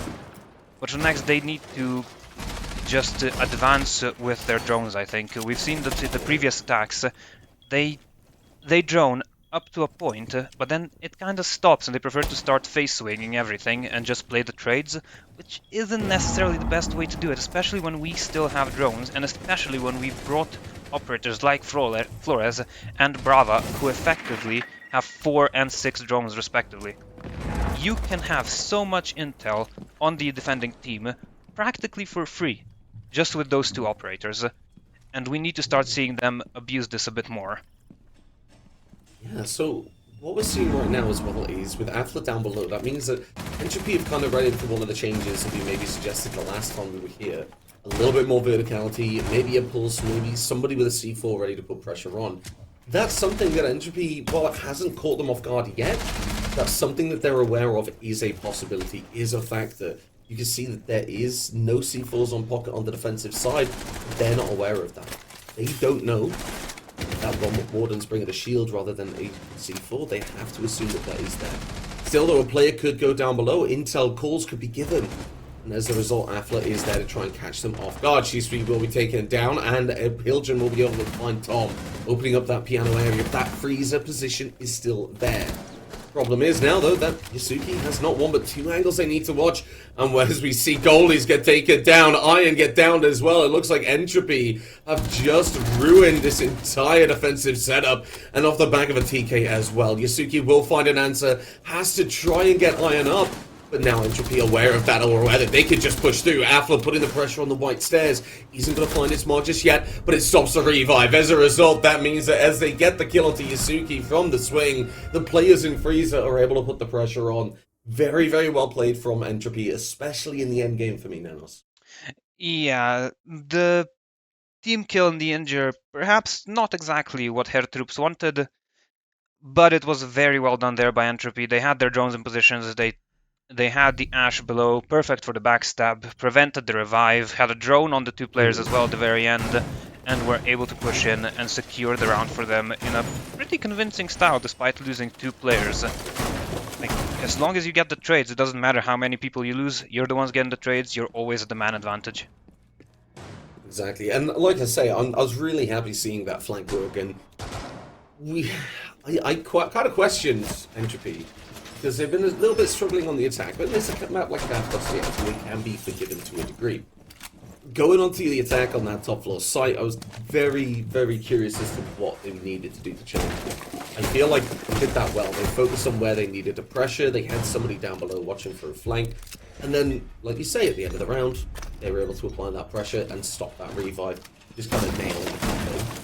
Going back down to this bottom floor, because this is the last attack, this is the last round that Hair Troops are going to have on the defense. Rather than go upstairs, they will just look at it, say, right, our downstairs hold was dominant. We're going to do that again. Very similar lineup for the attacking side, but they will bring out that Jackal like they had before, one that really speeds up a clearing, but ooh, bit of damage as just holding that angle of a small bakery. Won't find a kill, but that utility, that damage is there for the round. One of the gadgets still in pocket. If that was a kill, Nanos, that could have really shut down the Hair Troops defense. They haven't got half the utility there. Now, some of these players are still roaming, and we'll see how Entropy are able to clear them out. Yeah, you say it could have shut down a lot of the defense from Air Troops, but could it really? It's just a Melusi that they would have lost. An excellent gun, an ACOG, absolutely. but it's still just a Melusi, and I'll have to be honest, I can't say I've been impressed with some of the lineup the Hair Troops have been bringing, especially this Melusi. I do not think she is that valuable to have a 100% pick rate, which is what she currently has in this game. She has been brought every single defensive round, and I have to start questioning you guys, why this operator? Is it just for the gun? Fair enough, I'd argue bring up Dawkins instead, just because of the healing he can provide. The Melusi, maybe not it, but we are now in the execute stages of this round, so the value of this Melusi is going to very quickly be shown as the verticals are being made by the Ram and the Buck, and the rest of the attacking team gets ready to execute. One's just gone outside towards the front door, one is towards Bakery, and they are starting to get themselves ready for this execute. They have not found any of the defenders on the verticals just yet, but there is the mute of Shisui just standing below there. There we go, does get taken out, just as I was trying to speak about it. And now it makes this much easier for the attackers, since there is at least one angle that they can be sure there's going to be nobody watching from the side of the defenders. Exactly, it means that they can kind of surround and start to swarm in. However, Goldies, again, never want to be quiet, is going to be able to find an answer. Now, these Banshees, I'm an average Melusi enjoyer. We're going to see the value in a minute, because it's going to slow down the attackers and slow down the momentum as Goldies is able to catch a little bit more of that. That case going, well, that util over towards that double door going down is horrible because it forces Affler off. As a result, Hilgen gets taken down. Yasuki with the swing finds Affler, and as Tom finishes off Hilgen, it's all down to just with the R4C in that freezer. Very, very well played, and even with that Melusi, like you say, you're not really sure about, at least the aim of Yasuki was there to back it up. That is a 4-2 split in favor of Head Troops, able to win out the defensive round, again, in quite dominating fashion. That was a very comfortable round for them, even though they lost that early player, wasn't it? Yeah, it was, and frankly, before I started insulting the Melusi, I should have realized it was Yasuke who was playing him. He has been quite the force to be reckoned with, especially in the games we've seen. Going, I believe, 12 kills in the first game we've seen with him, being an absolute menace to the opposing team, and he is here absolutely again to show what he is made of, and very dominantly would like to finish this game, I think. They get the 4-2 split, exactly what you'd expect. Maybe Herr Troops, especially with how gun happy they are, might be a bit disappointed it's not a 5-1 split, since I think they think themselves to have the skill to do that, but at the end of the day, not a big loss. It's the standard split. Now we just have to see if they can keep their aggression up in the attack, and if they can clear the power positions the same way that Entropy Gaming have been able to. Yeah, the thing is for me, when I look at this, for the side of Entropy Gaming, this is their map pick. This is a map that they should be comfortable on. So going on to the defense, this is where you expect them to be able to start stepping things up. We talked about why the Azumi not being banned, and this is exactly why. Look at how much utility is being dumped over towards that piano side. We've seen Hair Troops utilize that piano as a kind of bastion with the bathroom and freezer angles. But the way that Betchy's going to play it is to make it so that the attackers are so uncomfortable. They have to clear out this utility. They don't know which barricade the player is going to be hiding behind. There might be somebody else there to help out as well. Time, resources, and drones are going to have to be committed to this piano side, because they can't really go for an execute without it. You see that wall over towards Clark, you won't see the wall towards Freezer. That gives the defense so much power if they are left alive in the distance. The Warden over towards this Freezer is going to make life a little bit easier as well. Goldie's being taken down as well. The standout player for me in this game so far is going to be taken away. Betchy goes to the run-out, able to find a gunfight, and they should not have won that at all. Tom with the refrag is able to keep Entropy in it somehow with just that player advantage. Yeah, and I have to wonder why Betchy thought that jump out was a good idea. They did get the kill, however, instantly traded out. Still leaves their team at the player advantage. And they did get rid of the Buck, who could potentially have done a bit of work opening up the freezer now that it's been cleared. No, sorry. The Warden is still playing in there, so it hasn't just been cleared yet. But we are seeing the attackers now make their way forwards towards Piano, not being able to clear safely as Iron does go down at a wonderful quick peek there from just leaving us now just now 1 versus 4. Tom's going to have to play incredibly well, double his kills this one round if he wishes to win it for his team, but I think, no, they just missed each other. Does find one. There's a second one hiding in the freezer, however. I don't think he's going to be ready for the swing. Just makes it out safely and does allow Husky to fall back, but Hilgen does not let him fall back, gets him down. Very nicely done. We're holding crossfire on each other. Really good, well done there by Entropy Gaming to protect each other, protect their teammates in the 1v4. Yeah, for me, I'm not a fan of the jump outs and maybe some of those aggressive peaks we saw from Entropy, but you know, the only loss they had was that jump out, and that was a refrag at least. So, you know, you can forgive them a little bit. I'm a lot happier seeing that defensive side. Head troops, they took a bit too long trying to clean up that piano area. They weren't really able to do it comfortably. A minute roughly was left on the clock, and there was still a player in that bathroom that was able to just pull out and get a peek and get a pick on that one as well. I feel like Entropy have shown why they're confident on this map, but the thing is, for me, Dennis, on a map like Cafe Dostoevsky, that top floor is something a lot of teams should be able to deal with. So that doesn't scream out that this is an Entropy game, because I want to see how they perform on this side. Again, like I said, with this one, the joy of it is that top floor defense until the last 30 seconds. We've seen now how Hair Troops have been able to slow things down, cause Entropy problems, and make it so that they really struggled in the last 30 seconds to get onto site. How are they going to be able to manage that again? They've got a very aggressive peek over towards that freezer with the players sat there. They're going to be looking over towards Piano to slow things down. And the joy of this one is, unlike on the last site where there will be that freezer rotate over towards Cocktail, the defenders do have the option of sitting that player in freezer and leaving them there.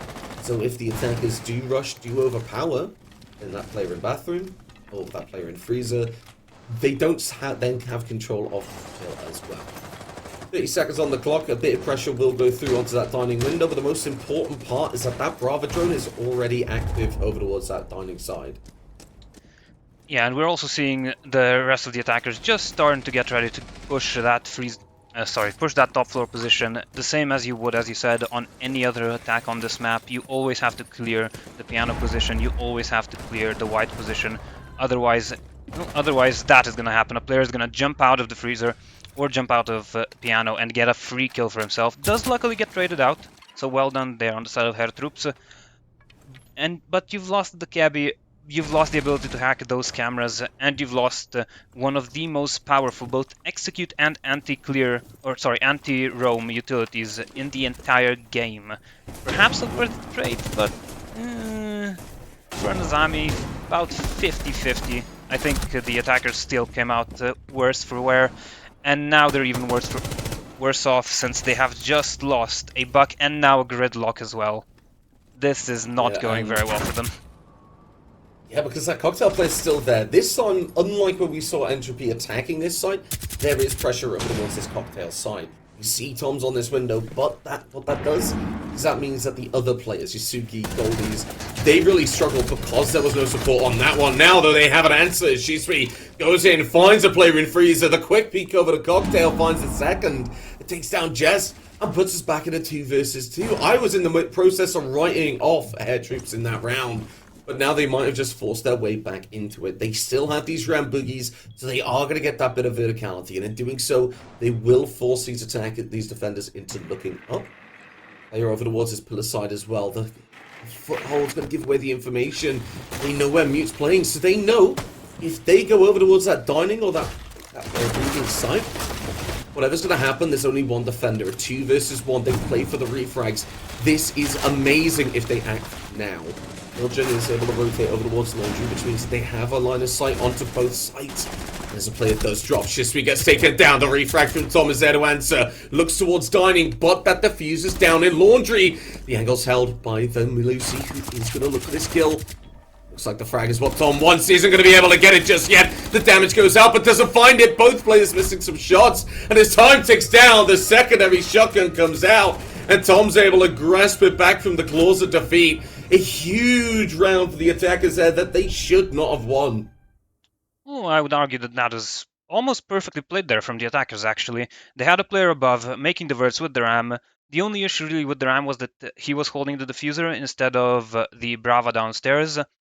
But it's not that big of an issue. You still can just play your trades, and then you leave your teammate in a 1v1. Perfectly fine. You trust your teammate to get those kills, and he does. They did wonderfully there, pushed them back, pushed them into positions where they knew they could play their trades, and force the gunfights on teammates, on enemies they believed to be able to outgun, and they did. Yeah, I mean, like, for me, that kind of round was done because we had a player over towards Cocktail window, and we had people pushing Cocktail, but the defenders in Trippy were just winning their gunfights there. I don't think they were ready for the aggression that was brought out by Hair Troops once they realized that they needed it. And I think they were just caught lacking a little bit. They did not expect that. So they're going to try this site again. Entropy, they don't want to go down to that basement just yet, but that means that this round is a must-win for them. They cannot afford to lose it, because you think about the next round. If Entropy lose this one, they will go downstairs. The thing is, though, if they do, well, they can go top floor, sorry. But if they do, they're going on to match point. Hair Troops are going to be only one round away from winning this out. So it looks like they might be faking a top floor hold. Look at the utility usage. No, I don't think they are. I think they're just doing... Oh, no, fake. It looked from Piano a little bit. Yeah, but also, if you have the Azami open, you just play her in Piano, regardless what side you're playing. Frankly, it is such a powerful position. You deny the attackers so much space. They cannot safely go into train because of the fear of the hatch. They cannot safely push into the top floor because of the fear of the Piano player. It is an oppressive operator on that side, I have to say. And especially since they don't really have anything to clear it. There's a ram, maybe, kinda, if you can get good throws in order to actually make connections. And the Gon 6 from the puck, but that's kinda it. The other option, of course, is just to swing her and pray you win the gunfights, which is what they do. Yeah, Hair Troops starting to wake up a little bit, because we've seen Entropy, they've done well, but each time Hair Troops have been that kind of driving force behind it. They've had these huge standout moments. That may be one of them as well, because now suddenly Husky is stuck in a very difficult situation. Oldies is able to find an answer though and will take out Just, which means this Warden has to back up. They don't have an option to drop at the moment as they're stuck in the freezer, and with the drones coming through, the attackers should have no problem. Now you see one player over towards Freezer, Cart and Cocktail, and while one falls, the refrag is quick to follow surely. Tom has an answer of their own, and now Affler are all left down below by themselves, as the verticality will take place from the bug. The dog could be scared. We talked about it last round, why it was so important. This is why the Sharks are circling, looking for a kill. Iron's going to be the one to get it, and that is going to be match point for Hair Troops on map 1 of 3. Dostoevsky is definitely going in the favor of Hair Troops, and this worries me because this is Entropy's map pick, sorry. And that worries them as well, which is why we're seeing this timeout come through. Yeah, and what would worry me as well there is the crossfires from Entropy. We saw that they were playing a person in Freezer and the Azami in Piano, but they were not holding their crossfires properly. The Azami overswung and allowed the double swing from Hair Troops to get her, which is what they did for almost every single kill that round they got from the side of Hair Troops. Every single fight was a double swing. One person from one angle, another from the second one. They did not want to allow Entropy to get a free kill anywhere. They were always right there, dedicated to that swing, no fear involved in it. Yeah, I've got to give Hair Troops a lot of credit. Like you say, every peak had a second player there ready to pick things up, and it all stems back to the Azami. Like you say, as soon as that Piano player falls, that Warden was stuck in freezer. There was nobody else because of the site that was able to hold that Cocktail side. As a result of that, the attackers were able to swarm 2 to a player, 2 to a gunfight, even 3, like we saw when Warden got picked off. That was well played from Hair Troops. Entropy need to kind of rein it in a little bit when we move forward. We are going to head to this top floor again. And going here, we're seeing the clash being brought out on this one. I feel like this is not the worst decision, because while that Azami is still on the board, that clash can play with them, and it can slow things down. However, wherever this clash plays, they have that opportunity to slow down the attackers as long as they're coordinated and somebody's able to play off the back of it. We've seen a lot of Clash bans recently, actually. I mean, Clash has been banned out in quite a few games, I believe, just to make a point of it. Because I think a lot of teams have not wanted to deal with it. They've not wanted to deal with the information that it can give, as well as that passive damage that it does alongside slowing down attackers. The same way that you see Monty banned out, for example, in this game. They don't want to deal with it. They don't want that to be a problem for themselves. And as a result of that, that player has been banned out. We're going to see Affler bringing it out, and putting Affler onto that Clash role, I'm not sure how I feel about it now. Well, it is a choice to put your biggest hitter onto the shield. Some teams do it, to be fair, and it does work out well, and especially if you're considering other players playing in power positions such as the Azami and the Freezer on the Warden, it can work out, especially since now you have effectively 3 players playing for that one position, and with the Clash being able to completely shut down anybody swinging, making them an easy pre-fire for her teammates. We perhaps would see that. I don't know quite what we're seeing right here. I think they're waiting for some type of fallout from their team in order to be able to fuse those. Yeah, he was holding a fuse in his pocket. I thought he didn't have a gun out. I thought he forgot it. Okay, so what we're going to see now is that's not intended to kill. That is changing the focus of the defenders. Somebody has to pay attention to it, and right now it's just going to be on the white stairs. Goes down below, is able to find them. Hilgen has an answer as well. But now all that utility in Piano is taken away. That she has had to pull off. And while the attackers are up with 2 players down, they have got that map control. Actually, over towards this bathroom is going to have that line of sight all the way to default, which means the attackers still have to deal with Piano. They still have to deal with Pixel. There's a lot of work to be done, and they still need to deal with the Clash. Giving that information over towards that Piano siding as Goldies gets taken down. This looks like Entropy that I expected to see on a map that they've picked, as they are now in a 4 versus 2. Make that a 4 versus 1. And now, all down to Yasuki with that Dokkaebi. We talked about the importance of it, but with a DMR and an SMG-12, it might be a very tough ask. And with the Clash wanting to keep distance, I don't see it going their way. I feel like Entropy have just clawed another round back in. Yeah, and despite the fuse basically destroying the Piano position, they were still able to get the swings. I don't quite know where Just got the first kill of the round from. I think it was on the player who was repelled on ticket. Yeah, they went down bottom white. Yeah, or that. Didn't realize. But it was just a wonderful shutdown. The Clash as well providing the constant intel, completely safe behind her shield, forcing out that one round, a timeout now for her troops. I think that was incredibly well done from Entropy there.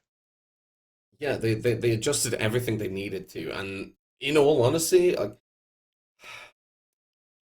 don't know how I felt watching Affler moving onto that Clash, but I definitely know how I feel about it now. That was a good decision because of the information. The kind of positioning that we saw from Affler was really, really good there. The thing is, I would have preferred to see one of the support players go into that role and keep that gun active, but it worked. What we saw was information constantly coming through. They weren't allowing Hair Troops to feel comfortable at all, and now that they pulled it out at this late stage in the round, Hair Troops now have to assume that that Clash is going to come out again and going to be used in a similar role, so they need to kind of think about how they're going to deal with it, which is why this timeout has come through. How are they going to deal with it on that bottom floor, on that second floor site? This is a lot of problems that have just been brought up because Entropy have shown they're confident using it, and if they've got a strat for it on the top floor, they've probably got one for down below, which is where we're going to be heading next, as Hair Troops are looking to close things down on their attacking side and get this first map pick on the board, stealing it away from Entropy. Whereas Entropy, they're looking to keep themselves in it. 2 rounds are needed, and while it is a big ask, they are on the defense, and they do have a good chance for it. So going down below, a couple of operators are really standing out to me on this defensive side. The Goyo and the Capcan. Yeah, the Capcan, perhaps more of a roam-focused operator, which I think is what they'll be doing in combination with the Vigil. Force the attackers to not exactly know what positions they take, and in that fear of a potential Vigil in any corner, they might not check every single doorway for the Capcan traps. Meanwhile, the Goyo is effectively going to be a stopgap in case the attackers realize this and choose to go for more of a direct take. Popping the Goyos could stall them out, allowing the Vigil and the Kapkan to come back down to site, alongside the Legion, who also would assist that, although perhaps not quite to the same degree. And there we go, they also open the hatch, which is going to commit them to this roam for as long as possible, making sure that the attackers are never safe, they never feel comfortable on the top floor or anywhere really on this map outside of being outside. I've got to say, I'm looking forward to this round. I feel like the slowing down setup, which is what I'm reading into from Entropy, is really going to be a big focus on. This is what they use in that clash as well. Now, though, the attacking lineup, they've got a very similar lineup to what we saw Entropy bringing out. They've got the Jackal for the roam clear, as well as the Dokkaebi. They've got the Brava for the util, and the Buck and Ram for the vertical. This focuses entirely on that verticality. There's not much room for movement when it comes to looking towards that main breach or that freezer side, other than brute force in gunfights, which is something they do not want to do as a defenders have certainly got lines of sight designed to cover that. Aware of this, I think, and when we look at Entropy's defensive setup, they are aware of this. They're not all playing in positions that can be dealt with vertically. They have Affler over towards that whiskey side, I believe, as well in the room, maybe? No. But they're playing in positions where the verticality won't have that impact. They won't be taking these gunfights. The only problem is, if Hair Troops get control of site and get this plant down, that retake has become much more difficult. That verticality is always something they need to consider, and they've given Hair Troops complete control of it. Yeah, perhaps a slightly too early of a fall down. There is still a minute and a half left. I feel like you could have gotten a bit more work done with the Vigil and the Legion and the Kapkan, who are all such good operators on the roam. But now we are just going to wait and see how the attackers are going to be able to open up the verticality, push the remaining defenders who are on site off of it, and force them to play as much of the retake as possible. Hilgen is trying to go for C4. He's just trying to get the audio, and we can see even Iron is trying to bait it out. There we go. The C4 has been gone out. Completely misses. Still one remaining. Hilgen still holding on to it. Maybe not quite convinced where to throw it. But I think that's a pretty good job from the attackers to prevent anybody from dying there, preventing anybody from dying in a reckless manner. While there is an attempted retake, will not succeed. Yasuke ready for it. I think he had a drone just watching it and will be able to almost completely shut down any attempts. I say that as just again tries to go up and is also met with a gun. Yeah, you can see here, Hair Troops, they've slowed things down. They're very comfortable doing so because they've been watching this flank. Entropy getting uncomfortable, pushed out, and now that's where the two-player advantage is coming from. As a couple of kills will come out. It's all down to Hilgen now as Atlas down over towards Kochek. The flank comes down, the vertical does make it difficult, and it is going to be Hair Troops. As Shisui finds a double kill to close things down. They slowed the pace down perfectly. They allowed Entropy Gaming to get uncomfortable, to start trying to get aggressive. The information was there, the cutoffs were there as well. Over towards red, over towards white, and as soon as that happened, they realized they could go for an execute. Even if we saw Hilgen find that kill onto Shisui, they would still have to deal with two other players, one of them no doubt playing up above. Very, very well played from them on that map, and especially in that round, and a very comfortable, I want to say, final round to give themselves that map, which is going to be much needed because that next map that we're going to be heading to, if I'm not mistaken, that is going to be Oregon. It's going to be their map pick, and for a competitive team, having a map advantage going onto a map like Oregon, you've got to be sitting confident. Yeah, absolutely. I think Hair Troops are going to be very happy with that result there, as well as when they're going to have to be attacking Oregon. They, I think, are prepared for this. They've just seen that Entropy loves slowing things down and they love playing those crossfires, but they also know that sometimes they get a bit over-aggressive, so I think they're going to be very happy to play to Oregon on that, a map that, similarly to Cafe, punishes those overextensions, punishes overswinging quite heavily. But we'll have to see that in a few minutes, as we're going to go over to a quick break where I will be replaced by another special guest just for today's stream. Have a good one, and we'll see you in a few minutes.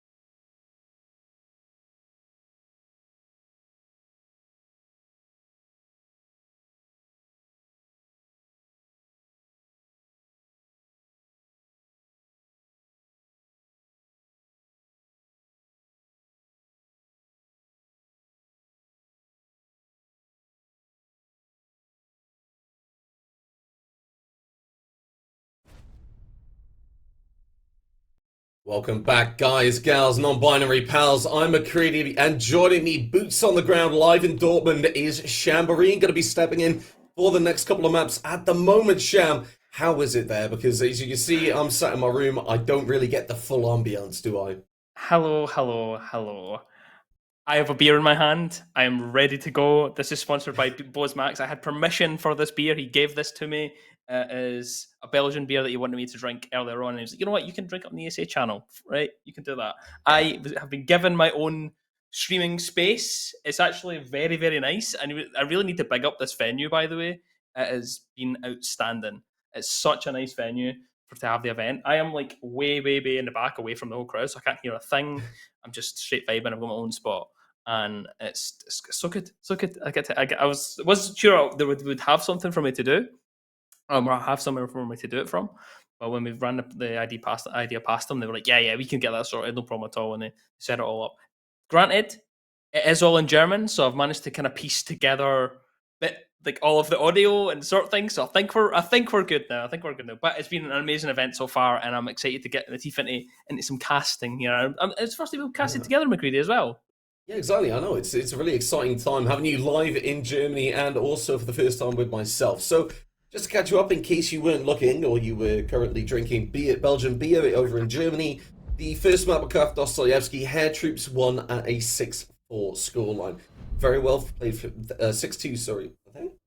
I'll double check that one because I'm not. Yeah, 6-4 scoreline.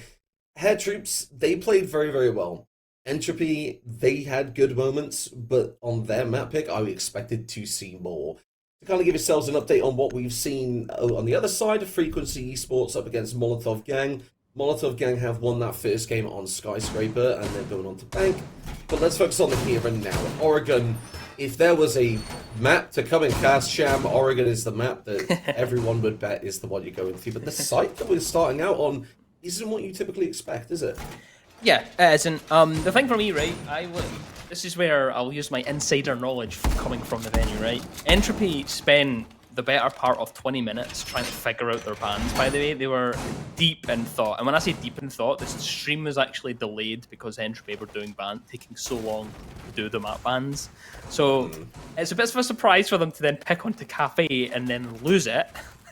and now we headed to Oregon. And, you know, good thing is, it's Oregon. Like you mentioned, it's a map a lot of people know, so it's a common map. You should be able to kind of play this one a little bit more comfortably than like your cafes. And I do like the fact that they decided to go to a different site, maybe catch them out. I like when teams test each other just to start things off. They go, yeah, we'll throw out a site just early on and just see what happens. You know, see if they can pick up a kind of free round. Maybe they'll not be ready for it. They'll be expecting the dorms. They'll be expecting the basement. And yeah, I'm kind of excited to see where this goes. Things starting, of course, down on the bottom floor. Tom just starting off with a little bit of a nomad pressure heading up that staircase. Yeah, I mean, yesterday we saw a fair bit of Oregon as well, and with that, in one of those games, flanking was a lot of what happened in quite a few of those rounds. I made a specific call out to a team that I said they really screwed up around. I'm not going to say which team, because of a lack of flank watch. So getting that nomad in there really is a good thing to do. A little bit of damage will go on to Shisui at the moment. Not afraid to take these gunfights, but the big focus for the attacking team at the moment is Attic. If they're able to get control of Attic, they get the bandit charges. They start looking down below. They're able to get an entrance onto site. The big problem with that, though, it gives Entropy a lot of time to adapt, take a look around. So what you're seeing now is with this EP impact on the board that's being brought out by... Actually, there is no impact on the EP. I don't know what I'm going on that one, but we will see a C4 thrown instead. Will not be able to find a kill. Shisui still low on the HP, as the bandit charges will be taken out by the Brava. Very nicely done. That wall will get opened up, and as a result, Jest will back up. Doesn't have that C4 in pocket, but now that top and bottom floor is open, the attackers have a good entryway onto site. Just still in this position next to the sandbags, waiting for someone to swing around, just as Helgen pushes in and picks up Shisui as well. Or should I say, drops Shisui. Now, a little bit of patience, so as we wait to invite players into Attic. Helgen drop downstairs as well, so the kitchen, longer angle, all the way towards the meeting wallway. Goldie's going to find one at the same time. Just trades off, 2 versus 4 now, as Afla picks up another. Goldies and Tom now have to try and link together, bring this one back on the attack here. It's going to be a tough ask as he pushes these pretty standard crossfires that the rest of Entropy are going to be holding on to. Yeah, but if there's a team that you need to give a tough ask to, these are the players to ask the question for. Not going to be able to find those kills, however, as Afia and Hillgen will clean things out.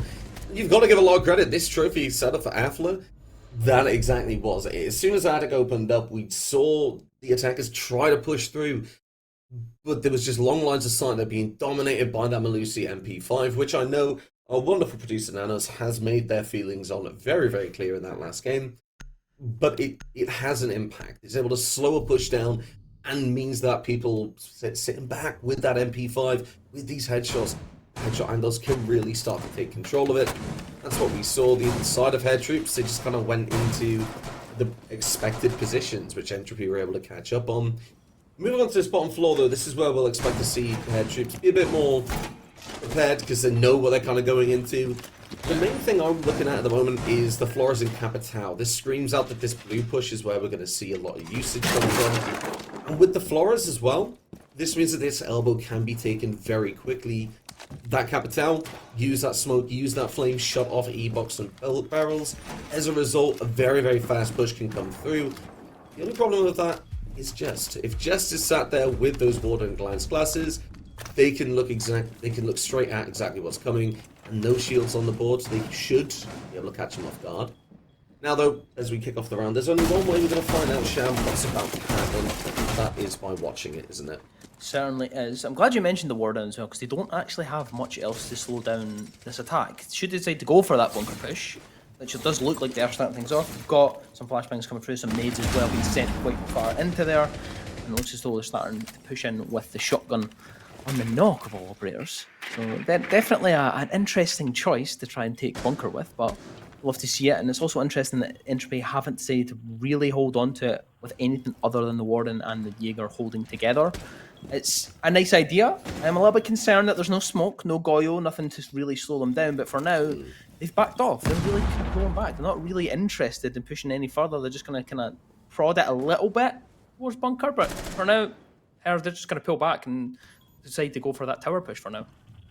That really doesn't surprise me. They've seen the util, they've seen the focus Entropy have put towards that barrels to that bunker side, and as a result, don't really want to catch that smoke. They're aware the players could be sat there with a shotgun. They're aware that mine magnets are going to catch the util that Capitao tries to put down, so they're going to go look towards this tower side, like you say, get the hatch open, and as a result, they might. There's two players ready to go. It looks like it's going to be Goldie's going in on the drop of the shotgun. Is going to be expected by Jess, who finds that pick. And the player over towards the north stairs isn't going to be able to find that refrag. Will try, as the Capitao Flames will force Afla out of position. Now a drop to the hatch will come through for Iron. He gets picked up very quickly by Afla. And the rest of Hair Troops are probably going to use this as an opportunity to try and catch something in this round. Tom, going to get the first pick. 2 versus 4 now, as it's down to Yasuke and Shisu to try and pull one back, but Shisu's found himself down. It's a 1 versus 4, and Afla sneaks out from beneath that staircase, just where they've laid prone for the last 40 seconds, collects the final shot on the round for Entropy. They go 2 rounds to the good. And I did question it a little bit on the bunker. I was a little bit concerned at their hold there, but like you mentioned, Hair just didn't want the smoke. They didn't want to push in there, which for me, I think is a little bit of an oversight, because if I'm pushing there and I'm seeing that they've got a Jaeger there, they've got a Warden, thinking, cool, what have I got to displace them? I've got some Flores, I can move them around. There was so much utility that they actually had to actually work that in more of their favour, and they didn't need to be as shy as what they maybe thought they did. I think that given that space to Entropy was really what cost them the round there. They just couldn't really get anything going. They tried to sneak in at the end, they tried it, they tried to go for the hatch drop as well, be a little bit quick with it, but Entropy, they're wise to it. They're a seasoned team. We know Entropy, they've been in many finals, they've been in the final, they've just recently lost that final in ESA. They're a seasoned team, so they're going to catch up with that. But here, you need something moving into this next one, something to get going again after that map win in the first one. Yeah, they weren't in the finals by chance either. They earned their position there, and by God, when they came to that final, they fought for it. Now, we are going to be heading to this top floor side. We are going to see what a lot of teams have been doing with the closet hold. The big thing for me with this closet hold, well, it does give that line of sight towards a player playing by Master or playing by White Stairs. That angle itself makes it very difficult for a player to escape and try and get that reinforcement to shut that closet area off. This means that there's a lot more focus on that trophy player, that armory player, to stop them to get to that point. Which means then the attackers then really have to focus on this armory armory side with Afla holding it. Now, though, we're going to see the push from head troops. They're going to have that Thatcher. They're going to have that Ace. These walls are getting open. It's just a matter of when. And as a result of that, the closet player is backing off. The hatch over the walls and it opens up. Their troops haven't really overcommitted to where they want to be, other than getting that player out of armory, which means they can start to make that push. I just had a little bit of a giggle there at Husky, just because he's found himself downed after what I would only describe as indecision, as he was running around not quite able to decide if he wanted to go back and hold closet. He's went back into closet and it's been to his detriment so far. Quite a bit of gunfights as well, exploding inside a trophy for now. As you can see that Becky's wedged in this corner trying to escape, and he won't be able to. They will be pinched. Iron was waiting for that one inside of Master, but C4 at least collects one back. It's Tom's fall. Find himself in that 3 versus 4. Husky still on the floor. Now down to 2 for Entropy. They have to try and link together. Hilgen and Just has been absolutely phenomenal this event, so I'm hoping they can kind of keep up that form, try bring this one back from the brink here for Entropy. Yeah, and Hilgen's really been able to step up quite a bit in some of these key rounds as well. Now, the big thing that you can see right now is these defenders are looking at Almo's side. They're looking over towards that master bedroom side, and as a result, they may not spot the player. He's actually down below. Yes, they're on the flank push, but they can head around as well. Jess will find that kill onto Shiz. Looks for the second one, but it's going to be Yasuki actually who finds it. Gets a refrag, putting Jess into that 1 versus 3. Now it's a 1 versus 2 as they find a third kill. They're going to need an ace. They're on for the quad at the moment. You said they've done some amazing things this tournament. Now they need one more. With that diffuser down, it's potentially there for them, but the swing comes out and Yasuki shuts it down, Sham.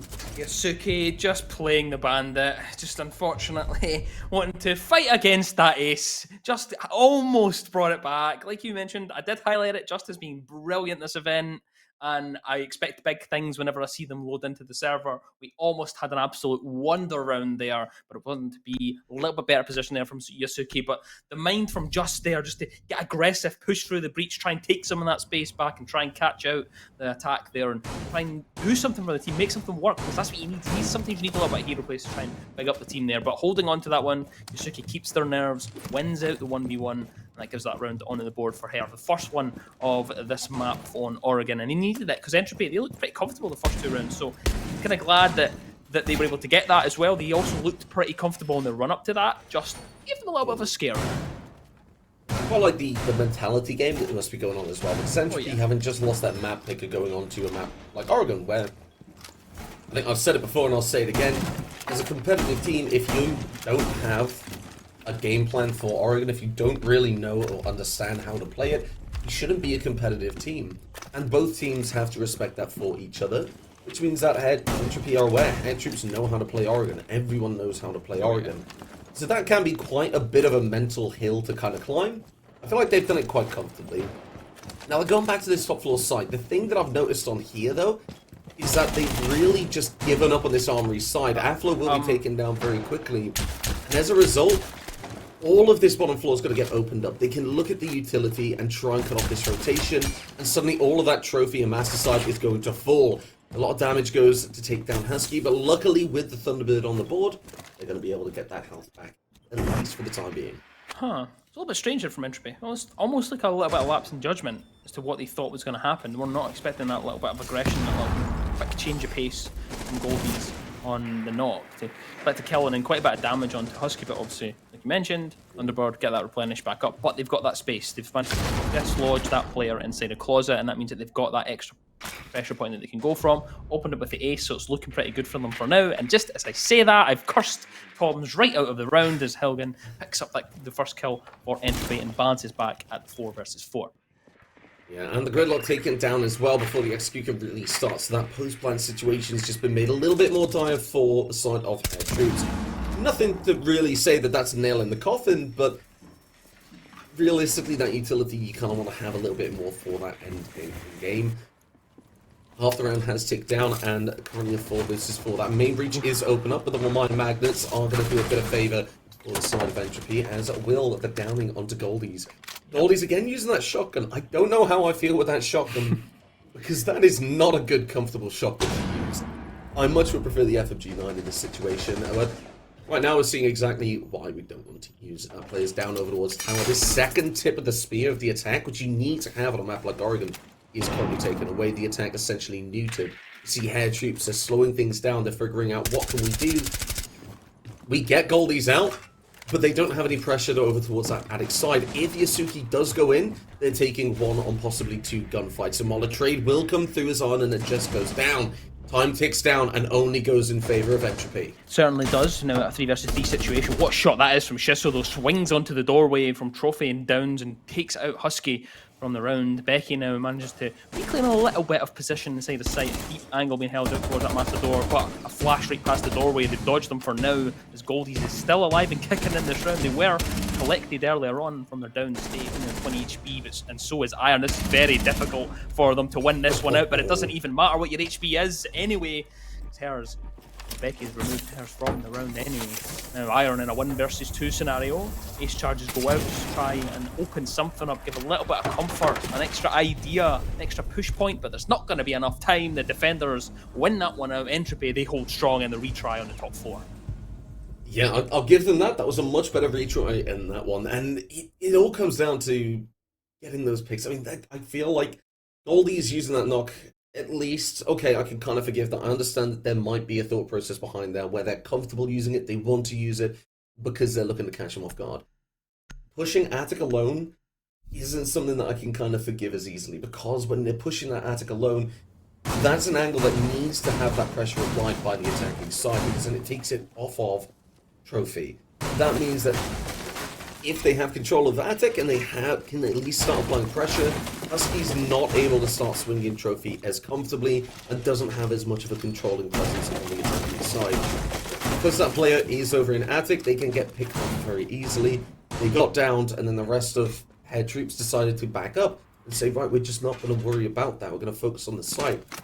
That's where the aggression came from Entropy. They read into it really well, and now we're going to be heading to this bottom floor site. The big thing for me here, I don't want to see Afla sitting in Harry Potter and getting away with another 3k. Yeah. If that's something that they get a kill, that needs to be called straight away. If there's a Capital on the board as well, and you know that player's there, just flame them out. Watch for the exit. They've got to do something. Right now, though, going onto this bottom floor, it looks like Hair Troops are just going to clear everything out of their mind and go in here from a 0-0 perspective. Focus on this roam clear, get control of these hatches, and then look for that execute. Yeah, Entropy haven't been too aggressive with it. They're not really shown much in terms of a roam game, much presence on the top floor. Really, pretty much giving them it for free. A couple of claymores dotted around just to stop those flanks. You spoke about it at the start of the game. There has been quite a few flanks in Oregon. It has been a game of flanks. People not forgetting about staircases, forgetting about extra players that can just float up and pinch out from behind. But they've got the Nomad, we've got the claymores. They're just making sure to lock those things out. But Entropy, they've just been like, yep, full turtle. Let's just hold it. Hold these staircases. We've got that mute on one of them. Shotgun in hand. We've got the warden over towards bunker as well. So they're set up pretty well here. They're pretty comfortable in where they're going to sit.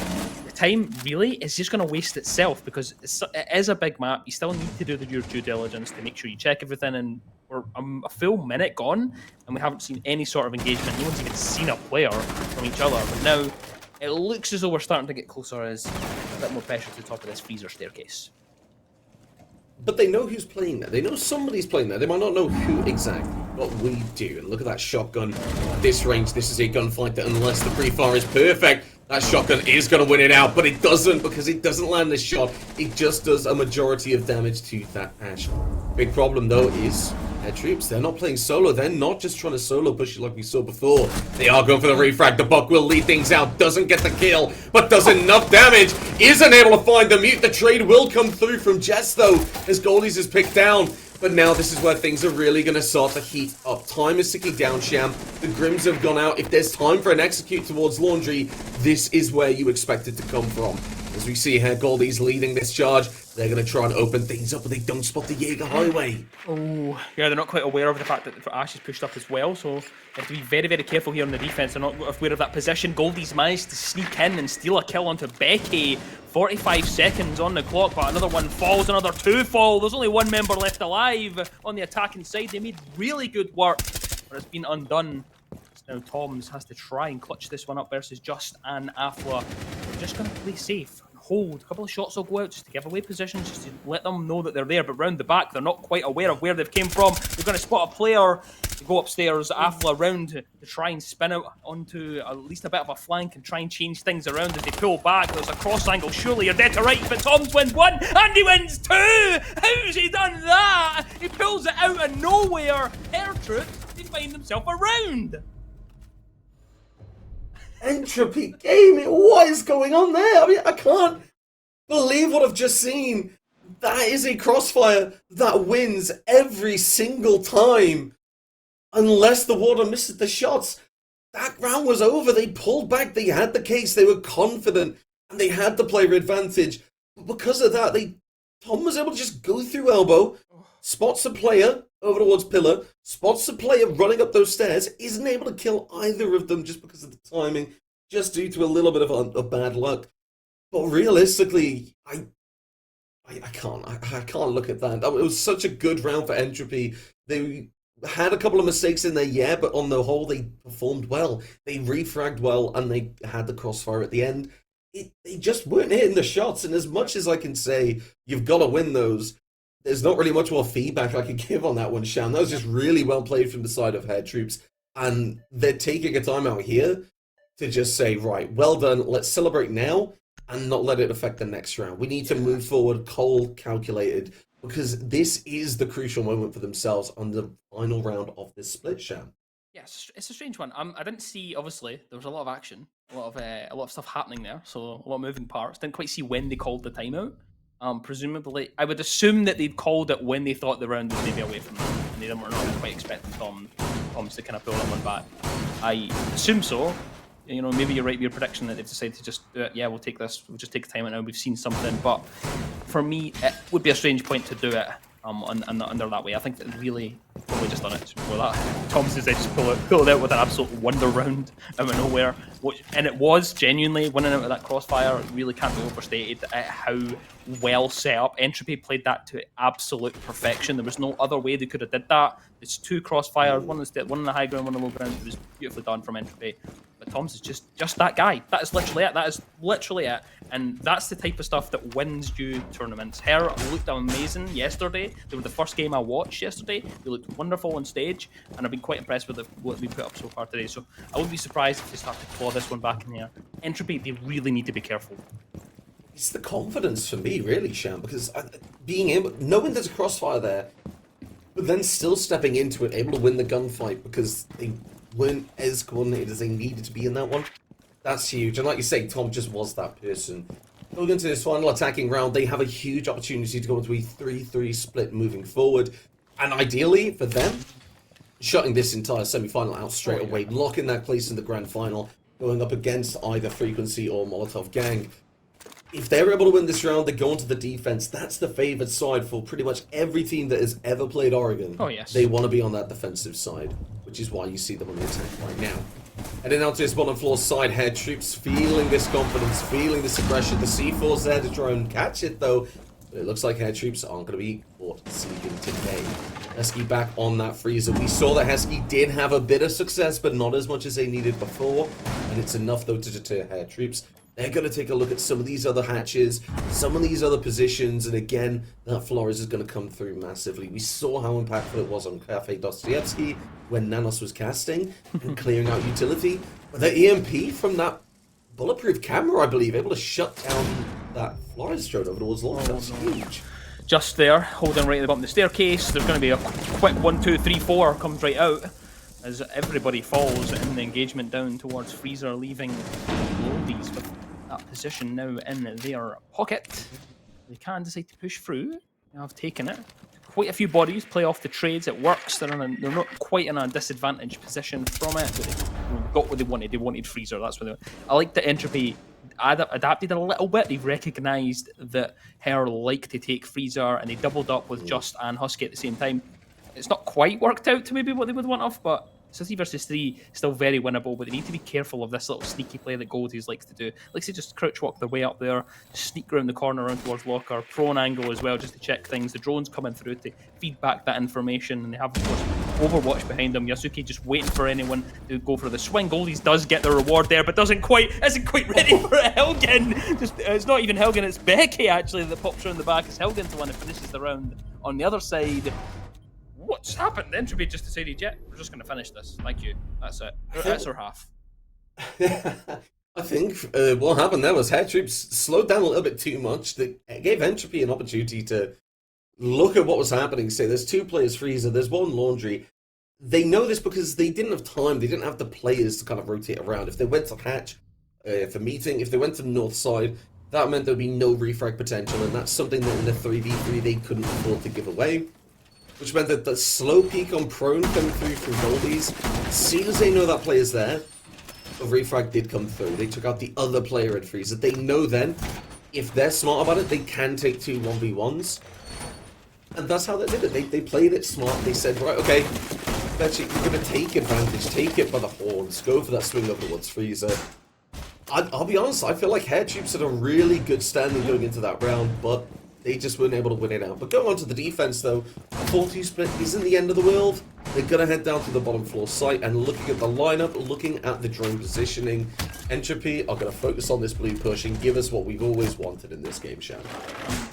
All I'm going to say right now, as I'm going to throw it out, is please can I get some justice for my main man, Smoke? Where is Smoke? Please. Can someone please Smoke? Fenrir and Malusi. I'm a Smoke enjoyer, right? I am a shill for Smoke, right? Especially on bottom floor basement on Oregon. I love some Smoke action. We're not getting any of that. They've opted to go for the Fenrir and the Banshee combination. I like that we're getting a couple of different combinations on each team. We had the Warden paired with the Frost the last time. On Entropy's side, this time, Her obviously going for the slightly different trap operators. They've also brought the Warden as well. So we'll see how their one actually kind of plays out. Early round, though, not really much happening. It's similar to what we've seen the last time. It looks as though pretty much a 5-man bunker from defense here. I say bunker, well, that's a mute swinging up the staircase at the back end to try and be a bit aggressive. So Afla has to be careful if they want to try and take this engagement. But they've got an ACOG, they've got an R4C. They're going to be backing themselves every day of the week pushing down that staircase. Yeah, and that's exactly why you can see the Hair Troops and back off. They're playing it a lot more safe. The EMPs do come through. But I believe it's the Brava that steals a lot of that information, which means they can't get aggressive. They have that shotgun in pocket of the mute of Goldies, but that's not going to happen.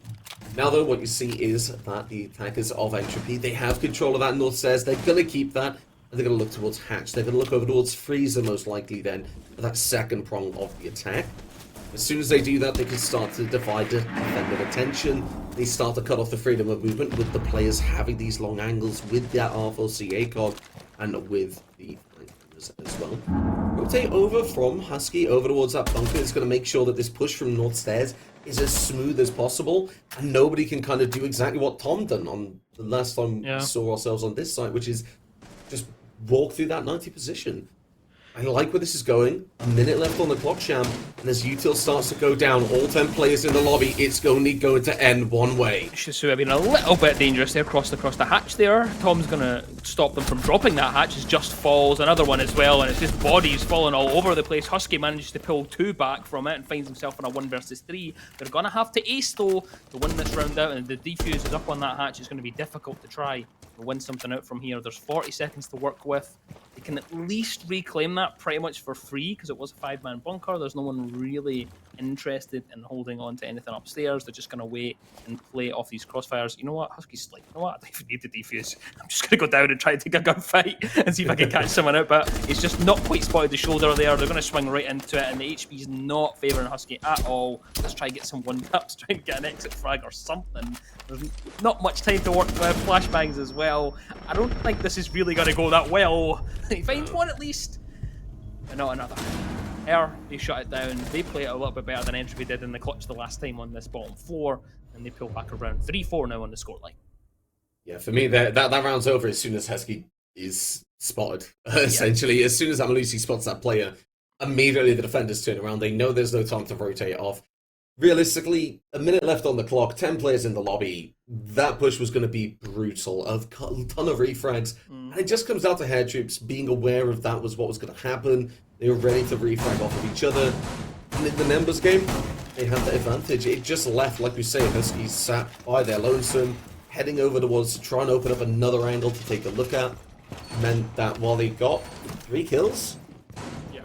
it just wasn't enough. It was too little too late, and as a result, Hair Troops are 1 round away from drawing things even. A must-win round for themselves, because if they do win this round, that gets that even scoreline, and then they've got to go for the tertiary side. But on the flip side, Entropy, they can't afford to lose this one. If they break even, that's the momentum of the first half just entirely gone almost. Which means that Hair Troops have a really, really good standing. There's 3 rounds between match point at the moment and a possible OT.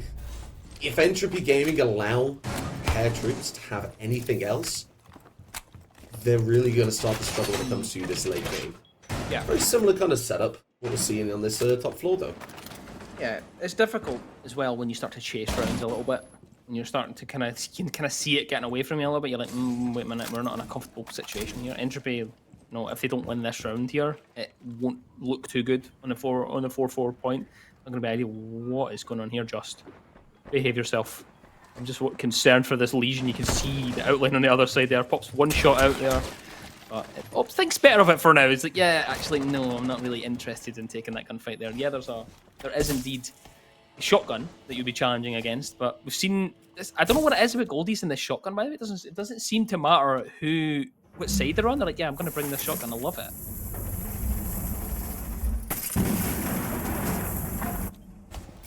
Can't say I'm the same. Do not like this. Myself and I believe it was Pastor or Pupil, one of them, had this conversation before. Alpha, though, is going to be able to find that opening pick and takes down that Valkyrie. That C4 for later, taken off the board, and in doing so, just buying themselves a little bit more time when it comes to this late round execute.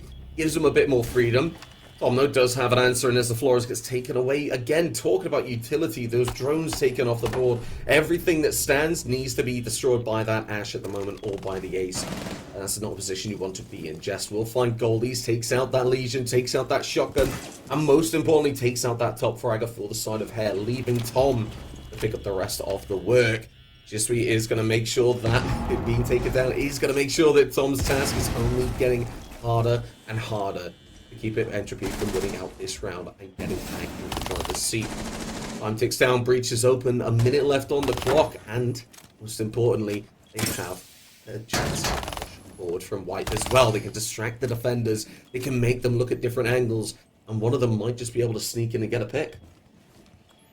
Fortunately, stepped in a goo mine, so he'll be slowed for now. A little bit more aggression here. Tom's knows they have to try and make something of it, try and find an in-roll back into the round, and that will come in the form of a kill onto Just, who's shut down at the top of the white staircase.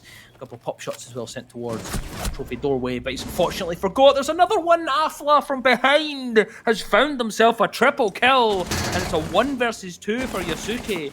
In a comfortable position at the very least behind that shield, can move through the rotate and get them into a slightly different area of the map if they like, but the diffuser will be down on the floor now. 20 seconds to try and work one out, but they can't do anything. They swing into traffic and they're just killed off. Bullets fly everywhere. It looks as though Entropy they found a little bit of footing on this attack. Yeah, comfortable position for about 30 seconds until that plant starts going down. As soon as that happened, Yasuki realized they needed to get on that rotate, needed to have a look at something happening, but let's talk about the position they found themselves in. They knew that player was White Stairs. They knew there was a player looking at the plant, and most likely one on Trophy as well. As soon as they swing out, you can realize that they kind of were in 2 minds of where they wanted to fight. Did they want to take the person on the diffuser or Trophy? I don't know. I don't know what they were really thinking. Either way, it wouldn't matter. If they did win that gunfight, either one of those 2 players would kill them, and assuming we saw something like Tom did on that last couple of rounds in the on their attacking side, there still would have been that Ash of Afla to shut down. I feel like Afla is one of those, as well as Jess, that needs to be shut down on the side of Entropy if you want to get in control of a round. But let's take a look at the stats now. Let's just see exactly what we've got. I mean, Betchy is the only player that is performing low in terms of frags. And that's not because they're losing gunfights. The rest of the team just aren't giving them the option to get kills, are they? Because they're on the hard support role. Yeah. It's tricky. It's tricky when you're in that situation, and your job is to kind of be the one to kind of fill that role. It needs to be done. It's one of those things. It just needs to be done. There is a bit of a spread. Hair are finding that Goldies is stepping up a lot of time. Then again, Goldies kills have all been coming because we've just been killing like 2 people with the shotgun, and oh my word! Right. So as I was saying, they're coming with the shotgun, he's just made me completely and utterly swallow my words. I'm sorry, Goldies. I was not familiar with your game, alright?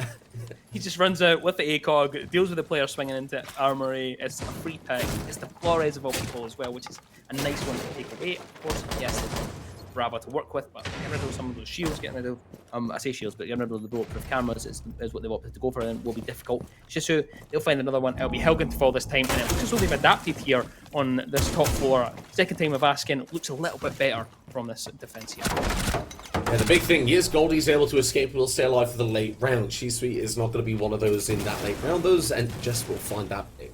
Getting the information, seeing what utility is going to be the big problem for them is massive. But as the util goes through, the Mine Magnets will catch that frag grenade. They're just aware that they're going into a situation that is heavily, heavily stacked against them. Player disadvantage, time to get down to halfway in the round.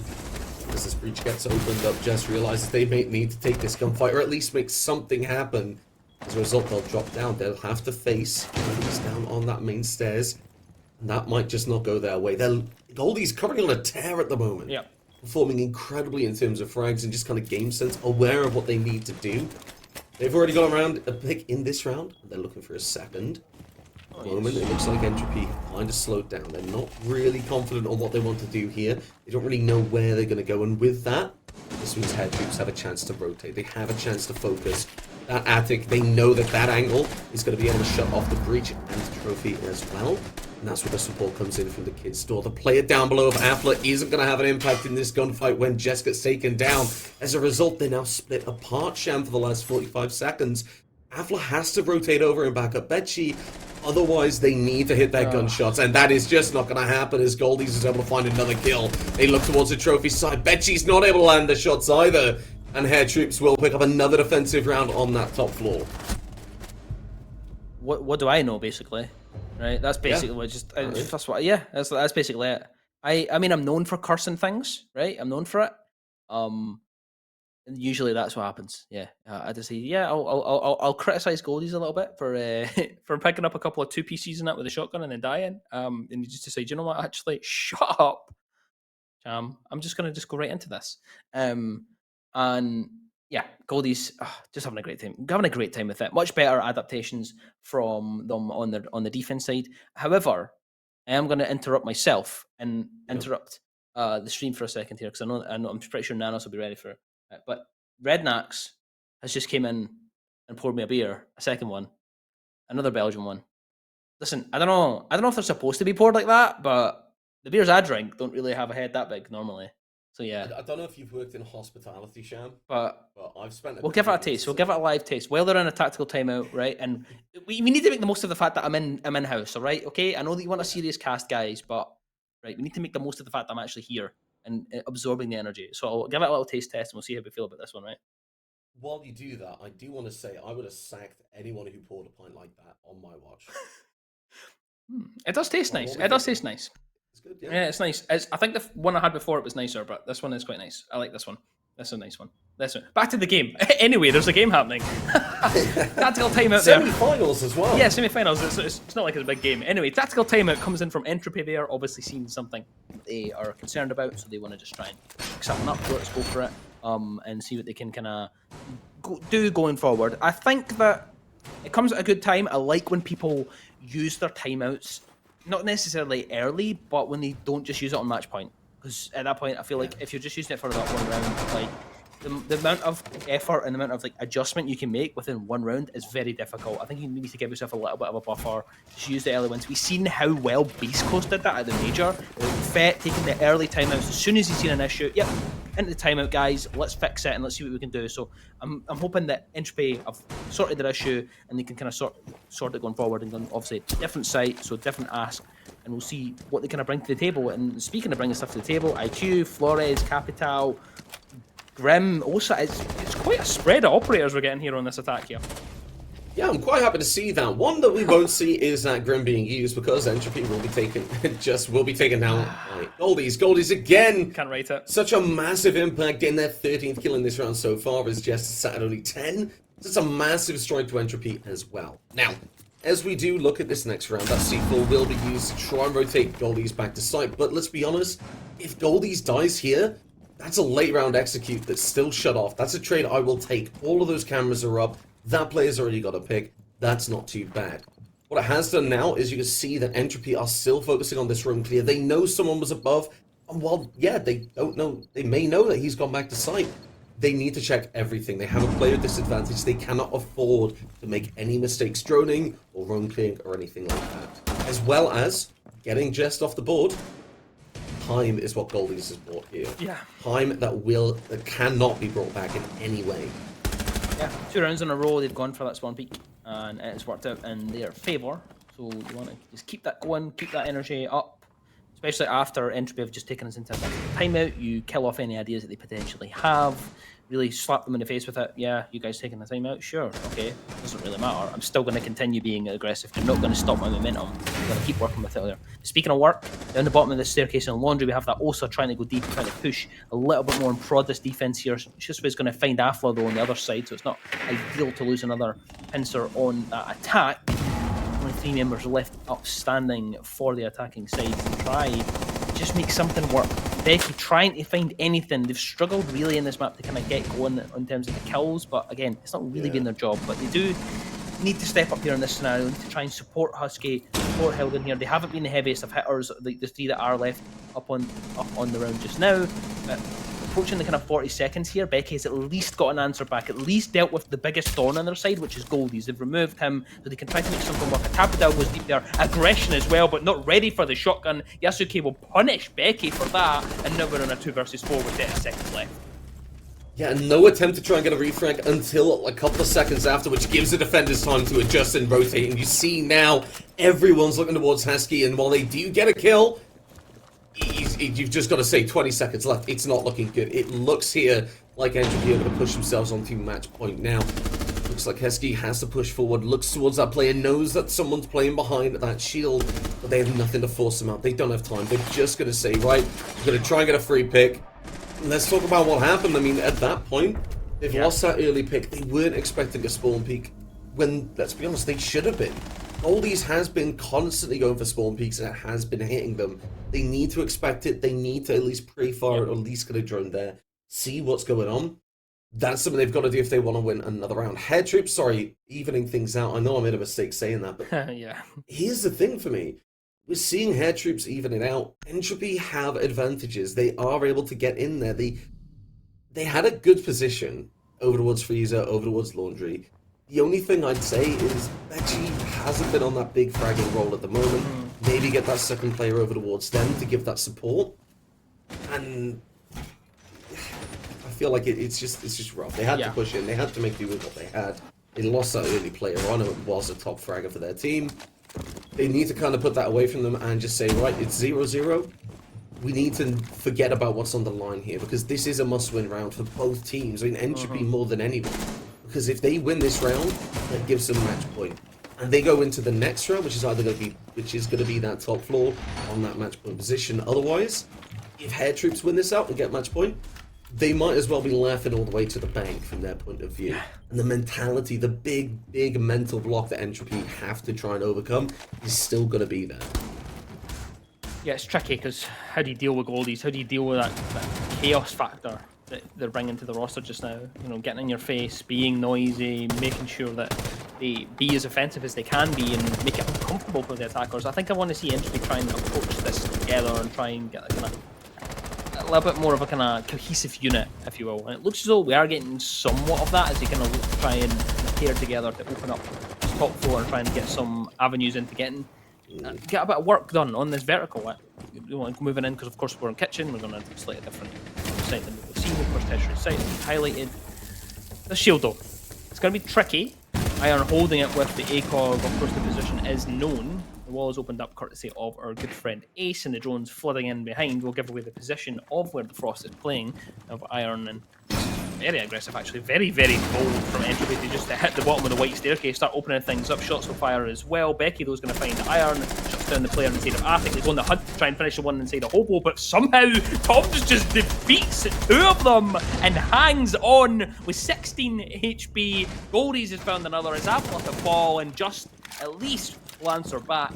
2 members left on the board here for Entropy. They finally deal with problems there, but to such a detriment. Just though will have something to say inside of this round. He has been shining beacon of hope for Entropy throughout this entire tournament, and the same goes for this game. 12-9, collect another one, balance it out at 2 versus 2, and we have 1 minute and 20 seconds to play with here, Greedy. Yes, but in the grand final, you can't be relying on one player. Hilgen is going to have to step up as well and kind of reach that dizzying heights we've seen before. Now, with 1 minute left on the clock, with this time ticking down, Yasuki is stuck all the way on that swamp area. There's no way to get back to site, but that works both ways because able to find Jess takes down that big player you said had to step up. As Hilgen has entry onto the site, is sat on that stage, looks towards Swamp, able to win the first gunfight, but the position's given away. Goldie's over towards Kitchen is going to try and actually hit them in the back. Time ticking down, an aggressive swing here could ruin everything and give the game to Entropy. That's not going to be the case. They're going to wait for the plant to go down. They don't know where each other are. It's the plant on split. Goldie's isn't aware. There's no information giving it away. No. And suddenly now, the attacker has become the defender. The long angles go in favor of Hilgen. The swing from Swamp will give away the position. They don't know. The C4's in pocket. It goes out. It doesn't find its mark, so they're going to go for the gunfight. Hilgen's able to take it. And from the jaws of defeat, Entropy stay in this much needed round. But now they need to go back to that top floor and do it all again. Cold as ice from Helgen there. Just kills him off, stands there and just, yep, I own you. That's it. I don't care. Goldies, I know that you've been hitting these heights. I know that you've been playing well. But no, not interested. Not interested in it. Unbelievable stuff there from Entropy. They managed to fix that one up. They take us to 6-5. It looked a little bit scary there. It looked as though, yeah, maybe that one's going to run away. A couple of good plays, though. A couple of great situations. The situational awareness from some of these players, just to kind of push up and get aggressive, hold a kind of cheeky little angle, a little rat spot, you know. They're not going to check this corner, not this late. They're not going to expect me to kind of move my way into that scenario. Yasuke was my kind of highlight, moving up that green corridor all the way to the corner. They catch out just as well, bring it, you know, kind of bringing them at least a lifeline within the round. It doesn't quite work out for them, of course, and they win it out.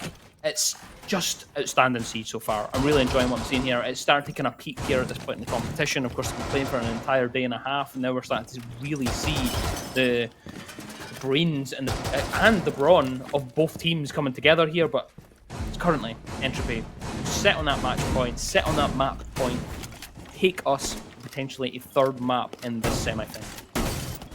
No pressure for Head Troops. If they lose this round, okay, that's not a situation they want to be in. But they're even Stevens now. Entropy, this is a round they need to win. They cannot go to overtime, because if they go to overtime, then they have to try and win that out, and it gives Head Troops that opportunity to get that momentum back in their favor. They have to go and pray that we do find ourselves on the final possible map of Bank. Now, very early, very aggressive entrance by Atlas. So that worked out for them, like you said, that I really like to see. Is that aggression is just taking that chance of getting in early, but doing the droning, getting the information, knowing there's a player on cam and attic, knowing what they're going to be seeing, what they're going to be focusing on. And as that wall will open up, the player of XU will be deciding whether we want to go trophy, attic, or breach. Risk it, but that C4 goes out, doesn't find its mark. No C4s left in pocket of their troops. It's going to be massive for the late round. Yeah, flushed out that closet position as well, so it's given them something to work with here on the attack for Entropy. And this is a bit of a patience game here from Husky. Just going to hold that angle. I say that, of course, again, the curse strikes again. See that, he just needs to hop off the angle, decides to back. There is another teaser from this window. It's never really one to work, really. When a player gets up under that window, they're just trying to catch someone out by a kill, see if they can steal someone that's maybe crossing attic or crossing towards that games area or something like that, but no one's really going to go into that just yet. Husky's still waiting for anyone inside the trophy, the IQ outside just calling out all of these gadgets, all of the goodies that they have to try and clear out that the defense have set up. They have to try and work their way through. Double up inside of Master as well. Becky and Helgen trying to work something through this closet breach, but it is a hop through breach. This is the issue with Ace. You're going to have to hop through that. You're going to be exposed and you have to check a couple of angles. They're not quite sure if they've flushed out their position close to the trophy door. Of course, we know that. We can see that. Becky finds himself downed. The prone angle doesn't work out in their favor. Unfortunately, they will be removed courtesy of an impact. Hoping from deep from Iron, and that means that they have the advantage here on the defense. The problem is with that breach is that it is now slowing things down for the side of Entropy. They are looking towards this breach. and they need to take the gunfights. It's angles that have been held by Hair Troops, as Tom's able to pick up another one and gives Heskey a little bit of a run for his money. Now, again, Hilgen and Jess stuck in a 2 versus position. Now they have to get all 5 players of the other team. They need to start making an entry. Goldies, the last to fall last round, will be the first to fall this one for Hair Troops. Hilgen spots a player, is able to down Iron, but it looked a little bit scary then. And as the push comes through from Jess, they find the player White. They look towards Kids, not knowing the player's in attic, but they're able to push through. Hilgen gets taken down. The refrag is attempted. 6 seconds left on the clock, and Jess has to make this happen. Is it going to be able to make it happen, though, as Yasuki pushes up the White stairs, shuts it down, and gives us overtime. They do not want to go to bank, and they will do anything to stop us from going there. Every single round of regulation played, all 12 of them. We are going all the way, at the very least, on Oregon. I'm excited for it. I'm glad I get it. I was hoping that it was going to be a longer game. I was hoping I was going to be here for quite some time, drinking beers, casting, enjoying some Siege. I'll absolutely love it, and I'm loving what I'm seeing from both of these teams. They were comfortable in that round. They looked as though they'd set things up. Crossfire looking good. They shut things down. They shut down the closet side. They shut down the player inside the trophy. It was like, yeah, this is looking pretty comfortable here. Entropy, though, they had a few words to say. For it to that 2v2, really give them a good scare. And we've had a few rounds like that. A couple of them has made it really quite concerning, and I'm not really quite sure why we're shooting the blue tarps there. Does anyone actually know that? Am I about to learn something new here in blue? I've never actually seen a player do that before. Ah, there you go, Nanos, informing me. I know that they make a sound, but I've never really thought about it, actually. There you go, Nanos telling me that that does indeed, of course, makes the sound when you walk over the tarps. People can recognise you walking up there. I like that. I like a lot of it. That's a little tidbit for everybody. There's something new there. You know, Siege, I've been playing it for 9 years, but sometimes you just forget that you can do stuff like that. Yeah, stuff that you never even really think of half the time. Yeah. Why would that be the first thought? But that's what really is on show with these teams. They know what they're talking about. They know their game. They know exactly why they're here in the semi-finals, and it's stuff like that that shows exactly why they're playing. And we're casting Sham. Something I didn't know, something that they're thinking about, and say, oh well, you know. Yeah, it's one of those ones basically where a prox alarm. You know roughly where they're going to be. It's one of those ones where you know it's a thing, but you just kind of you don't really think about it. This is what separates us. Like, yeah, it's just like you said. This is the reason we cast and not play. You know, I'm not thinking about that. I've played that position for years, and not once have I ever thought of, yeah, we'll shoot these tarps so no one can hear me. And speaking of hearing, no one can hear anything because nothing's happening. We've had a minute gone, and the attacker really just droning things. Entropy just trying to find where they're playing out, but much like we've seen throughout the rest of this game, it's just tentative from the defense. They want to just play in these positions, hit the full turtle, hold on to these kind of stronger areas, power positions if you want to coin them that, behind these shields, inside the laundry, inside the freezer, play on these staircases, and just really invite the attack to kind of do something. And it wastes its own time because you still need to drone, you still need to check and make sure you're not going to be caught out, because Goldies has caught Entropy out a couple of times. So they do need to be careful of that. However, there's no one really interested in something overly aggressive inside the freezer. It is just Shisui just holding there with the Jaeger, no shotgun really, and almost loses their life hurts if someone getting a bit more aggressive inside of laundry, but a bit of a back and forth, a little bit of a tussle between a couple of players. They're playing a 4 versus 4. The also shield gets deposited inside of laundry, set up a little bit of an overwatch as Afla will find Iron at the same time, and then now 3 versus 4 in favour of the attacking side, and it still continues like dominoes. They fall, and the ping as well, right exactly on the feet of Toms, who's going to be removed. Afla gets aggressive, and so does Toms. To push in towards Freezer, but there's nothing left to do. Becky finish off the round. Entropy just went quick, clean, collected, and finished off that round like it wasn't even there. Yeah, a minute wasted or a minute used. I think it definitely comes under used on that one, because the droning was there. It was information gathering the whole time, like you say, making sure the Goldies wasn't trying to roam the clear, wasn't trying to catch them off guard, finding out where the util is, finding out how these players are set up. I just want to point out that nothing sums that up like that last kill that we saw, with the drone hole, constant information coming through, and we see the app that actually is sat there on highway, is being pinged by a drone constantly. They're still taking the gunfight. This is something that they're expecting. They are expecting Hilgen to be holding, but they weren't. They weren't able to cover it, and it's the angles. It's just that was really well played. They were just checking. I've got to give him credit. The util was checked. They had the players in the key positions. Rather than focusing on just one person, like Jess or Affle, to open things up, they really used the time that they had. Checked the cameras, checked the positions, had people watching these cameras in key times, which is something that Hair Troops didn't have the luxury of doing when they lost those players. They suddenly had to focus 2 players on about 5 different possible angles of attack. That's the big thing. Now going back into this bottom floor site, Hair Troops, I'm excited to see how they attack this. I know they struggled once or twice before, and they only won it once due to a really, really huge round come out from one of their attackers. So, what kind of adaptations are they going to bring out? How are they going to approach it differently? First of all, they're going to go with this roam clear as well. Yep, we'll play, we like to see it. It's the usual. Oregon, in most maps, you're going to have some form of roam clear happening. Oregon, I've said that time and time again, it is on the larger side of maps. You don't think it is as big as it actually is. There's quite a bit to clear because it's a bit more of a horizontal element you want to try and take. Well, you've done pretty well so far. No one really playing into it.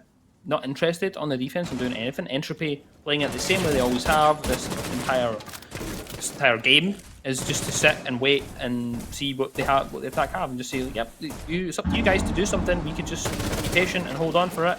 They do have that pairing again of Just and Husky just trying to do something with it. Just have sneaking down the launch staircase. No one really there. It could be punished in that scenario. Husky's pulled all the way back towards Deep Freezer and behind that locker as well. And we have that ACOG Overwatch holding on the laundry, and the Grimbees go through flashbangs as well to make this as uncomfortable as possible to play inside of Freezer. But we have a Warden on the board. He can see through it. Just knows what's up. Could there be any flashbangs that could come after that? Flores drones as well, just to deposit them down the hatch and try and displace any more players that could be sitting on the side of laundry. We'll see how that begins to play. It's still 5-5, and we're halfway through the round here. It's been pretty chillaxed, is the way to describe it, probably. Yeah, now Warden Gadget has kind of come off that cooldown now, so it is available to be used, but I really like the more passive style of their play that Entropy are using towards Freezer. They didn't take that gunfight, they backed up, they played it safe, and because of that now, that shotgun of Husky is going to sit all the way in Freezer on a much tighter angle, and doing so makes it a lot more difficult for the attackers to push. Last time we were here, we saw the sides, I believe it was swapped out, but it was the same focus. This was the same position. Goldies opening up, able to find 2 kills to start things off. A refrag does come through, but Shisu is there as well. Hiljan finds another one, and now Affle and Hiljan left on their own. Pillars and Laundry as the drop came through from E-Box and from Freezer. Push comes through, and as Affle does find the kill onto Shisui, Tom is on their lonesome. The crossfire is held, but Sham, we've been here before. They've been able to win it out. This time, the Affle doesn't even know where Tom is. Take that player. It's the player with the most HP. They're pushing over towards E-Box. They know, Tom knows where this player is, but it's going to be Hiljan to close it down. Entropy, a much-needed round, a much-needed kill. It nearly went wrong, but when they needed it most, they were able to kind of lock it down and just play off each other. So now they are going to pick up that round, they are going to pick up the map, and we are going to head to Bank, Sham. Exactly what you wanted. Oh, yes. Drinking, casting, and most importantly, a best of 3 map 3. Yeah, that's exactly what I wanted. I'm just hopping in for the one game. I'm gonna go back through to the stage for the finals. So I was like, yeah, I want us to go all the way. I want to go all the way, all 3 mats. Give me the full thing. Let's get some OT as well going. Let's go the full way. Let's get the full distance. I am kind of wanting to see Entropy get through, just because I want to see that Molotov gang versus Entropy final, just because of course the history. The fact that there was a lot of drama in the venue. By the way, last night they were still playing once the stream finished. They were still playing on after it, and they didn't know who had topped the group yet. The actual stream games had already kind of set themselves in, so they didn't really kind of mean anything. Who they could have went either way, it didn't really matter for the seeding. But the Entropy Molotov run hadn't been decided, so they were kind of playing on through the night really, and we were all kind of having a good time and kind of being like, oh my god, like what's going to happen, stuff like that. And then obviously it was MVG that topped the group, and everyone would have expected Entropy to do that. So I'm hoping to see that in the final, but we still have at least a map before we get there. It will be Bank. It's been a pleasure so far, McCready. I'm hoping for more, though. Yeah, exactly. So we're going to take through a short break to make sure we can get to that Bank as soon as possible. So Sham, get a drink, get another refill for courtesy of Bose Max, who's been topping you up quite nicely. We'll be back very, very soon, okay?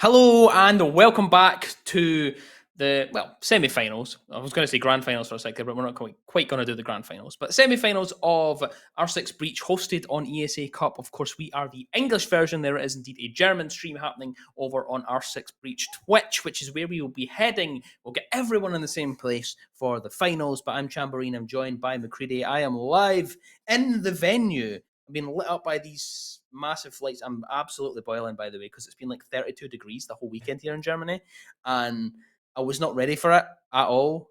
I've not packed for it. I was like, it should be quite mild, and I was like, I don't know, and no, it's not mild. It's been absolutely boiling.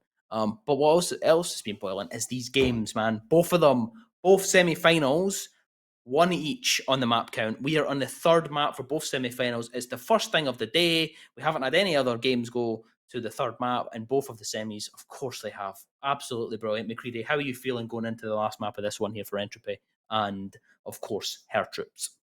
I am really excited for this one because we're heading on to the map of Bank for this one, which we've just seen. I believe it's Hair Troops started out by taking Kaf Dostoyevsky.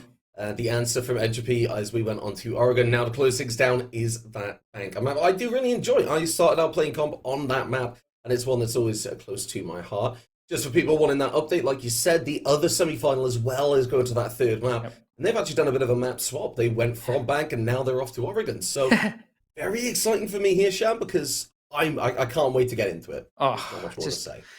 Third map, man. It's just you can't write the stuff. It's just it's Siege on a third map. I'm hoping for some overtime action. I'm hoping this goes all the way. I'm hoping for a good tussle. We'll be heading into the game in just a few seconds. Bank is surely going to be a banger. Of course, it is Entropy versus Hair. We're heading into Bank now, and we're starting off with some very cheeky little bans. Is there any expectations on who you think are going to get banned out here, McCready? So with these teams, especially in previous ESA seasons, Monty, Ying, these two operators have seen a lot of ban. In fact, Ying, I believe, is the most banned operator in this competition so far. And there we go, that's exactly why. And there's a reason for that as well, Sham. You think about the aggression, you think about the denial that can have. Use all those Candelas at once in one execute. That's so much pressure that the defenders have. Monty is going to follow as well. I think I kind of hit the nail on the head. What about the defense? Let's see what we have in store for us then. What do we think for defense? I was a little bit slow to the punch there, I'm not gonna lie. And you know what, guys? I'm gonna be honest. It was because Mosmax was asking if I wanted another beer, right? Okay. And the answer is yes. The answer is of course yes. And I was about to say that I think Valk might get banned here, and it does get banned. It does get banned. Oh, okay. So I was like, that's what it is. Clash as well. Now that is an interesting ban. Is there? I haven't been. I came up through console. I've been a little while since I've done some console casting. Actually, is there a reason that we're doing the Clash ban, or are we just like, I don't want to play against Clash? Yeah, and I think the main reason for this is because you were too busy drinking in the first map and enjoying yourself, which I can't fault. I mean, I'm all for it, really. What we saw Afla on Kaf Dostoyevsky not only being the top fragger at that point on their defensive side, but then taking a Clash and absolutely stopping Hair Troops in their tracks. The use of that Clash slowed them down. Stopped Entropy, sorry. I'm getting a little bit confused here. Yeah. Stopped Hair Troops in their tracks. They sat in piano with a Clash, fed information, slowed down the attackers, and most importantly, did not let them get comfortable at all. Clash is an operator, again, like Monty and Ying, that I've seen a lot of console teams ban out. And it's just that constant information. And it's the fact that they can be difficult to deal with unless you are expecting to deal with that shield. Delightful explanation there. At least I'm now clued up on the Clash history. And yes, you were pretty much bang on with the reason I'm not supposed to cafe. May or may not have been at the bar, right, guys? Okay, I'll just get that out in the open to start with, and we'll focus on this. Amaru starts things off with a bit of aggression. It's Becky to enter in the top floor here, and there is a couple of shots that are coming their way. I think it's actually their teammate, so I think we're okay. I think there's a couple of chaser bullets just as they opened up that doorway at the top of square. I like the use of the Amaru. We've got it paired together with the Jackal as well. Go on the hunt for some of these roamers. We don't really have much out there, though, to go on the hunt for. Her really not being too aggressive. They're not being too crazy with it. Of course, it's bottom floor. We're seeing a classic, an absolute classic for me, which is that blue stairs hold with the smoke. My boy, my G. I absolutely love Finally. it. That's where I play. That's what it's all about for me, because I can't play anything else. I can't shoot straight, so I just slap my shotgun and I'll just sit in a corner. And I like this as well. They've got the two barrel together. Oh my god, it's delicious. I'm hoping for some great plays here in blue. But, you know, I mean, they're playing against Entropy. I feel like this could go either way. Let's go. Let's see what's happening. I mean, I'm a big fan of the Tuber route because using that gadget then slows down a hatch breach. So if Tom has to back up, there is that cover. They're not going to be shot out on the retreat, on the escape. That's a really nice bit of cohesion and synergy that I want to see for the defense, and I hope is reflected across the map as well. Now, though, like you say, Entropy, they've started off strong. They've got in early control on that top floor. They have cut off setup. And that Twitch you may not have seen is just getting utility taken off the board, getting rid of some of these default cams. And now what we'll see is Tom starting to feel a little bit of pressure. That drone it does get taken out towards square. And looking at this, as time starts to tick down a little bit, we hit that 1 minute point in the clock. Hopefully what we saw in Oregon, they slowed things down, they realized how they wanted to execute, and they did so beautifully. Will that happen again? We'll certainly have a look here. Quiet, though. It's just kind of like the early rounds of Oregon. People taking their time here. Bank, massive map though to try and drone out there. The first kill will go in favour of the attacking side. And just to say that, things are balanced out immediately. They were just to say the site. Sure, okay, Tom's just dropped the hatch here. They pushed down the staircase. There's a lot of aggression to happen here. ACOG's in hand. Justice hops into sight, bypassing the player inside of gold as well. As Yasuke falls, Justice found himself a double kill inside of this round. Afla holding, make sure no one can cross inside the red. They have the diffuser inside the site at any point. It could be slotted down and planted. Shisu will find one. That's a great reaction as well from Afla, but they have to get back into sight. The diffuser is indeed planted, and it's a 1v1 McCready. Yes, time ticking down. 30 seconds now. 7 seconds has to be on that clock or more by the time that Shisui sees themselves on that diffuser. But the problem is Afla, the R4C, knows this as well. Time ticks down. Shisui has to go in for this defuse now. The question is Afla there? Yes, they are going to be peeking that double window and shutting things down. I wanted to talk about it before when they were actually still getting the plant down. Afla sat in that garage with that R4C. Huge performance, huge positioning, and just aware that that position was going to be that be-all, end-all. It made them aware of the pushes. It made them aware that if anyone was going to cross, if Afla didn't get the kill, they knew that somebody was there, which is where Jess was able to swing and start getting that plant down. Very, very well played from them. Gonna head back down there again. In terms of changes for the side of Hair Troops, what are you looking for, really, Shane? The thing for me, right, is that for Hair Troops actually wasn't really their fault. That's the thing. They can change things around, and I think they probably will, which they have. Of course, they brought along the Vigil, so they are going for something slightly different. The setup was actually fine. It was actually Entropy's credit. They found that gap. They seen, yep, there's a player inside of blue, there's a player inside the server. This is going to be a very hard default take if they want to try and take it. We hadn't brought the Monty, we hadn't brought things like that, of course, because the Monty's banned away. We hadn't brought the shield operators to try and push in there and take that space, so they decided, let's try and find it elsewhere. That space was on main stairs, and that's where they decided to just push down and just flood the site, just play off the trades, and it worked absolutely delightful for them. So well done from Entropy on that side. This time, a little bit of adjustment. Highlighted it, just mentioned it. Vigil, Goldies. Chaos is probably what we're going to see. He's just hiding on the top floor, and they're just going to wait and see if they miss-drone them, see if they don't check and do their due diligence, which, you know, we've seen them do it. They did do it. Entropy, they spent 2 minutes actually droning it out and checking things and making sure that they had those positions. This time, though, will they do the same thing, and will they be able to find Goldies? What I'm looking for here isn't necessarily around Goldies, it's around Yasuki taking that Tachanka as well. The reason is, like you say, it took about 2 minutes when Entropy were droning, doing due diligence, clearing all these positions and making sure they knew exactly where they wanted to go and when. Bringing out that Tachanka, though, means that in that last minute, like you said about the smoke being so important on Oregon, with the time delay, the shotgun, Tachanka does a very similar role. Has that SMG, can take these close range gunfights, but can most importantly slow things down. Look towards that main stairs. If there's a lot of fire there, you can't push down there. That's what I'm looking for in this round at the moment. And while Entropy are still doing their droning, still doing their checks, and starting to look towards Garage, they're certainly aware that they troops are going to be prepared. So you can see that player down below, ready and waiting for after. The question is, who's going to win this gunfight out? We'll find out in just a second. I'm just giggling there just because I've seen Goldie's just sneaking past the drone on the top floor, so they've still not quite dealt with them. They know exactly where the militia is downstairs. They've dealt with the shield as well, or they're trying to deal with the shield anyway. I think it will probably be dealt with. There you go, the drone as well. Goldie's, there he is. There they are. Chaos Factor, I mentioned it. It's just to fall. The heaviest hitter across the board for the entire event for Entropy, but Afla has an answer back and deals with Iron. Goldies has found himself a double kill as well. Absolutely gorgeous stuff. Changed it around. They've adapted. Of course, I want to highlight the Cade as well. They've decided to change things around. Come back to probably when this round ends. But it's 3 versus 4. It's in favour of the defense on her, and that is all thanks to that man Goldies, who collects himself a triple kill inside the round. And look at this, the boisterousness to go on the hunt for the 4th. They know there's a player, and they're going to try and go on the hunt. But it's actually Becky who's going to come from behind and deal with Goldies. A 1 versus 3 for them to try and pull this one back. 30 seconds to work with. Gets in before the flames can go off. This could be a detriment to the defense, but it isn't. Bombs hold strong. Finishes off for the defenders, and here they pull around back. Thanks. Goldie's on the top floor's Chaos Factor.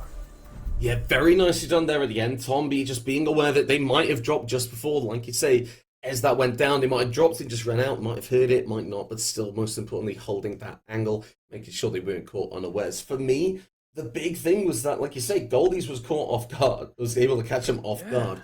Because of this, everything switched up. Jess was taken down. Jess in that first round was that huge entry presence, was the one that was able to open things up by jumping in that double window and working with Afla.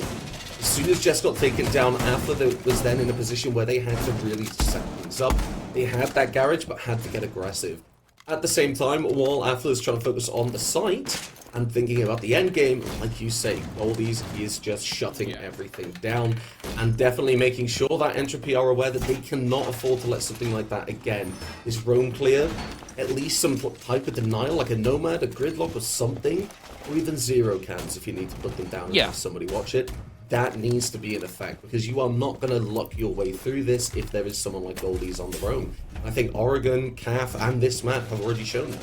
There is one more thing I want to mention just in that last round, just because I brought it up, and that is the Cade choice as well. They changed the positioning of it, and they were playing off of the hatch coming into from office, and that was where the main stairs pressure came from. Entropy had flooded down main stairs and the hatch at the same time, and that's what cost them that first round. So the adaptation of bringing the Vigil for a bit of kind of chaos on the roam, and bringing the Cade, going for the Cade trick on that hatch and denying it the entire round, changed Entropy's entire push, and it was the way that they manipulated that was absolutely beautiful from her.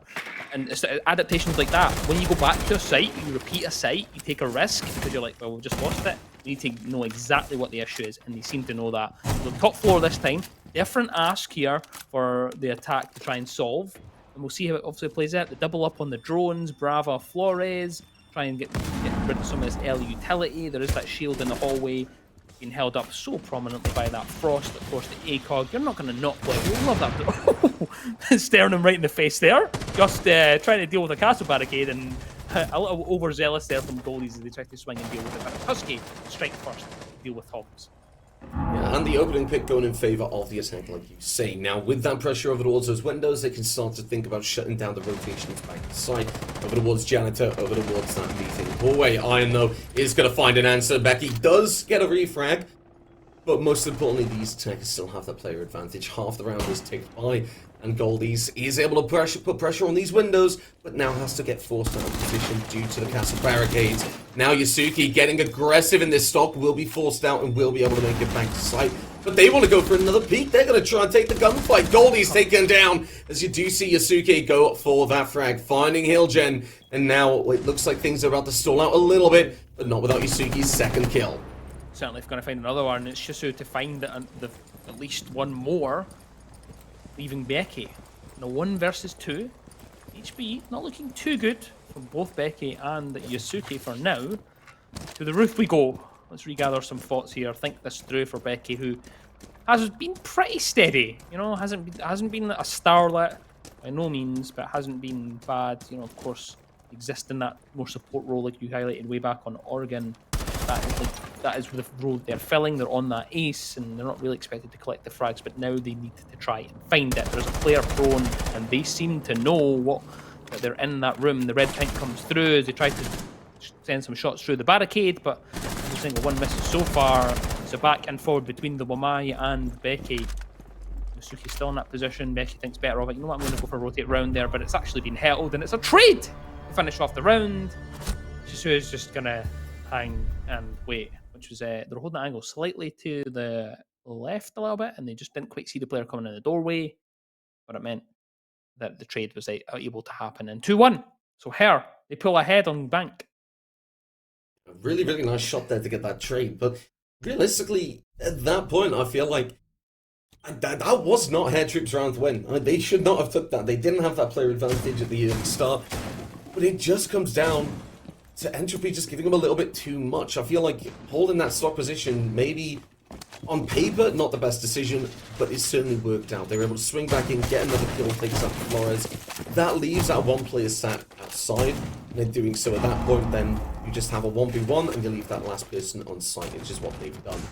Now we're going to take a look over towards this middle floor site, which is that open area staff. And this is one I really, really enjoy playing, I really enjoy watching, and for me, as tertiary sites go, it's definitely up there alongside, say, Reading, Dining, or sure. Half Dostoevsky, because this is one that is so heavily vertical based, and it's reflected in the attacking lineup. Ram, Flores, Buck, Jackal. All these operators focus on this top floor, they focus on the verticality and roam clearance, and by God, do they need this roam clearance of the Jackal, because you look at Hillgen, taking that operator, they can see the footsteps, and they are aware. They have to be prepared for Goldies at this point. It's a role that they constantly play as a roam, trying to catch him off guard, trying to get a spawn peek. They need to have someone brought to deal with it. That is going to be Hillgen in this case. The drones do start to go through, but they look the wrong way, don't spot Goldies as they jump in. As a result, though, they will still take some damage and will be pulling back. Will interject just to give you a little live update on the MVG versus Frequency game. 2-2 on the final map for now. So we'll keep you updated throughout as that map continues in the other semi-final. But first kill will open up. It's Becky, who switched onto a bit more of aggressive play style. Moving on to the Ram, bringing that R4C and the ACOG. It will be Goldies to be dealt with as well, which is a huge pick, especially on the Vigil. We've seen how well they could do it the last time they were on it. They found themselves a triple, and this time they will be completely snuffed out within a minute. It's not going to be ideal. In a little bit of a kind of an issue with in a situation where they have the man disadvantage, and now looks as though it's going to get even worse as Afla deals with her. Shuts down another ACOG operator in the form of the Melissa. Yeah, and in doing so, that gives another advantage to the attackers. On a site, you do expect them to be winning out, but Iron has an answer of their own, taking out that Ash over towards its other side. So, as they will get refragged out, Becky really having a strong answer for the side of Entropy, the side of Hair Troops at the moment. Here's what I'm looking at. This Ram drone usage is being used over towards that CEO side. In doing so, that means anyone in Archive is going to have a very difficult time looking towards the site. That means that anyone trying to cover these hatches has to look up. And now these players are feeling forced out of positions. Hesky, though, goes for the drop. He will be taken down by Yasuke, who then looks back towards the site with 50 seconds left. Yep. A lot of time for either side to actually work with. Putting herself in that 2 versus 2. So, of course, Shisu giving a little bit of heat. Both players trying to funnel in here. Becky, who's been absolutely massive inside of this round, they find themselves a triple, and it's just to clean up shop. The attacking side win on the tertiary site. Fell that defense, and they bring it to 2 versus 2. So both games, as they stand in the semi-finals, third map, 2 apiece on either side. It's certainly shaping up to be an interesting end of the day. Yeah, certainly. I'm really excited because at this point, neither finalist at the moment is currently set, Shaman. As we go back down to this bottom floor, we saw adaptations come through from the defensive side that mainly focused on Goldies. In that last round, Entropy were able to deal with it. They droned in, they had players up above, they were ready to look for it. Now, I don't expect to see Goldies doing anything like that again. Goldies doesn't expect to get away with anything like that again, which is why they're bringing out that mirror. They're not going to get that free round with essentially just a huge nuclear performance from Goldies there. So they're going to bring out the mirror to slow things down again. And it all revolves around this Smoke, Tachanka, Legion, Azami combo. They're going to force Entropy to take these gunfights to go into really awkward situations by using these mirror windows that are hopefully going to deny places like Blue, deny places like that carriage. Because of this, they're saying, like I say, they're not going to get away with a play like that on the roam again, so they're not even going to bother. They're going to focus on what they can do in a round to fix the mistakes of the first round that they lost. Well, a little bit of Azami play. Not seen much of it. Not seen a lot. We've seen a lot of Tachanka though, for some reason. My voice is starting to go. You know, actually, it's a good point to bring up that Max gave me a curry flavoured beer, and I didn't have any voice issues until he gave me that. So I feel like he's setting me up for failure for this. I think it's a good thing you don't do the grand final. It does taste. Yeah, it does taste nice, right? I'll give him that. Okay, we're gonna repeat that on stream, Nanos. Thank you. But yeah, it's a nice beer. But it's certainly getting caught in my throat a little bit, and I've decided to stand up as well, because this setup, by the way, it's got a standing desk, and standing up when you're casting, oh my days, it makes a whole lot of difference. I feel like I'm here as like a salesperson for this event as well, right now, and it's certainly working so far, so yeah.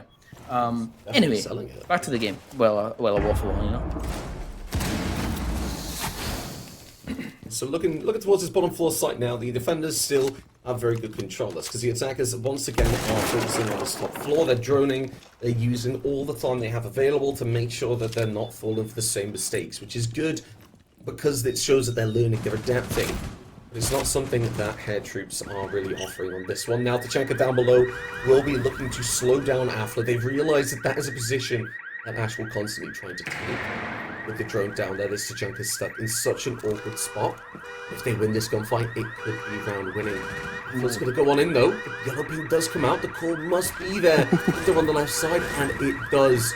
As the flames come through, he doesn't even know Sham. He's got no idea. You can see a Tootsie there. He spots the feet of him, and Tachanka, you are no more. Yusuke failed in that position, and look at the aggression here from Becky. Iron will catch them out as well, and Afla will immediately refrag. There is some smoke to go out inside the site. They're kind of panicking there a little bit. Entropy have changed the pace on this bottom floor. They did this the first time they were here, and they're doing it yet again. The 3 versus 4 scenario still in favour of Entropy. Some of these angles being held, some of these positions still yet to be flushed out, and Husky will continue to try and flush. It's her that will be removed from the round, and Impact goes deep to try and get it down at least, but it's a 2-piece Goldie with one, and Shisui with another. It's 2 versus 2, dancing around the Azami barricades inside the site. They try to pair together, but they're going to be caught out from behind. It's Helgen, a pistol in the hand from Shisu, will find himself a double in the round. 110 HP, full and ready for a gunfight. Helgen is, but there's 7 seconds on the clock. Shisu has to just play this to perfection, has to try and make sure they force the plant, and they will indeed be forced. Helgen can just be collected for free through the mirror window. Decides not to give them the kill though. Knocks off defenders. They're going to win that one out here. Her hold strong. Yeah, I feel like that 100% was Entropy's round. They switched everything up, Shion. They went aggressive. They took early control. They realized that Tachanka is not having anyone supporting them with the camera. They're focusing on it alone, and as a result, they were able to kind of get control of that. As soon as that happens, Alpha just takes control. The Alpha is looking there. They've already pushed down main stairs, so the coordination there was really good as well. While Havana did fall on those main stairs, Alpha's there to try and take control. They cut everything off at that point. Then they can start looking at going through a plan. Really well played though by Hair, because they kept their cool in that situation. They were able to win out these gunfights, and you've got to give them as much credit as possible. They found themselves backed up against the wall, and they just lashed out. They swung, they won their gunfights, and they were able to stop Entropy from getting the plant down, which ultimately that was it. That round, if that plant went down, Hair Troops wouldn't be able to do anything within the rest of that round. The crossfires were already being set up. The players in the cut-off positions were there. Entropy, they let Hair Troops get aggressive because that's exactly what Hair Troops needed to do. And as a result, now they are leading us as we go back up to this top floor. A really good position to put themselves over towards this 4-2 split. And Shisui is going to start things off, takes out a Zafir. And think about the soft destruction with all these castle barricades that's just taken away. Yep, a surprise standout so far here on Bank is Shisui on that castle. Absolutely phenomenal work so far. 8-2 on the scoreline, starting things off with that opening pick into just 2 again. Phenomenal throughout the rest of this tournament. Phenomenal on Oregon as well. They are 3-5 for now, being certainly silenced at this moment in time. And again, it is a tag. Of course, you can't expect them to be a little more difficult, and this is where the teams are tested, a bit more coordination required. Ace charges deposited onto that wall at the top of square. Begin work into the site, but this is a little bit of cheeky play here from Shisui. Has made their way into ATMs. Luckily for the players on the attacking side, no one's on that repel for now. So no one yet to be punished, but I imagine they're just going to stay here. They're an extra player. They're a player up, so they can just put someone here. There is actually someone on the repel. It's Becky that's on the upside down. You can see them just on the right-hand side of your screen. You do have the diffuser as well, so if they were to fall, it would not be an ideal one to lose. But they're not quite spotted. They're quite tight to the wall, so for now, it's just we can't quite see them. So they are safe for now. Minute and a half gone, and a minute and a half remains, and it's currently still in the favour of the defence. And this is where Entropy are going to start having to look at getting aggressive, starting to try and find that little opening and get that execute onto site. The big problem is it's going to be very difficult as that angle from Vendor Machine of Yasuki is going to find Hilja. The refrag will be attempted by the player in square, but they're not really going to have a great time because that wall onto site is open. With this as well, with Becky being off site, that's something that is going to be spotted, and a bit more damage goes through. Yasuki gets taken down though, and now things start to open up a bit more. Becky with not one but two has to look for a third here. With the backup of Affler on the breach, they can start to divide the attention, and with 1 minute left on the clock, they can look towards this execute. Shots will ring out, but Tom, Goldies, and Iron, never before has there been a more capable three players to try and make this defense work. Time to get down, the wallbang goes through, Alpha's able to get it, and it's like a dinner bell because now Entropy need to make their move. They certainly are about to, but there's a Goldies that they have to try and steamroll through with an ACOG locked onto that breach and supported with Iron as well. They're waiting for them to funnel in and start to take these gunfights, but there's only 20 seconds to work with here. Afla finds himself a double inside the round, and the diffuser will be down. It will be cooking. 40 now to work with, and a rotate round to the back end of Janitor here for Iron. Can't do anything about it because Afla is just too good. The red pings are there, the information is free, and they will win that one out. Entropy look comfortable, composed, and they finish off that post-plant scenario, and they look to take themselves to a 3-3 split on Bank here. Nothing can separate these teams for now. Yeah, I mean, they're just going tit for tat each and every round. The big thing, if we take a look at this, in my opinion, Sham, is now we're seeing Entropy going onto the defense. They are going onto that favored side, and as a result, they would be looking at being the favors on this one. They're going to start at staff kitchen area, and I think we've also got an update on the other game as well before we go into this. Yeah, we certainly do, yes. We've had it whispered in our ear. I've also been keeping a quick eye on it as well. But a 4-2 half for Frequency in the other semi-final versus Molotov Gang. It's now 4-3 is a live update. So a pretty tight game as well happening in the other semi-final. So I am excited to see where this heads. Of course, both teams in both semi-finals fighting tooth and nail. Not much can separate them. This is what we wanted to see. This is what you want to get at the end of the tournament. The peak performance from every single player. And that leads me to my next point. Peak performances. Becky, quiet on Oregon. Shisui, quiet on Oregon. And they are the two players that are stepping up on either side. We've talked about Just, we've talked about Goldies. Yes, they've had their moments in this game and in this map.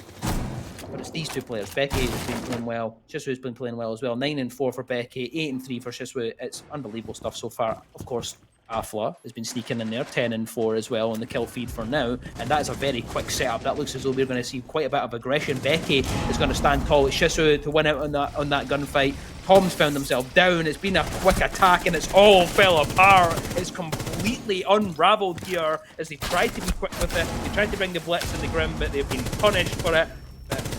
He's going to find one, he's going to find 2 and 3, and triple kill for them. They're down as well, but Becky with a pistol to finish off the round, and Entropy, they hold strong on a tertiary side. Yes, they do. Very, very well played. I mean, it looked like it was just going to go entirely the other way. Huge performance there from Hair to try and get things going their way. They had some really good entries onto side, but Entropy, they just locked it down a little bit more. Becky, I can't speak about Becky enough because it feels like every round we're seeing a couple of kills going their way, and not just exit frags, impact kills. The first couple of kills going for them. Affler's there as well, bringing up the scoreboard on that double digits as well. And as much as Hair Troops, they're all kind of pulling their weight, especially now that Shisui and Yasuki have really come into their own alongside Iron. I feel like Entropy have found their stride. They've got more aggressive, and they're much more happy in terms of taking these gunfights and winning them out. They know what they want to do, and when we take a look at one of those rounds that we've seen Hair Troops win, that was down to a misdrone. That's something that has been rectified. They've in their attacking side, they clearly worked on dealing with that. And as a result, Goldies has really been quiet. So you look at that, I wouldn't have been surprised for it to be 2 rounds, realistically, if it wasn't for that attacking misdrone. Yeah, well, pause here just for a second, just while we get someone back in the lobby. Not quite sure what the issue is, but I think Just is pretty much back, so we'll get underway in a few moments. But I can't sing the praises of Becky so much. Again, they've been on that more supportive role for the last little while, but they have just been putting in the work, winning their ones, and really putting up the numbers. We love to see it. We love to see different players starting to come through and different hero plays at different moments, because this is what separates a championship winning team to the other teams, the players that can step up when it is needed of them. And it's exciting from Entropy. We know their history, we know what they can do. They've been winners of ESA Cup multiple times, the biggest European console tournament that there is. They're a staple of it. So they should be reaching the finals. They should be one of these teams that we're talking about to kind of, I mean, dare I say, float a dynasty in? Dare I say? Is that for console siege? Is that too much? Is that too far to go? If they were to win an event like this, is it too early to mention that kind of stuff? I think the way that it's been so far, I mean, you said you got a reputation for cursing, so I probably wouldn't have said that, but we'll find out. Well, yeah, that's true. If they win this out, go through to the grand final, and are able to do it, I reckon you've got a good argument for it. They just need to get to that stage first, because if they win this game, that means they go to the grand final. If they don't win this game, well, they don't have a chance. That's it. That's over. So they need to focus on the here and now. Let's not worry about dynasties for the time being. Otherwise, we might get a bit ahead of ourselves. Looking back to this bottom floor site, this is where Entropy, I feel, have really started to wake up on the defense. I expect to see aggression. Bessie as well. I don't think that they're going to be swinging everything and getting super aggressive on the bottom floor. I feel like this mirror window is something that they're going to peak aggressively, but not overextend. They're not going to give anything more than they need to for the side of Hair Troops to pick up on. I like the Goyo canisters as well as the Banshees, because that just screams out that they're going to be horrible in that last 20 seconds. It screams out something like 20-second meta in 2024 to me. You know what I mean? Yeah. I love it. 20-second meta. Yeah, that does not. Oh. Okay, well, speaking of 20 seconds, Goldie's already taken server. Already in that position. So if you see the kill feed light up, it is because of that. Justo will shut down Shisui on the other side. As the buck gone, some early poking and prodding of the defense has resulted in an unfortunate situation for the attack. I wonder if Goldie still has that position upheld. Iron has taken a position inside of ATMs and decides to move through the lobby, sends out a call as well, make sure that the defenders are uncomfortable. Goldies is retreated to the top of the blue staircase. They want to try and get a little pinch action on the player inside of Cafe for now. You can see the outline just on the other side of the wall. A couple of drones went out as well. Yasuki is trying to pair it together, trying to find something. Yellow pings. They need to try and claw this one back in and deal with this player that's on the roam. So they are going to go on the hunt for it. Try and go for this pinch maneuver. We're halfway through the round, and the next call goes through. Helgen, you are going to be up against it, my friend. They are sitting on the hatch though, so presumably if it's open, it is indeed open, so they can go for the drop. The call is there. They're surely going to know this position though. Surely they're going to get aggressive and get in their face, but he's not want to move. Helgen is still going to remain there. The Grimbees go deep. They don't give away their position yet. There's a minute and 10 seconds to work with it for the attack. They still haven't been able to find the position of Helgen. They still haven't been able to take open area away from them, and they're going to lose a body off the back of it, and he's going to escape. Yasuki falls. Grim is the player that is removed. That is absolutely beautiful stuff from Hilgen, but there's at least an answer back as Iron shuts down Afla as they try to just head up that staircase behind them. Yeah, but now here's where the big problem really starts to show its ugly head. They have to have a player up on this hatch to watch for these rotations towards this kill. That's going to be Iron.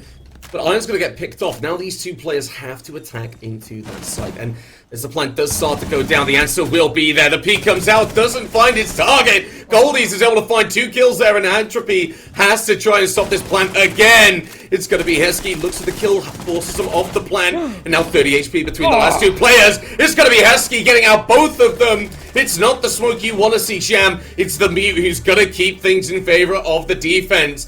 Entropy, that was so close. They nearly gave it away, but from the start of that round, their defense was superb. Having that player on the roam there, getting away with these kills, and while they gave that hatch control away, they had 2 picks on the board. It meant the attackers, they didn't really have as much kind of error for margin. They had 2 players on the attack, 1 on hatch. If something went wrong, which it did, it was just tough. They had to brute force it, and my god, were Entropy ready. Huge effort from Goldies, though. Oh, absolutely huge. They've been monumental throughout this entire game. That's just what you come to expect from them there. But Entropy they just shore up shop. That's really realistically what just happens there. Husky, who hasn't really had that much to do inside of this game, steps up when it is needed. The movement from them, the recognition that they need to go for that planter and see if they can kill them. Usually the advice there is to kill the cover.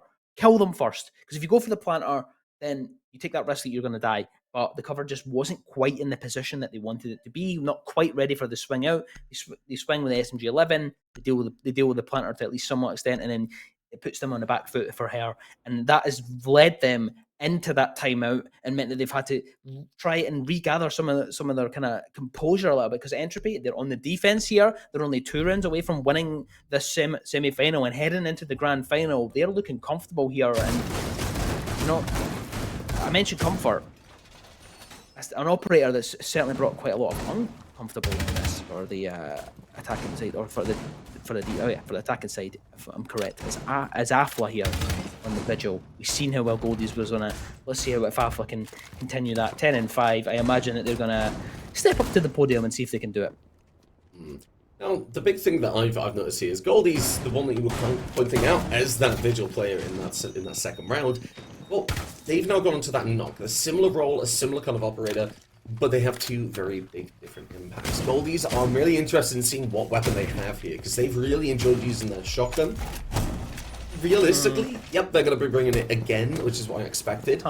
Their job is going to be catching off Afla. They need to be able to get this first gunfight going in their way, because otherwise Entropy, they're a team that's really working off momentum at the moment, Sham. They get that first kill, they're able to really compound upon that. They're playing together really well.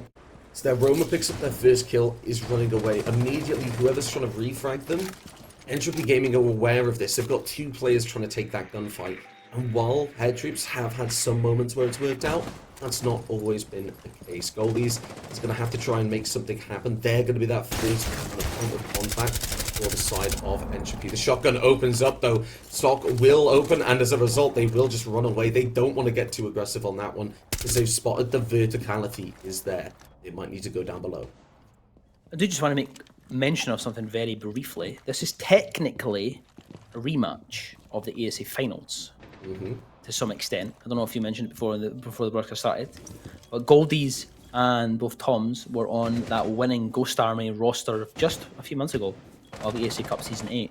And so, from that, Entropy probably got a little bit of a revenge arc in their step here for this team here. I'm probably thinking, yeah, we want to shut down Goldies, who was one of their heaviest hitters for Ghost Army that day on that final when they lost 3-1. So Entropy, they're going to be on a bit of a circuit of redemption, I guess if you want to call it that.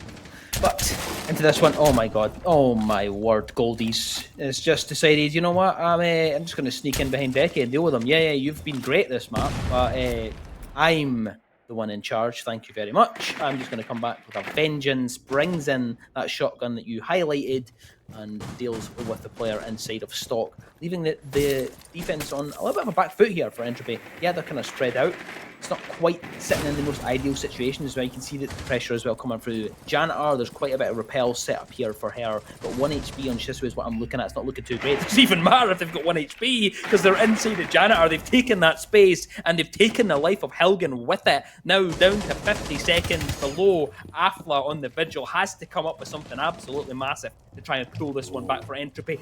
No, they've just missed the push in there. They look off at the wrong time. They're not quite ready for the diffuser to go into sight, but now they're going to have to flank around the back end and try and find something. HP will be diminished a little bit, but through the couch they will find Yasuke. 4 versus 2 as Goldies will find another. It's just to fall this time as Afla and Husky have to try and pair together to try and bring this one back here for Entropy. It's a 1 versus 4. It seems that the timeout has worked out in favour for this attacking side of her, and it has indeed, as Shisui will finish off the round. 1 HP and a dream. Talk about it. They get themselves a double kill in the round. Yeah, I mean, like that round should not have gone their way in multiple ways. In all honesty, Goldie's being able to find that kill in stock should be the end of their usefulness in that round. Actually, no, it's sat in stock. They're able to push out, find another gunfight, and get another kill off the back of that, which is really impressive for me as well. And the fact that Entropy are allowing that to happen really shows that the momentum they were carrying has been stunted a bit by that timeout. As well as that, again, it's the 1 HP of Tom and Shisu as well. They were able to just push out and win these gunfights. They're not feeling down mentally. That timeout has worked to kind of say, right, stop, we got to refresh this because we are able to win this out, and we're going to. Now, though, looking at this next point, we're going back to this staff open area.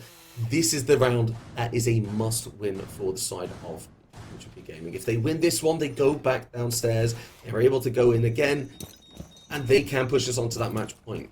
And they pushed us onto match point by winning this one, sorry. They go down below, and they've got a really good chance of winning it. If Head Troops are able to pick this up, then yeah, they go back down below, but they've got that even Stevens scoreline. It's so important.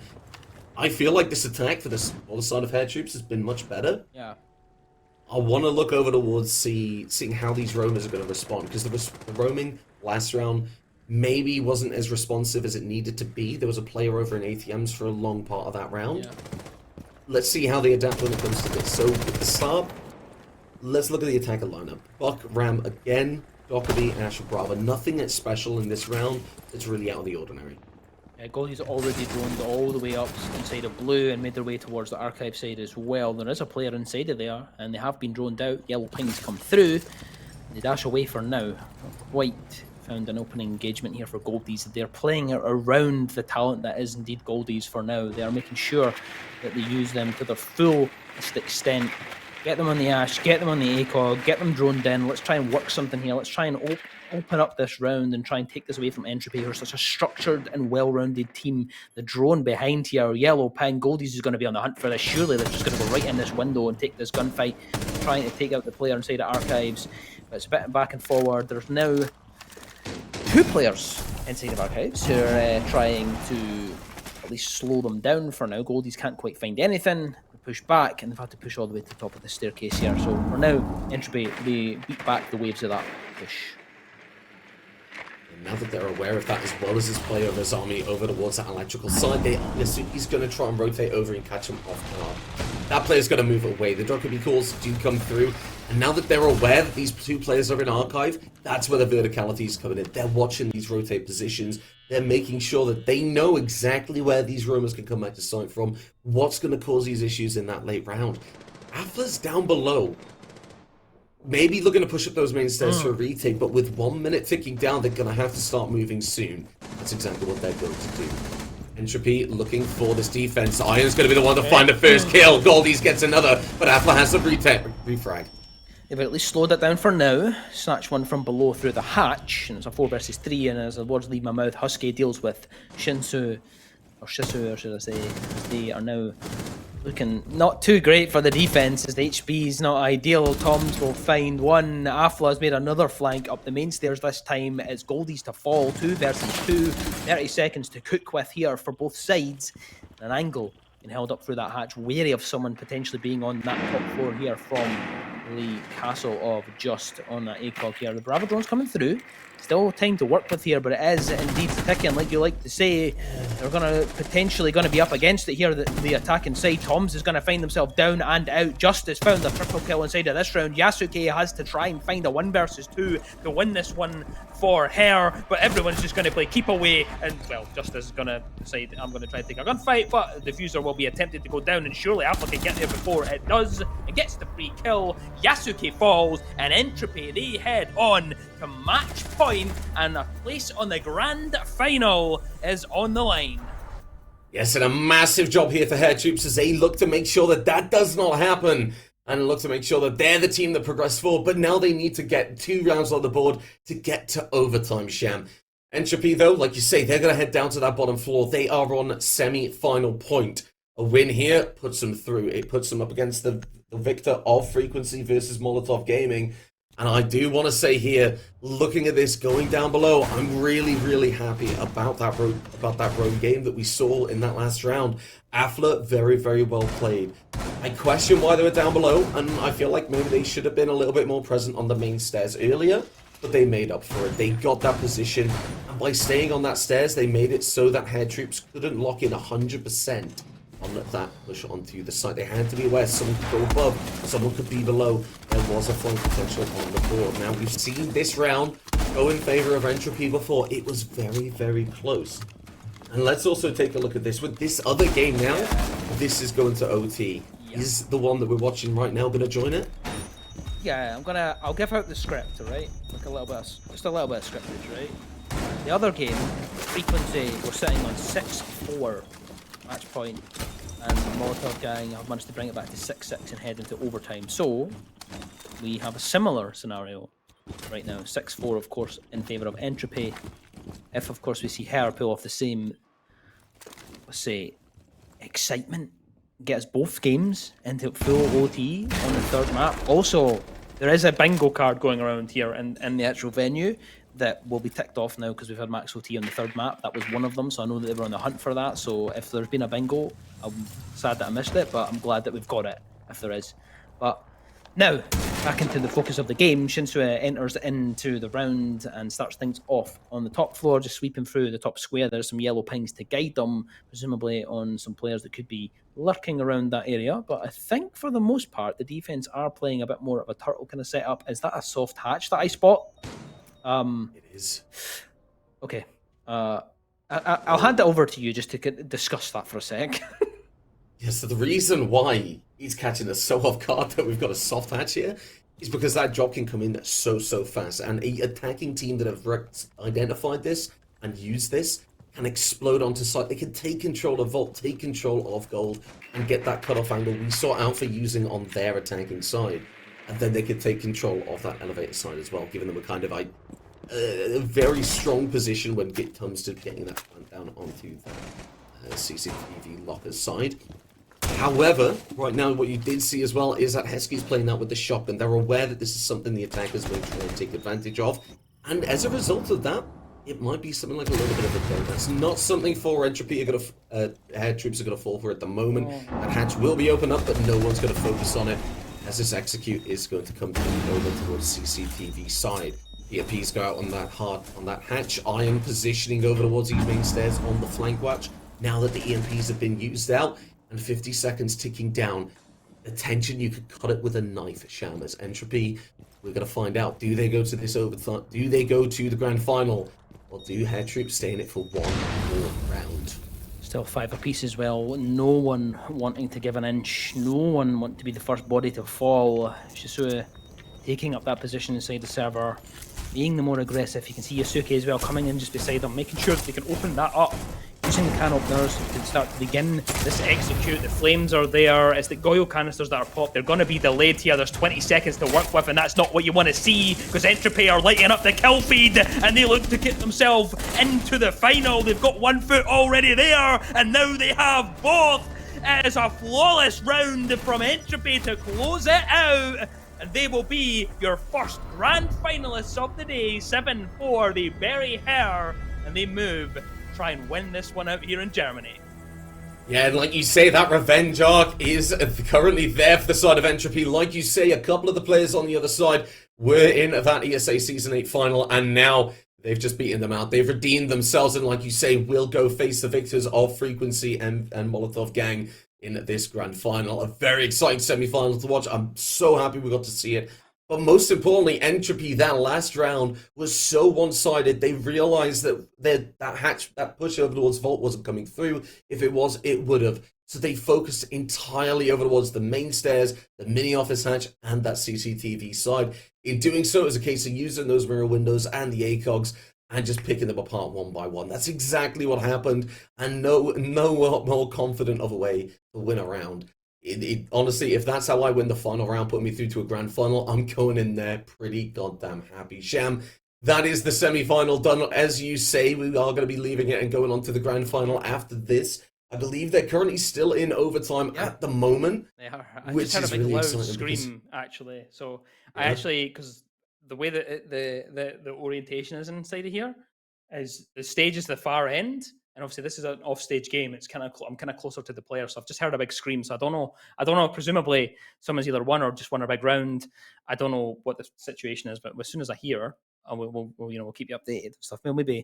I'd say we'll maybe linger here for a few seconds, maybe potentially, and have a little discussion, maybe a little debrief before we actually go. But what a game! Entropy they're just inevitable at this point, aren't they? They're just a team that you just expect to just show up and be in a final just because they're just Entropy. They have been that way for years. I came up through console, that's where I started playing. I played there for years and years and years, and the amount of times I stacked against Entropy, and I was like, guys, do we need to be full stratting inside of ranked at all times? They always are, right? The passionate that I've seen from that org is unbelievable. They just continue with it, and they just have to be there. And this is what happens when you put out that passion for years and years and years. You get to finals, you get to these scenarios. We're on a LAN here in Germany, in their own country, and they are looking absolutely fabulous.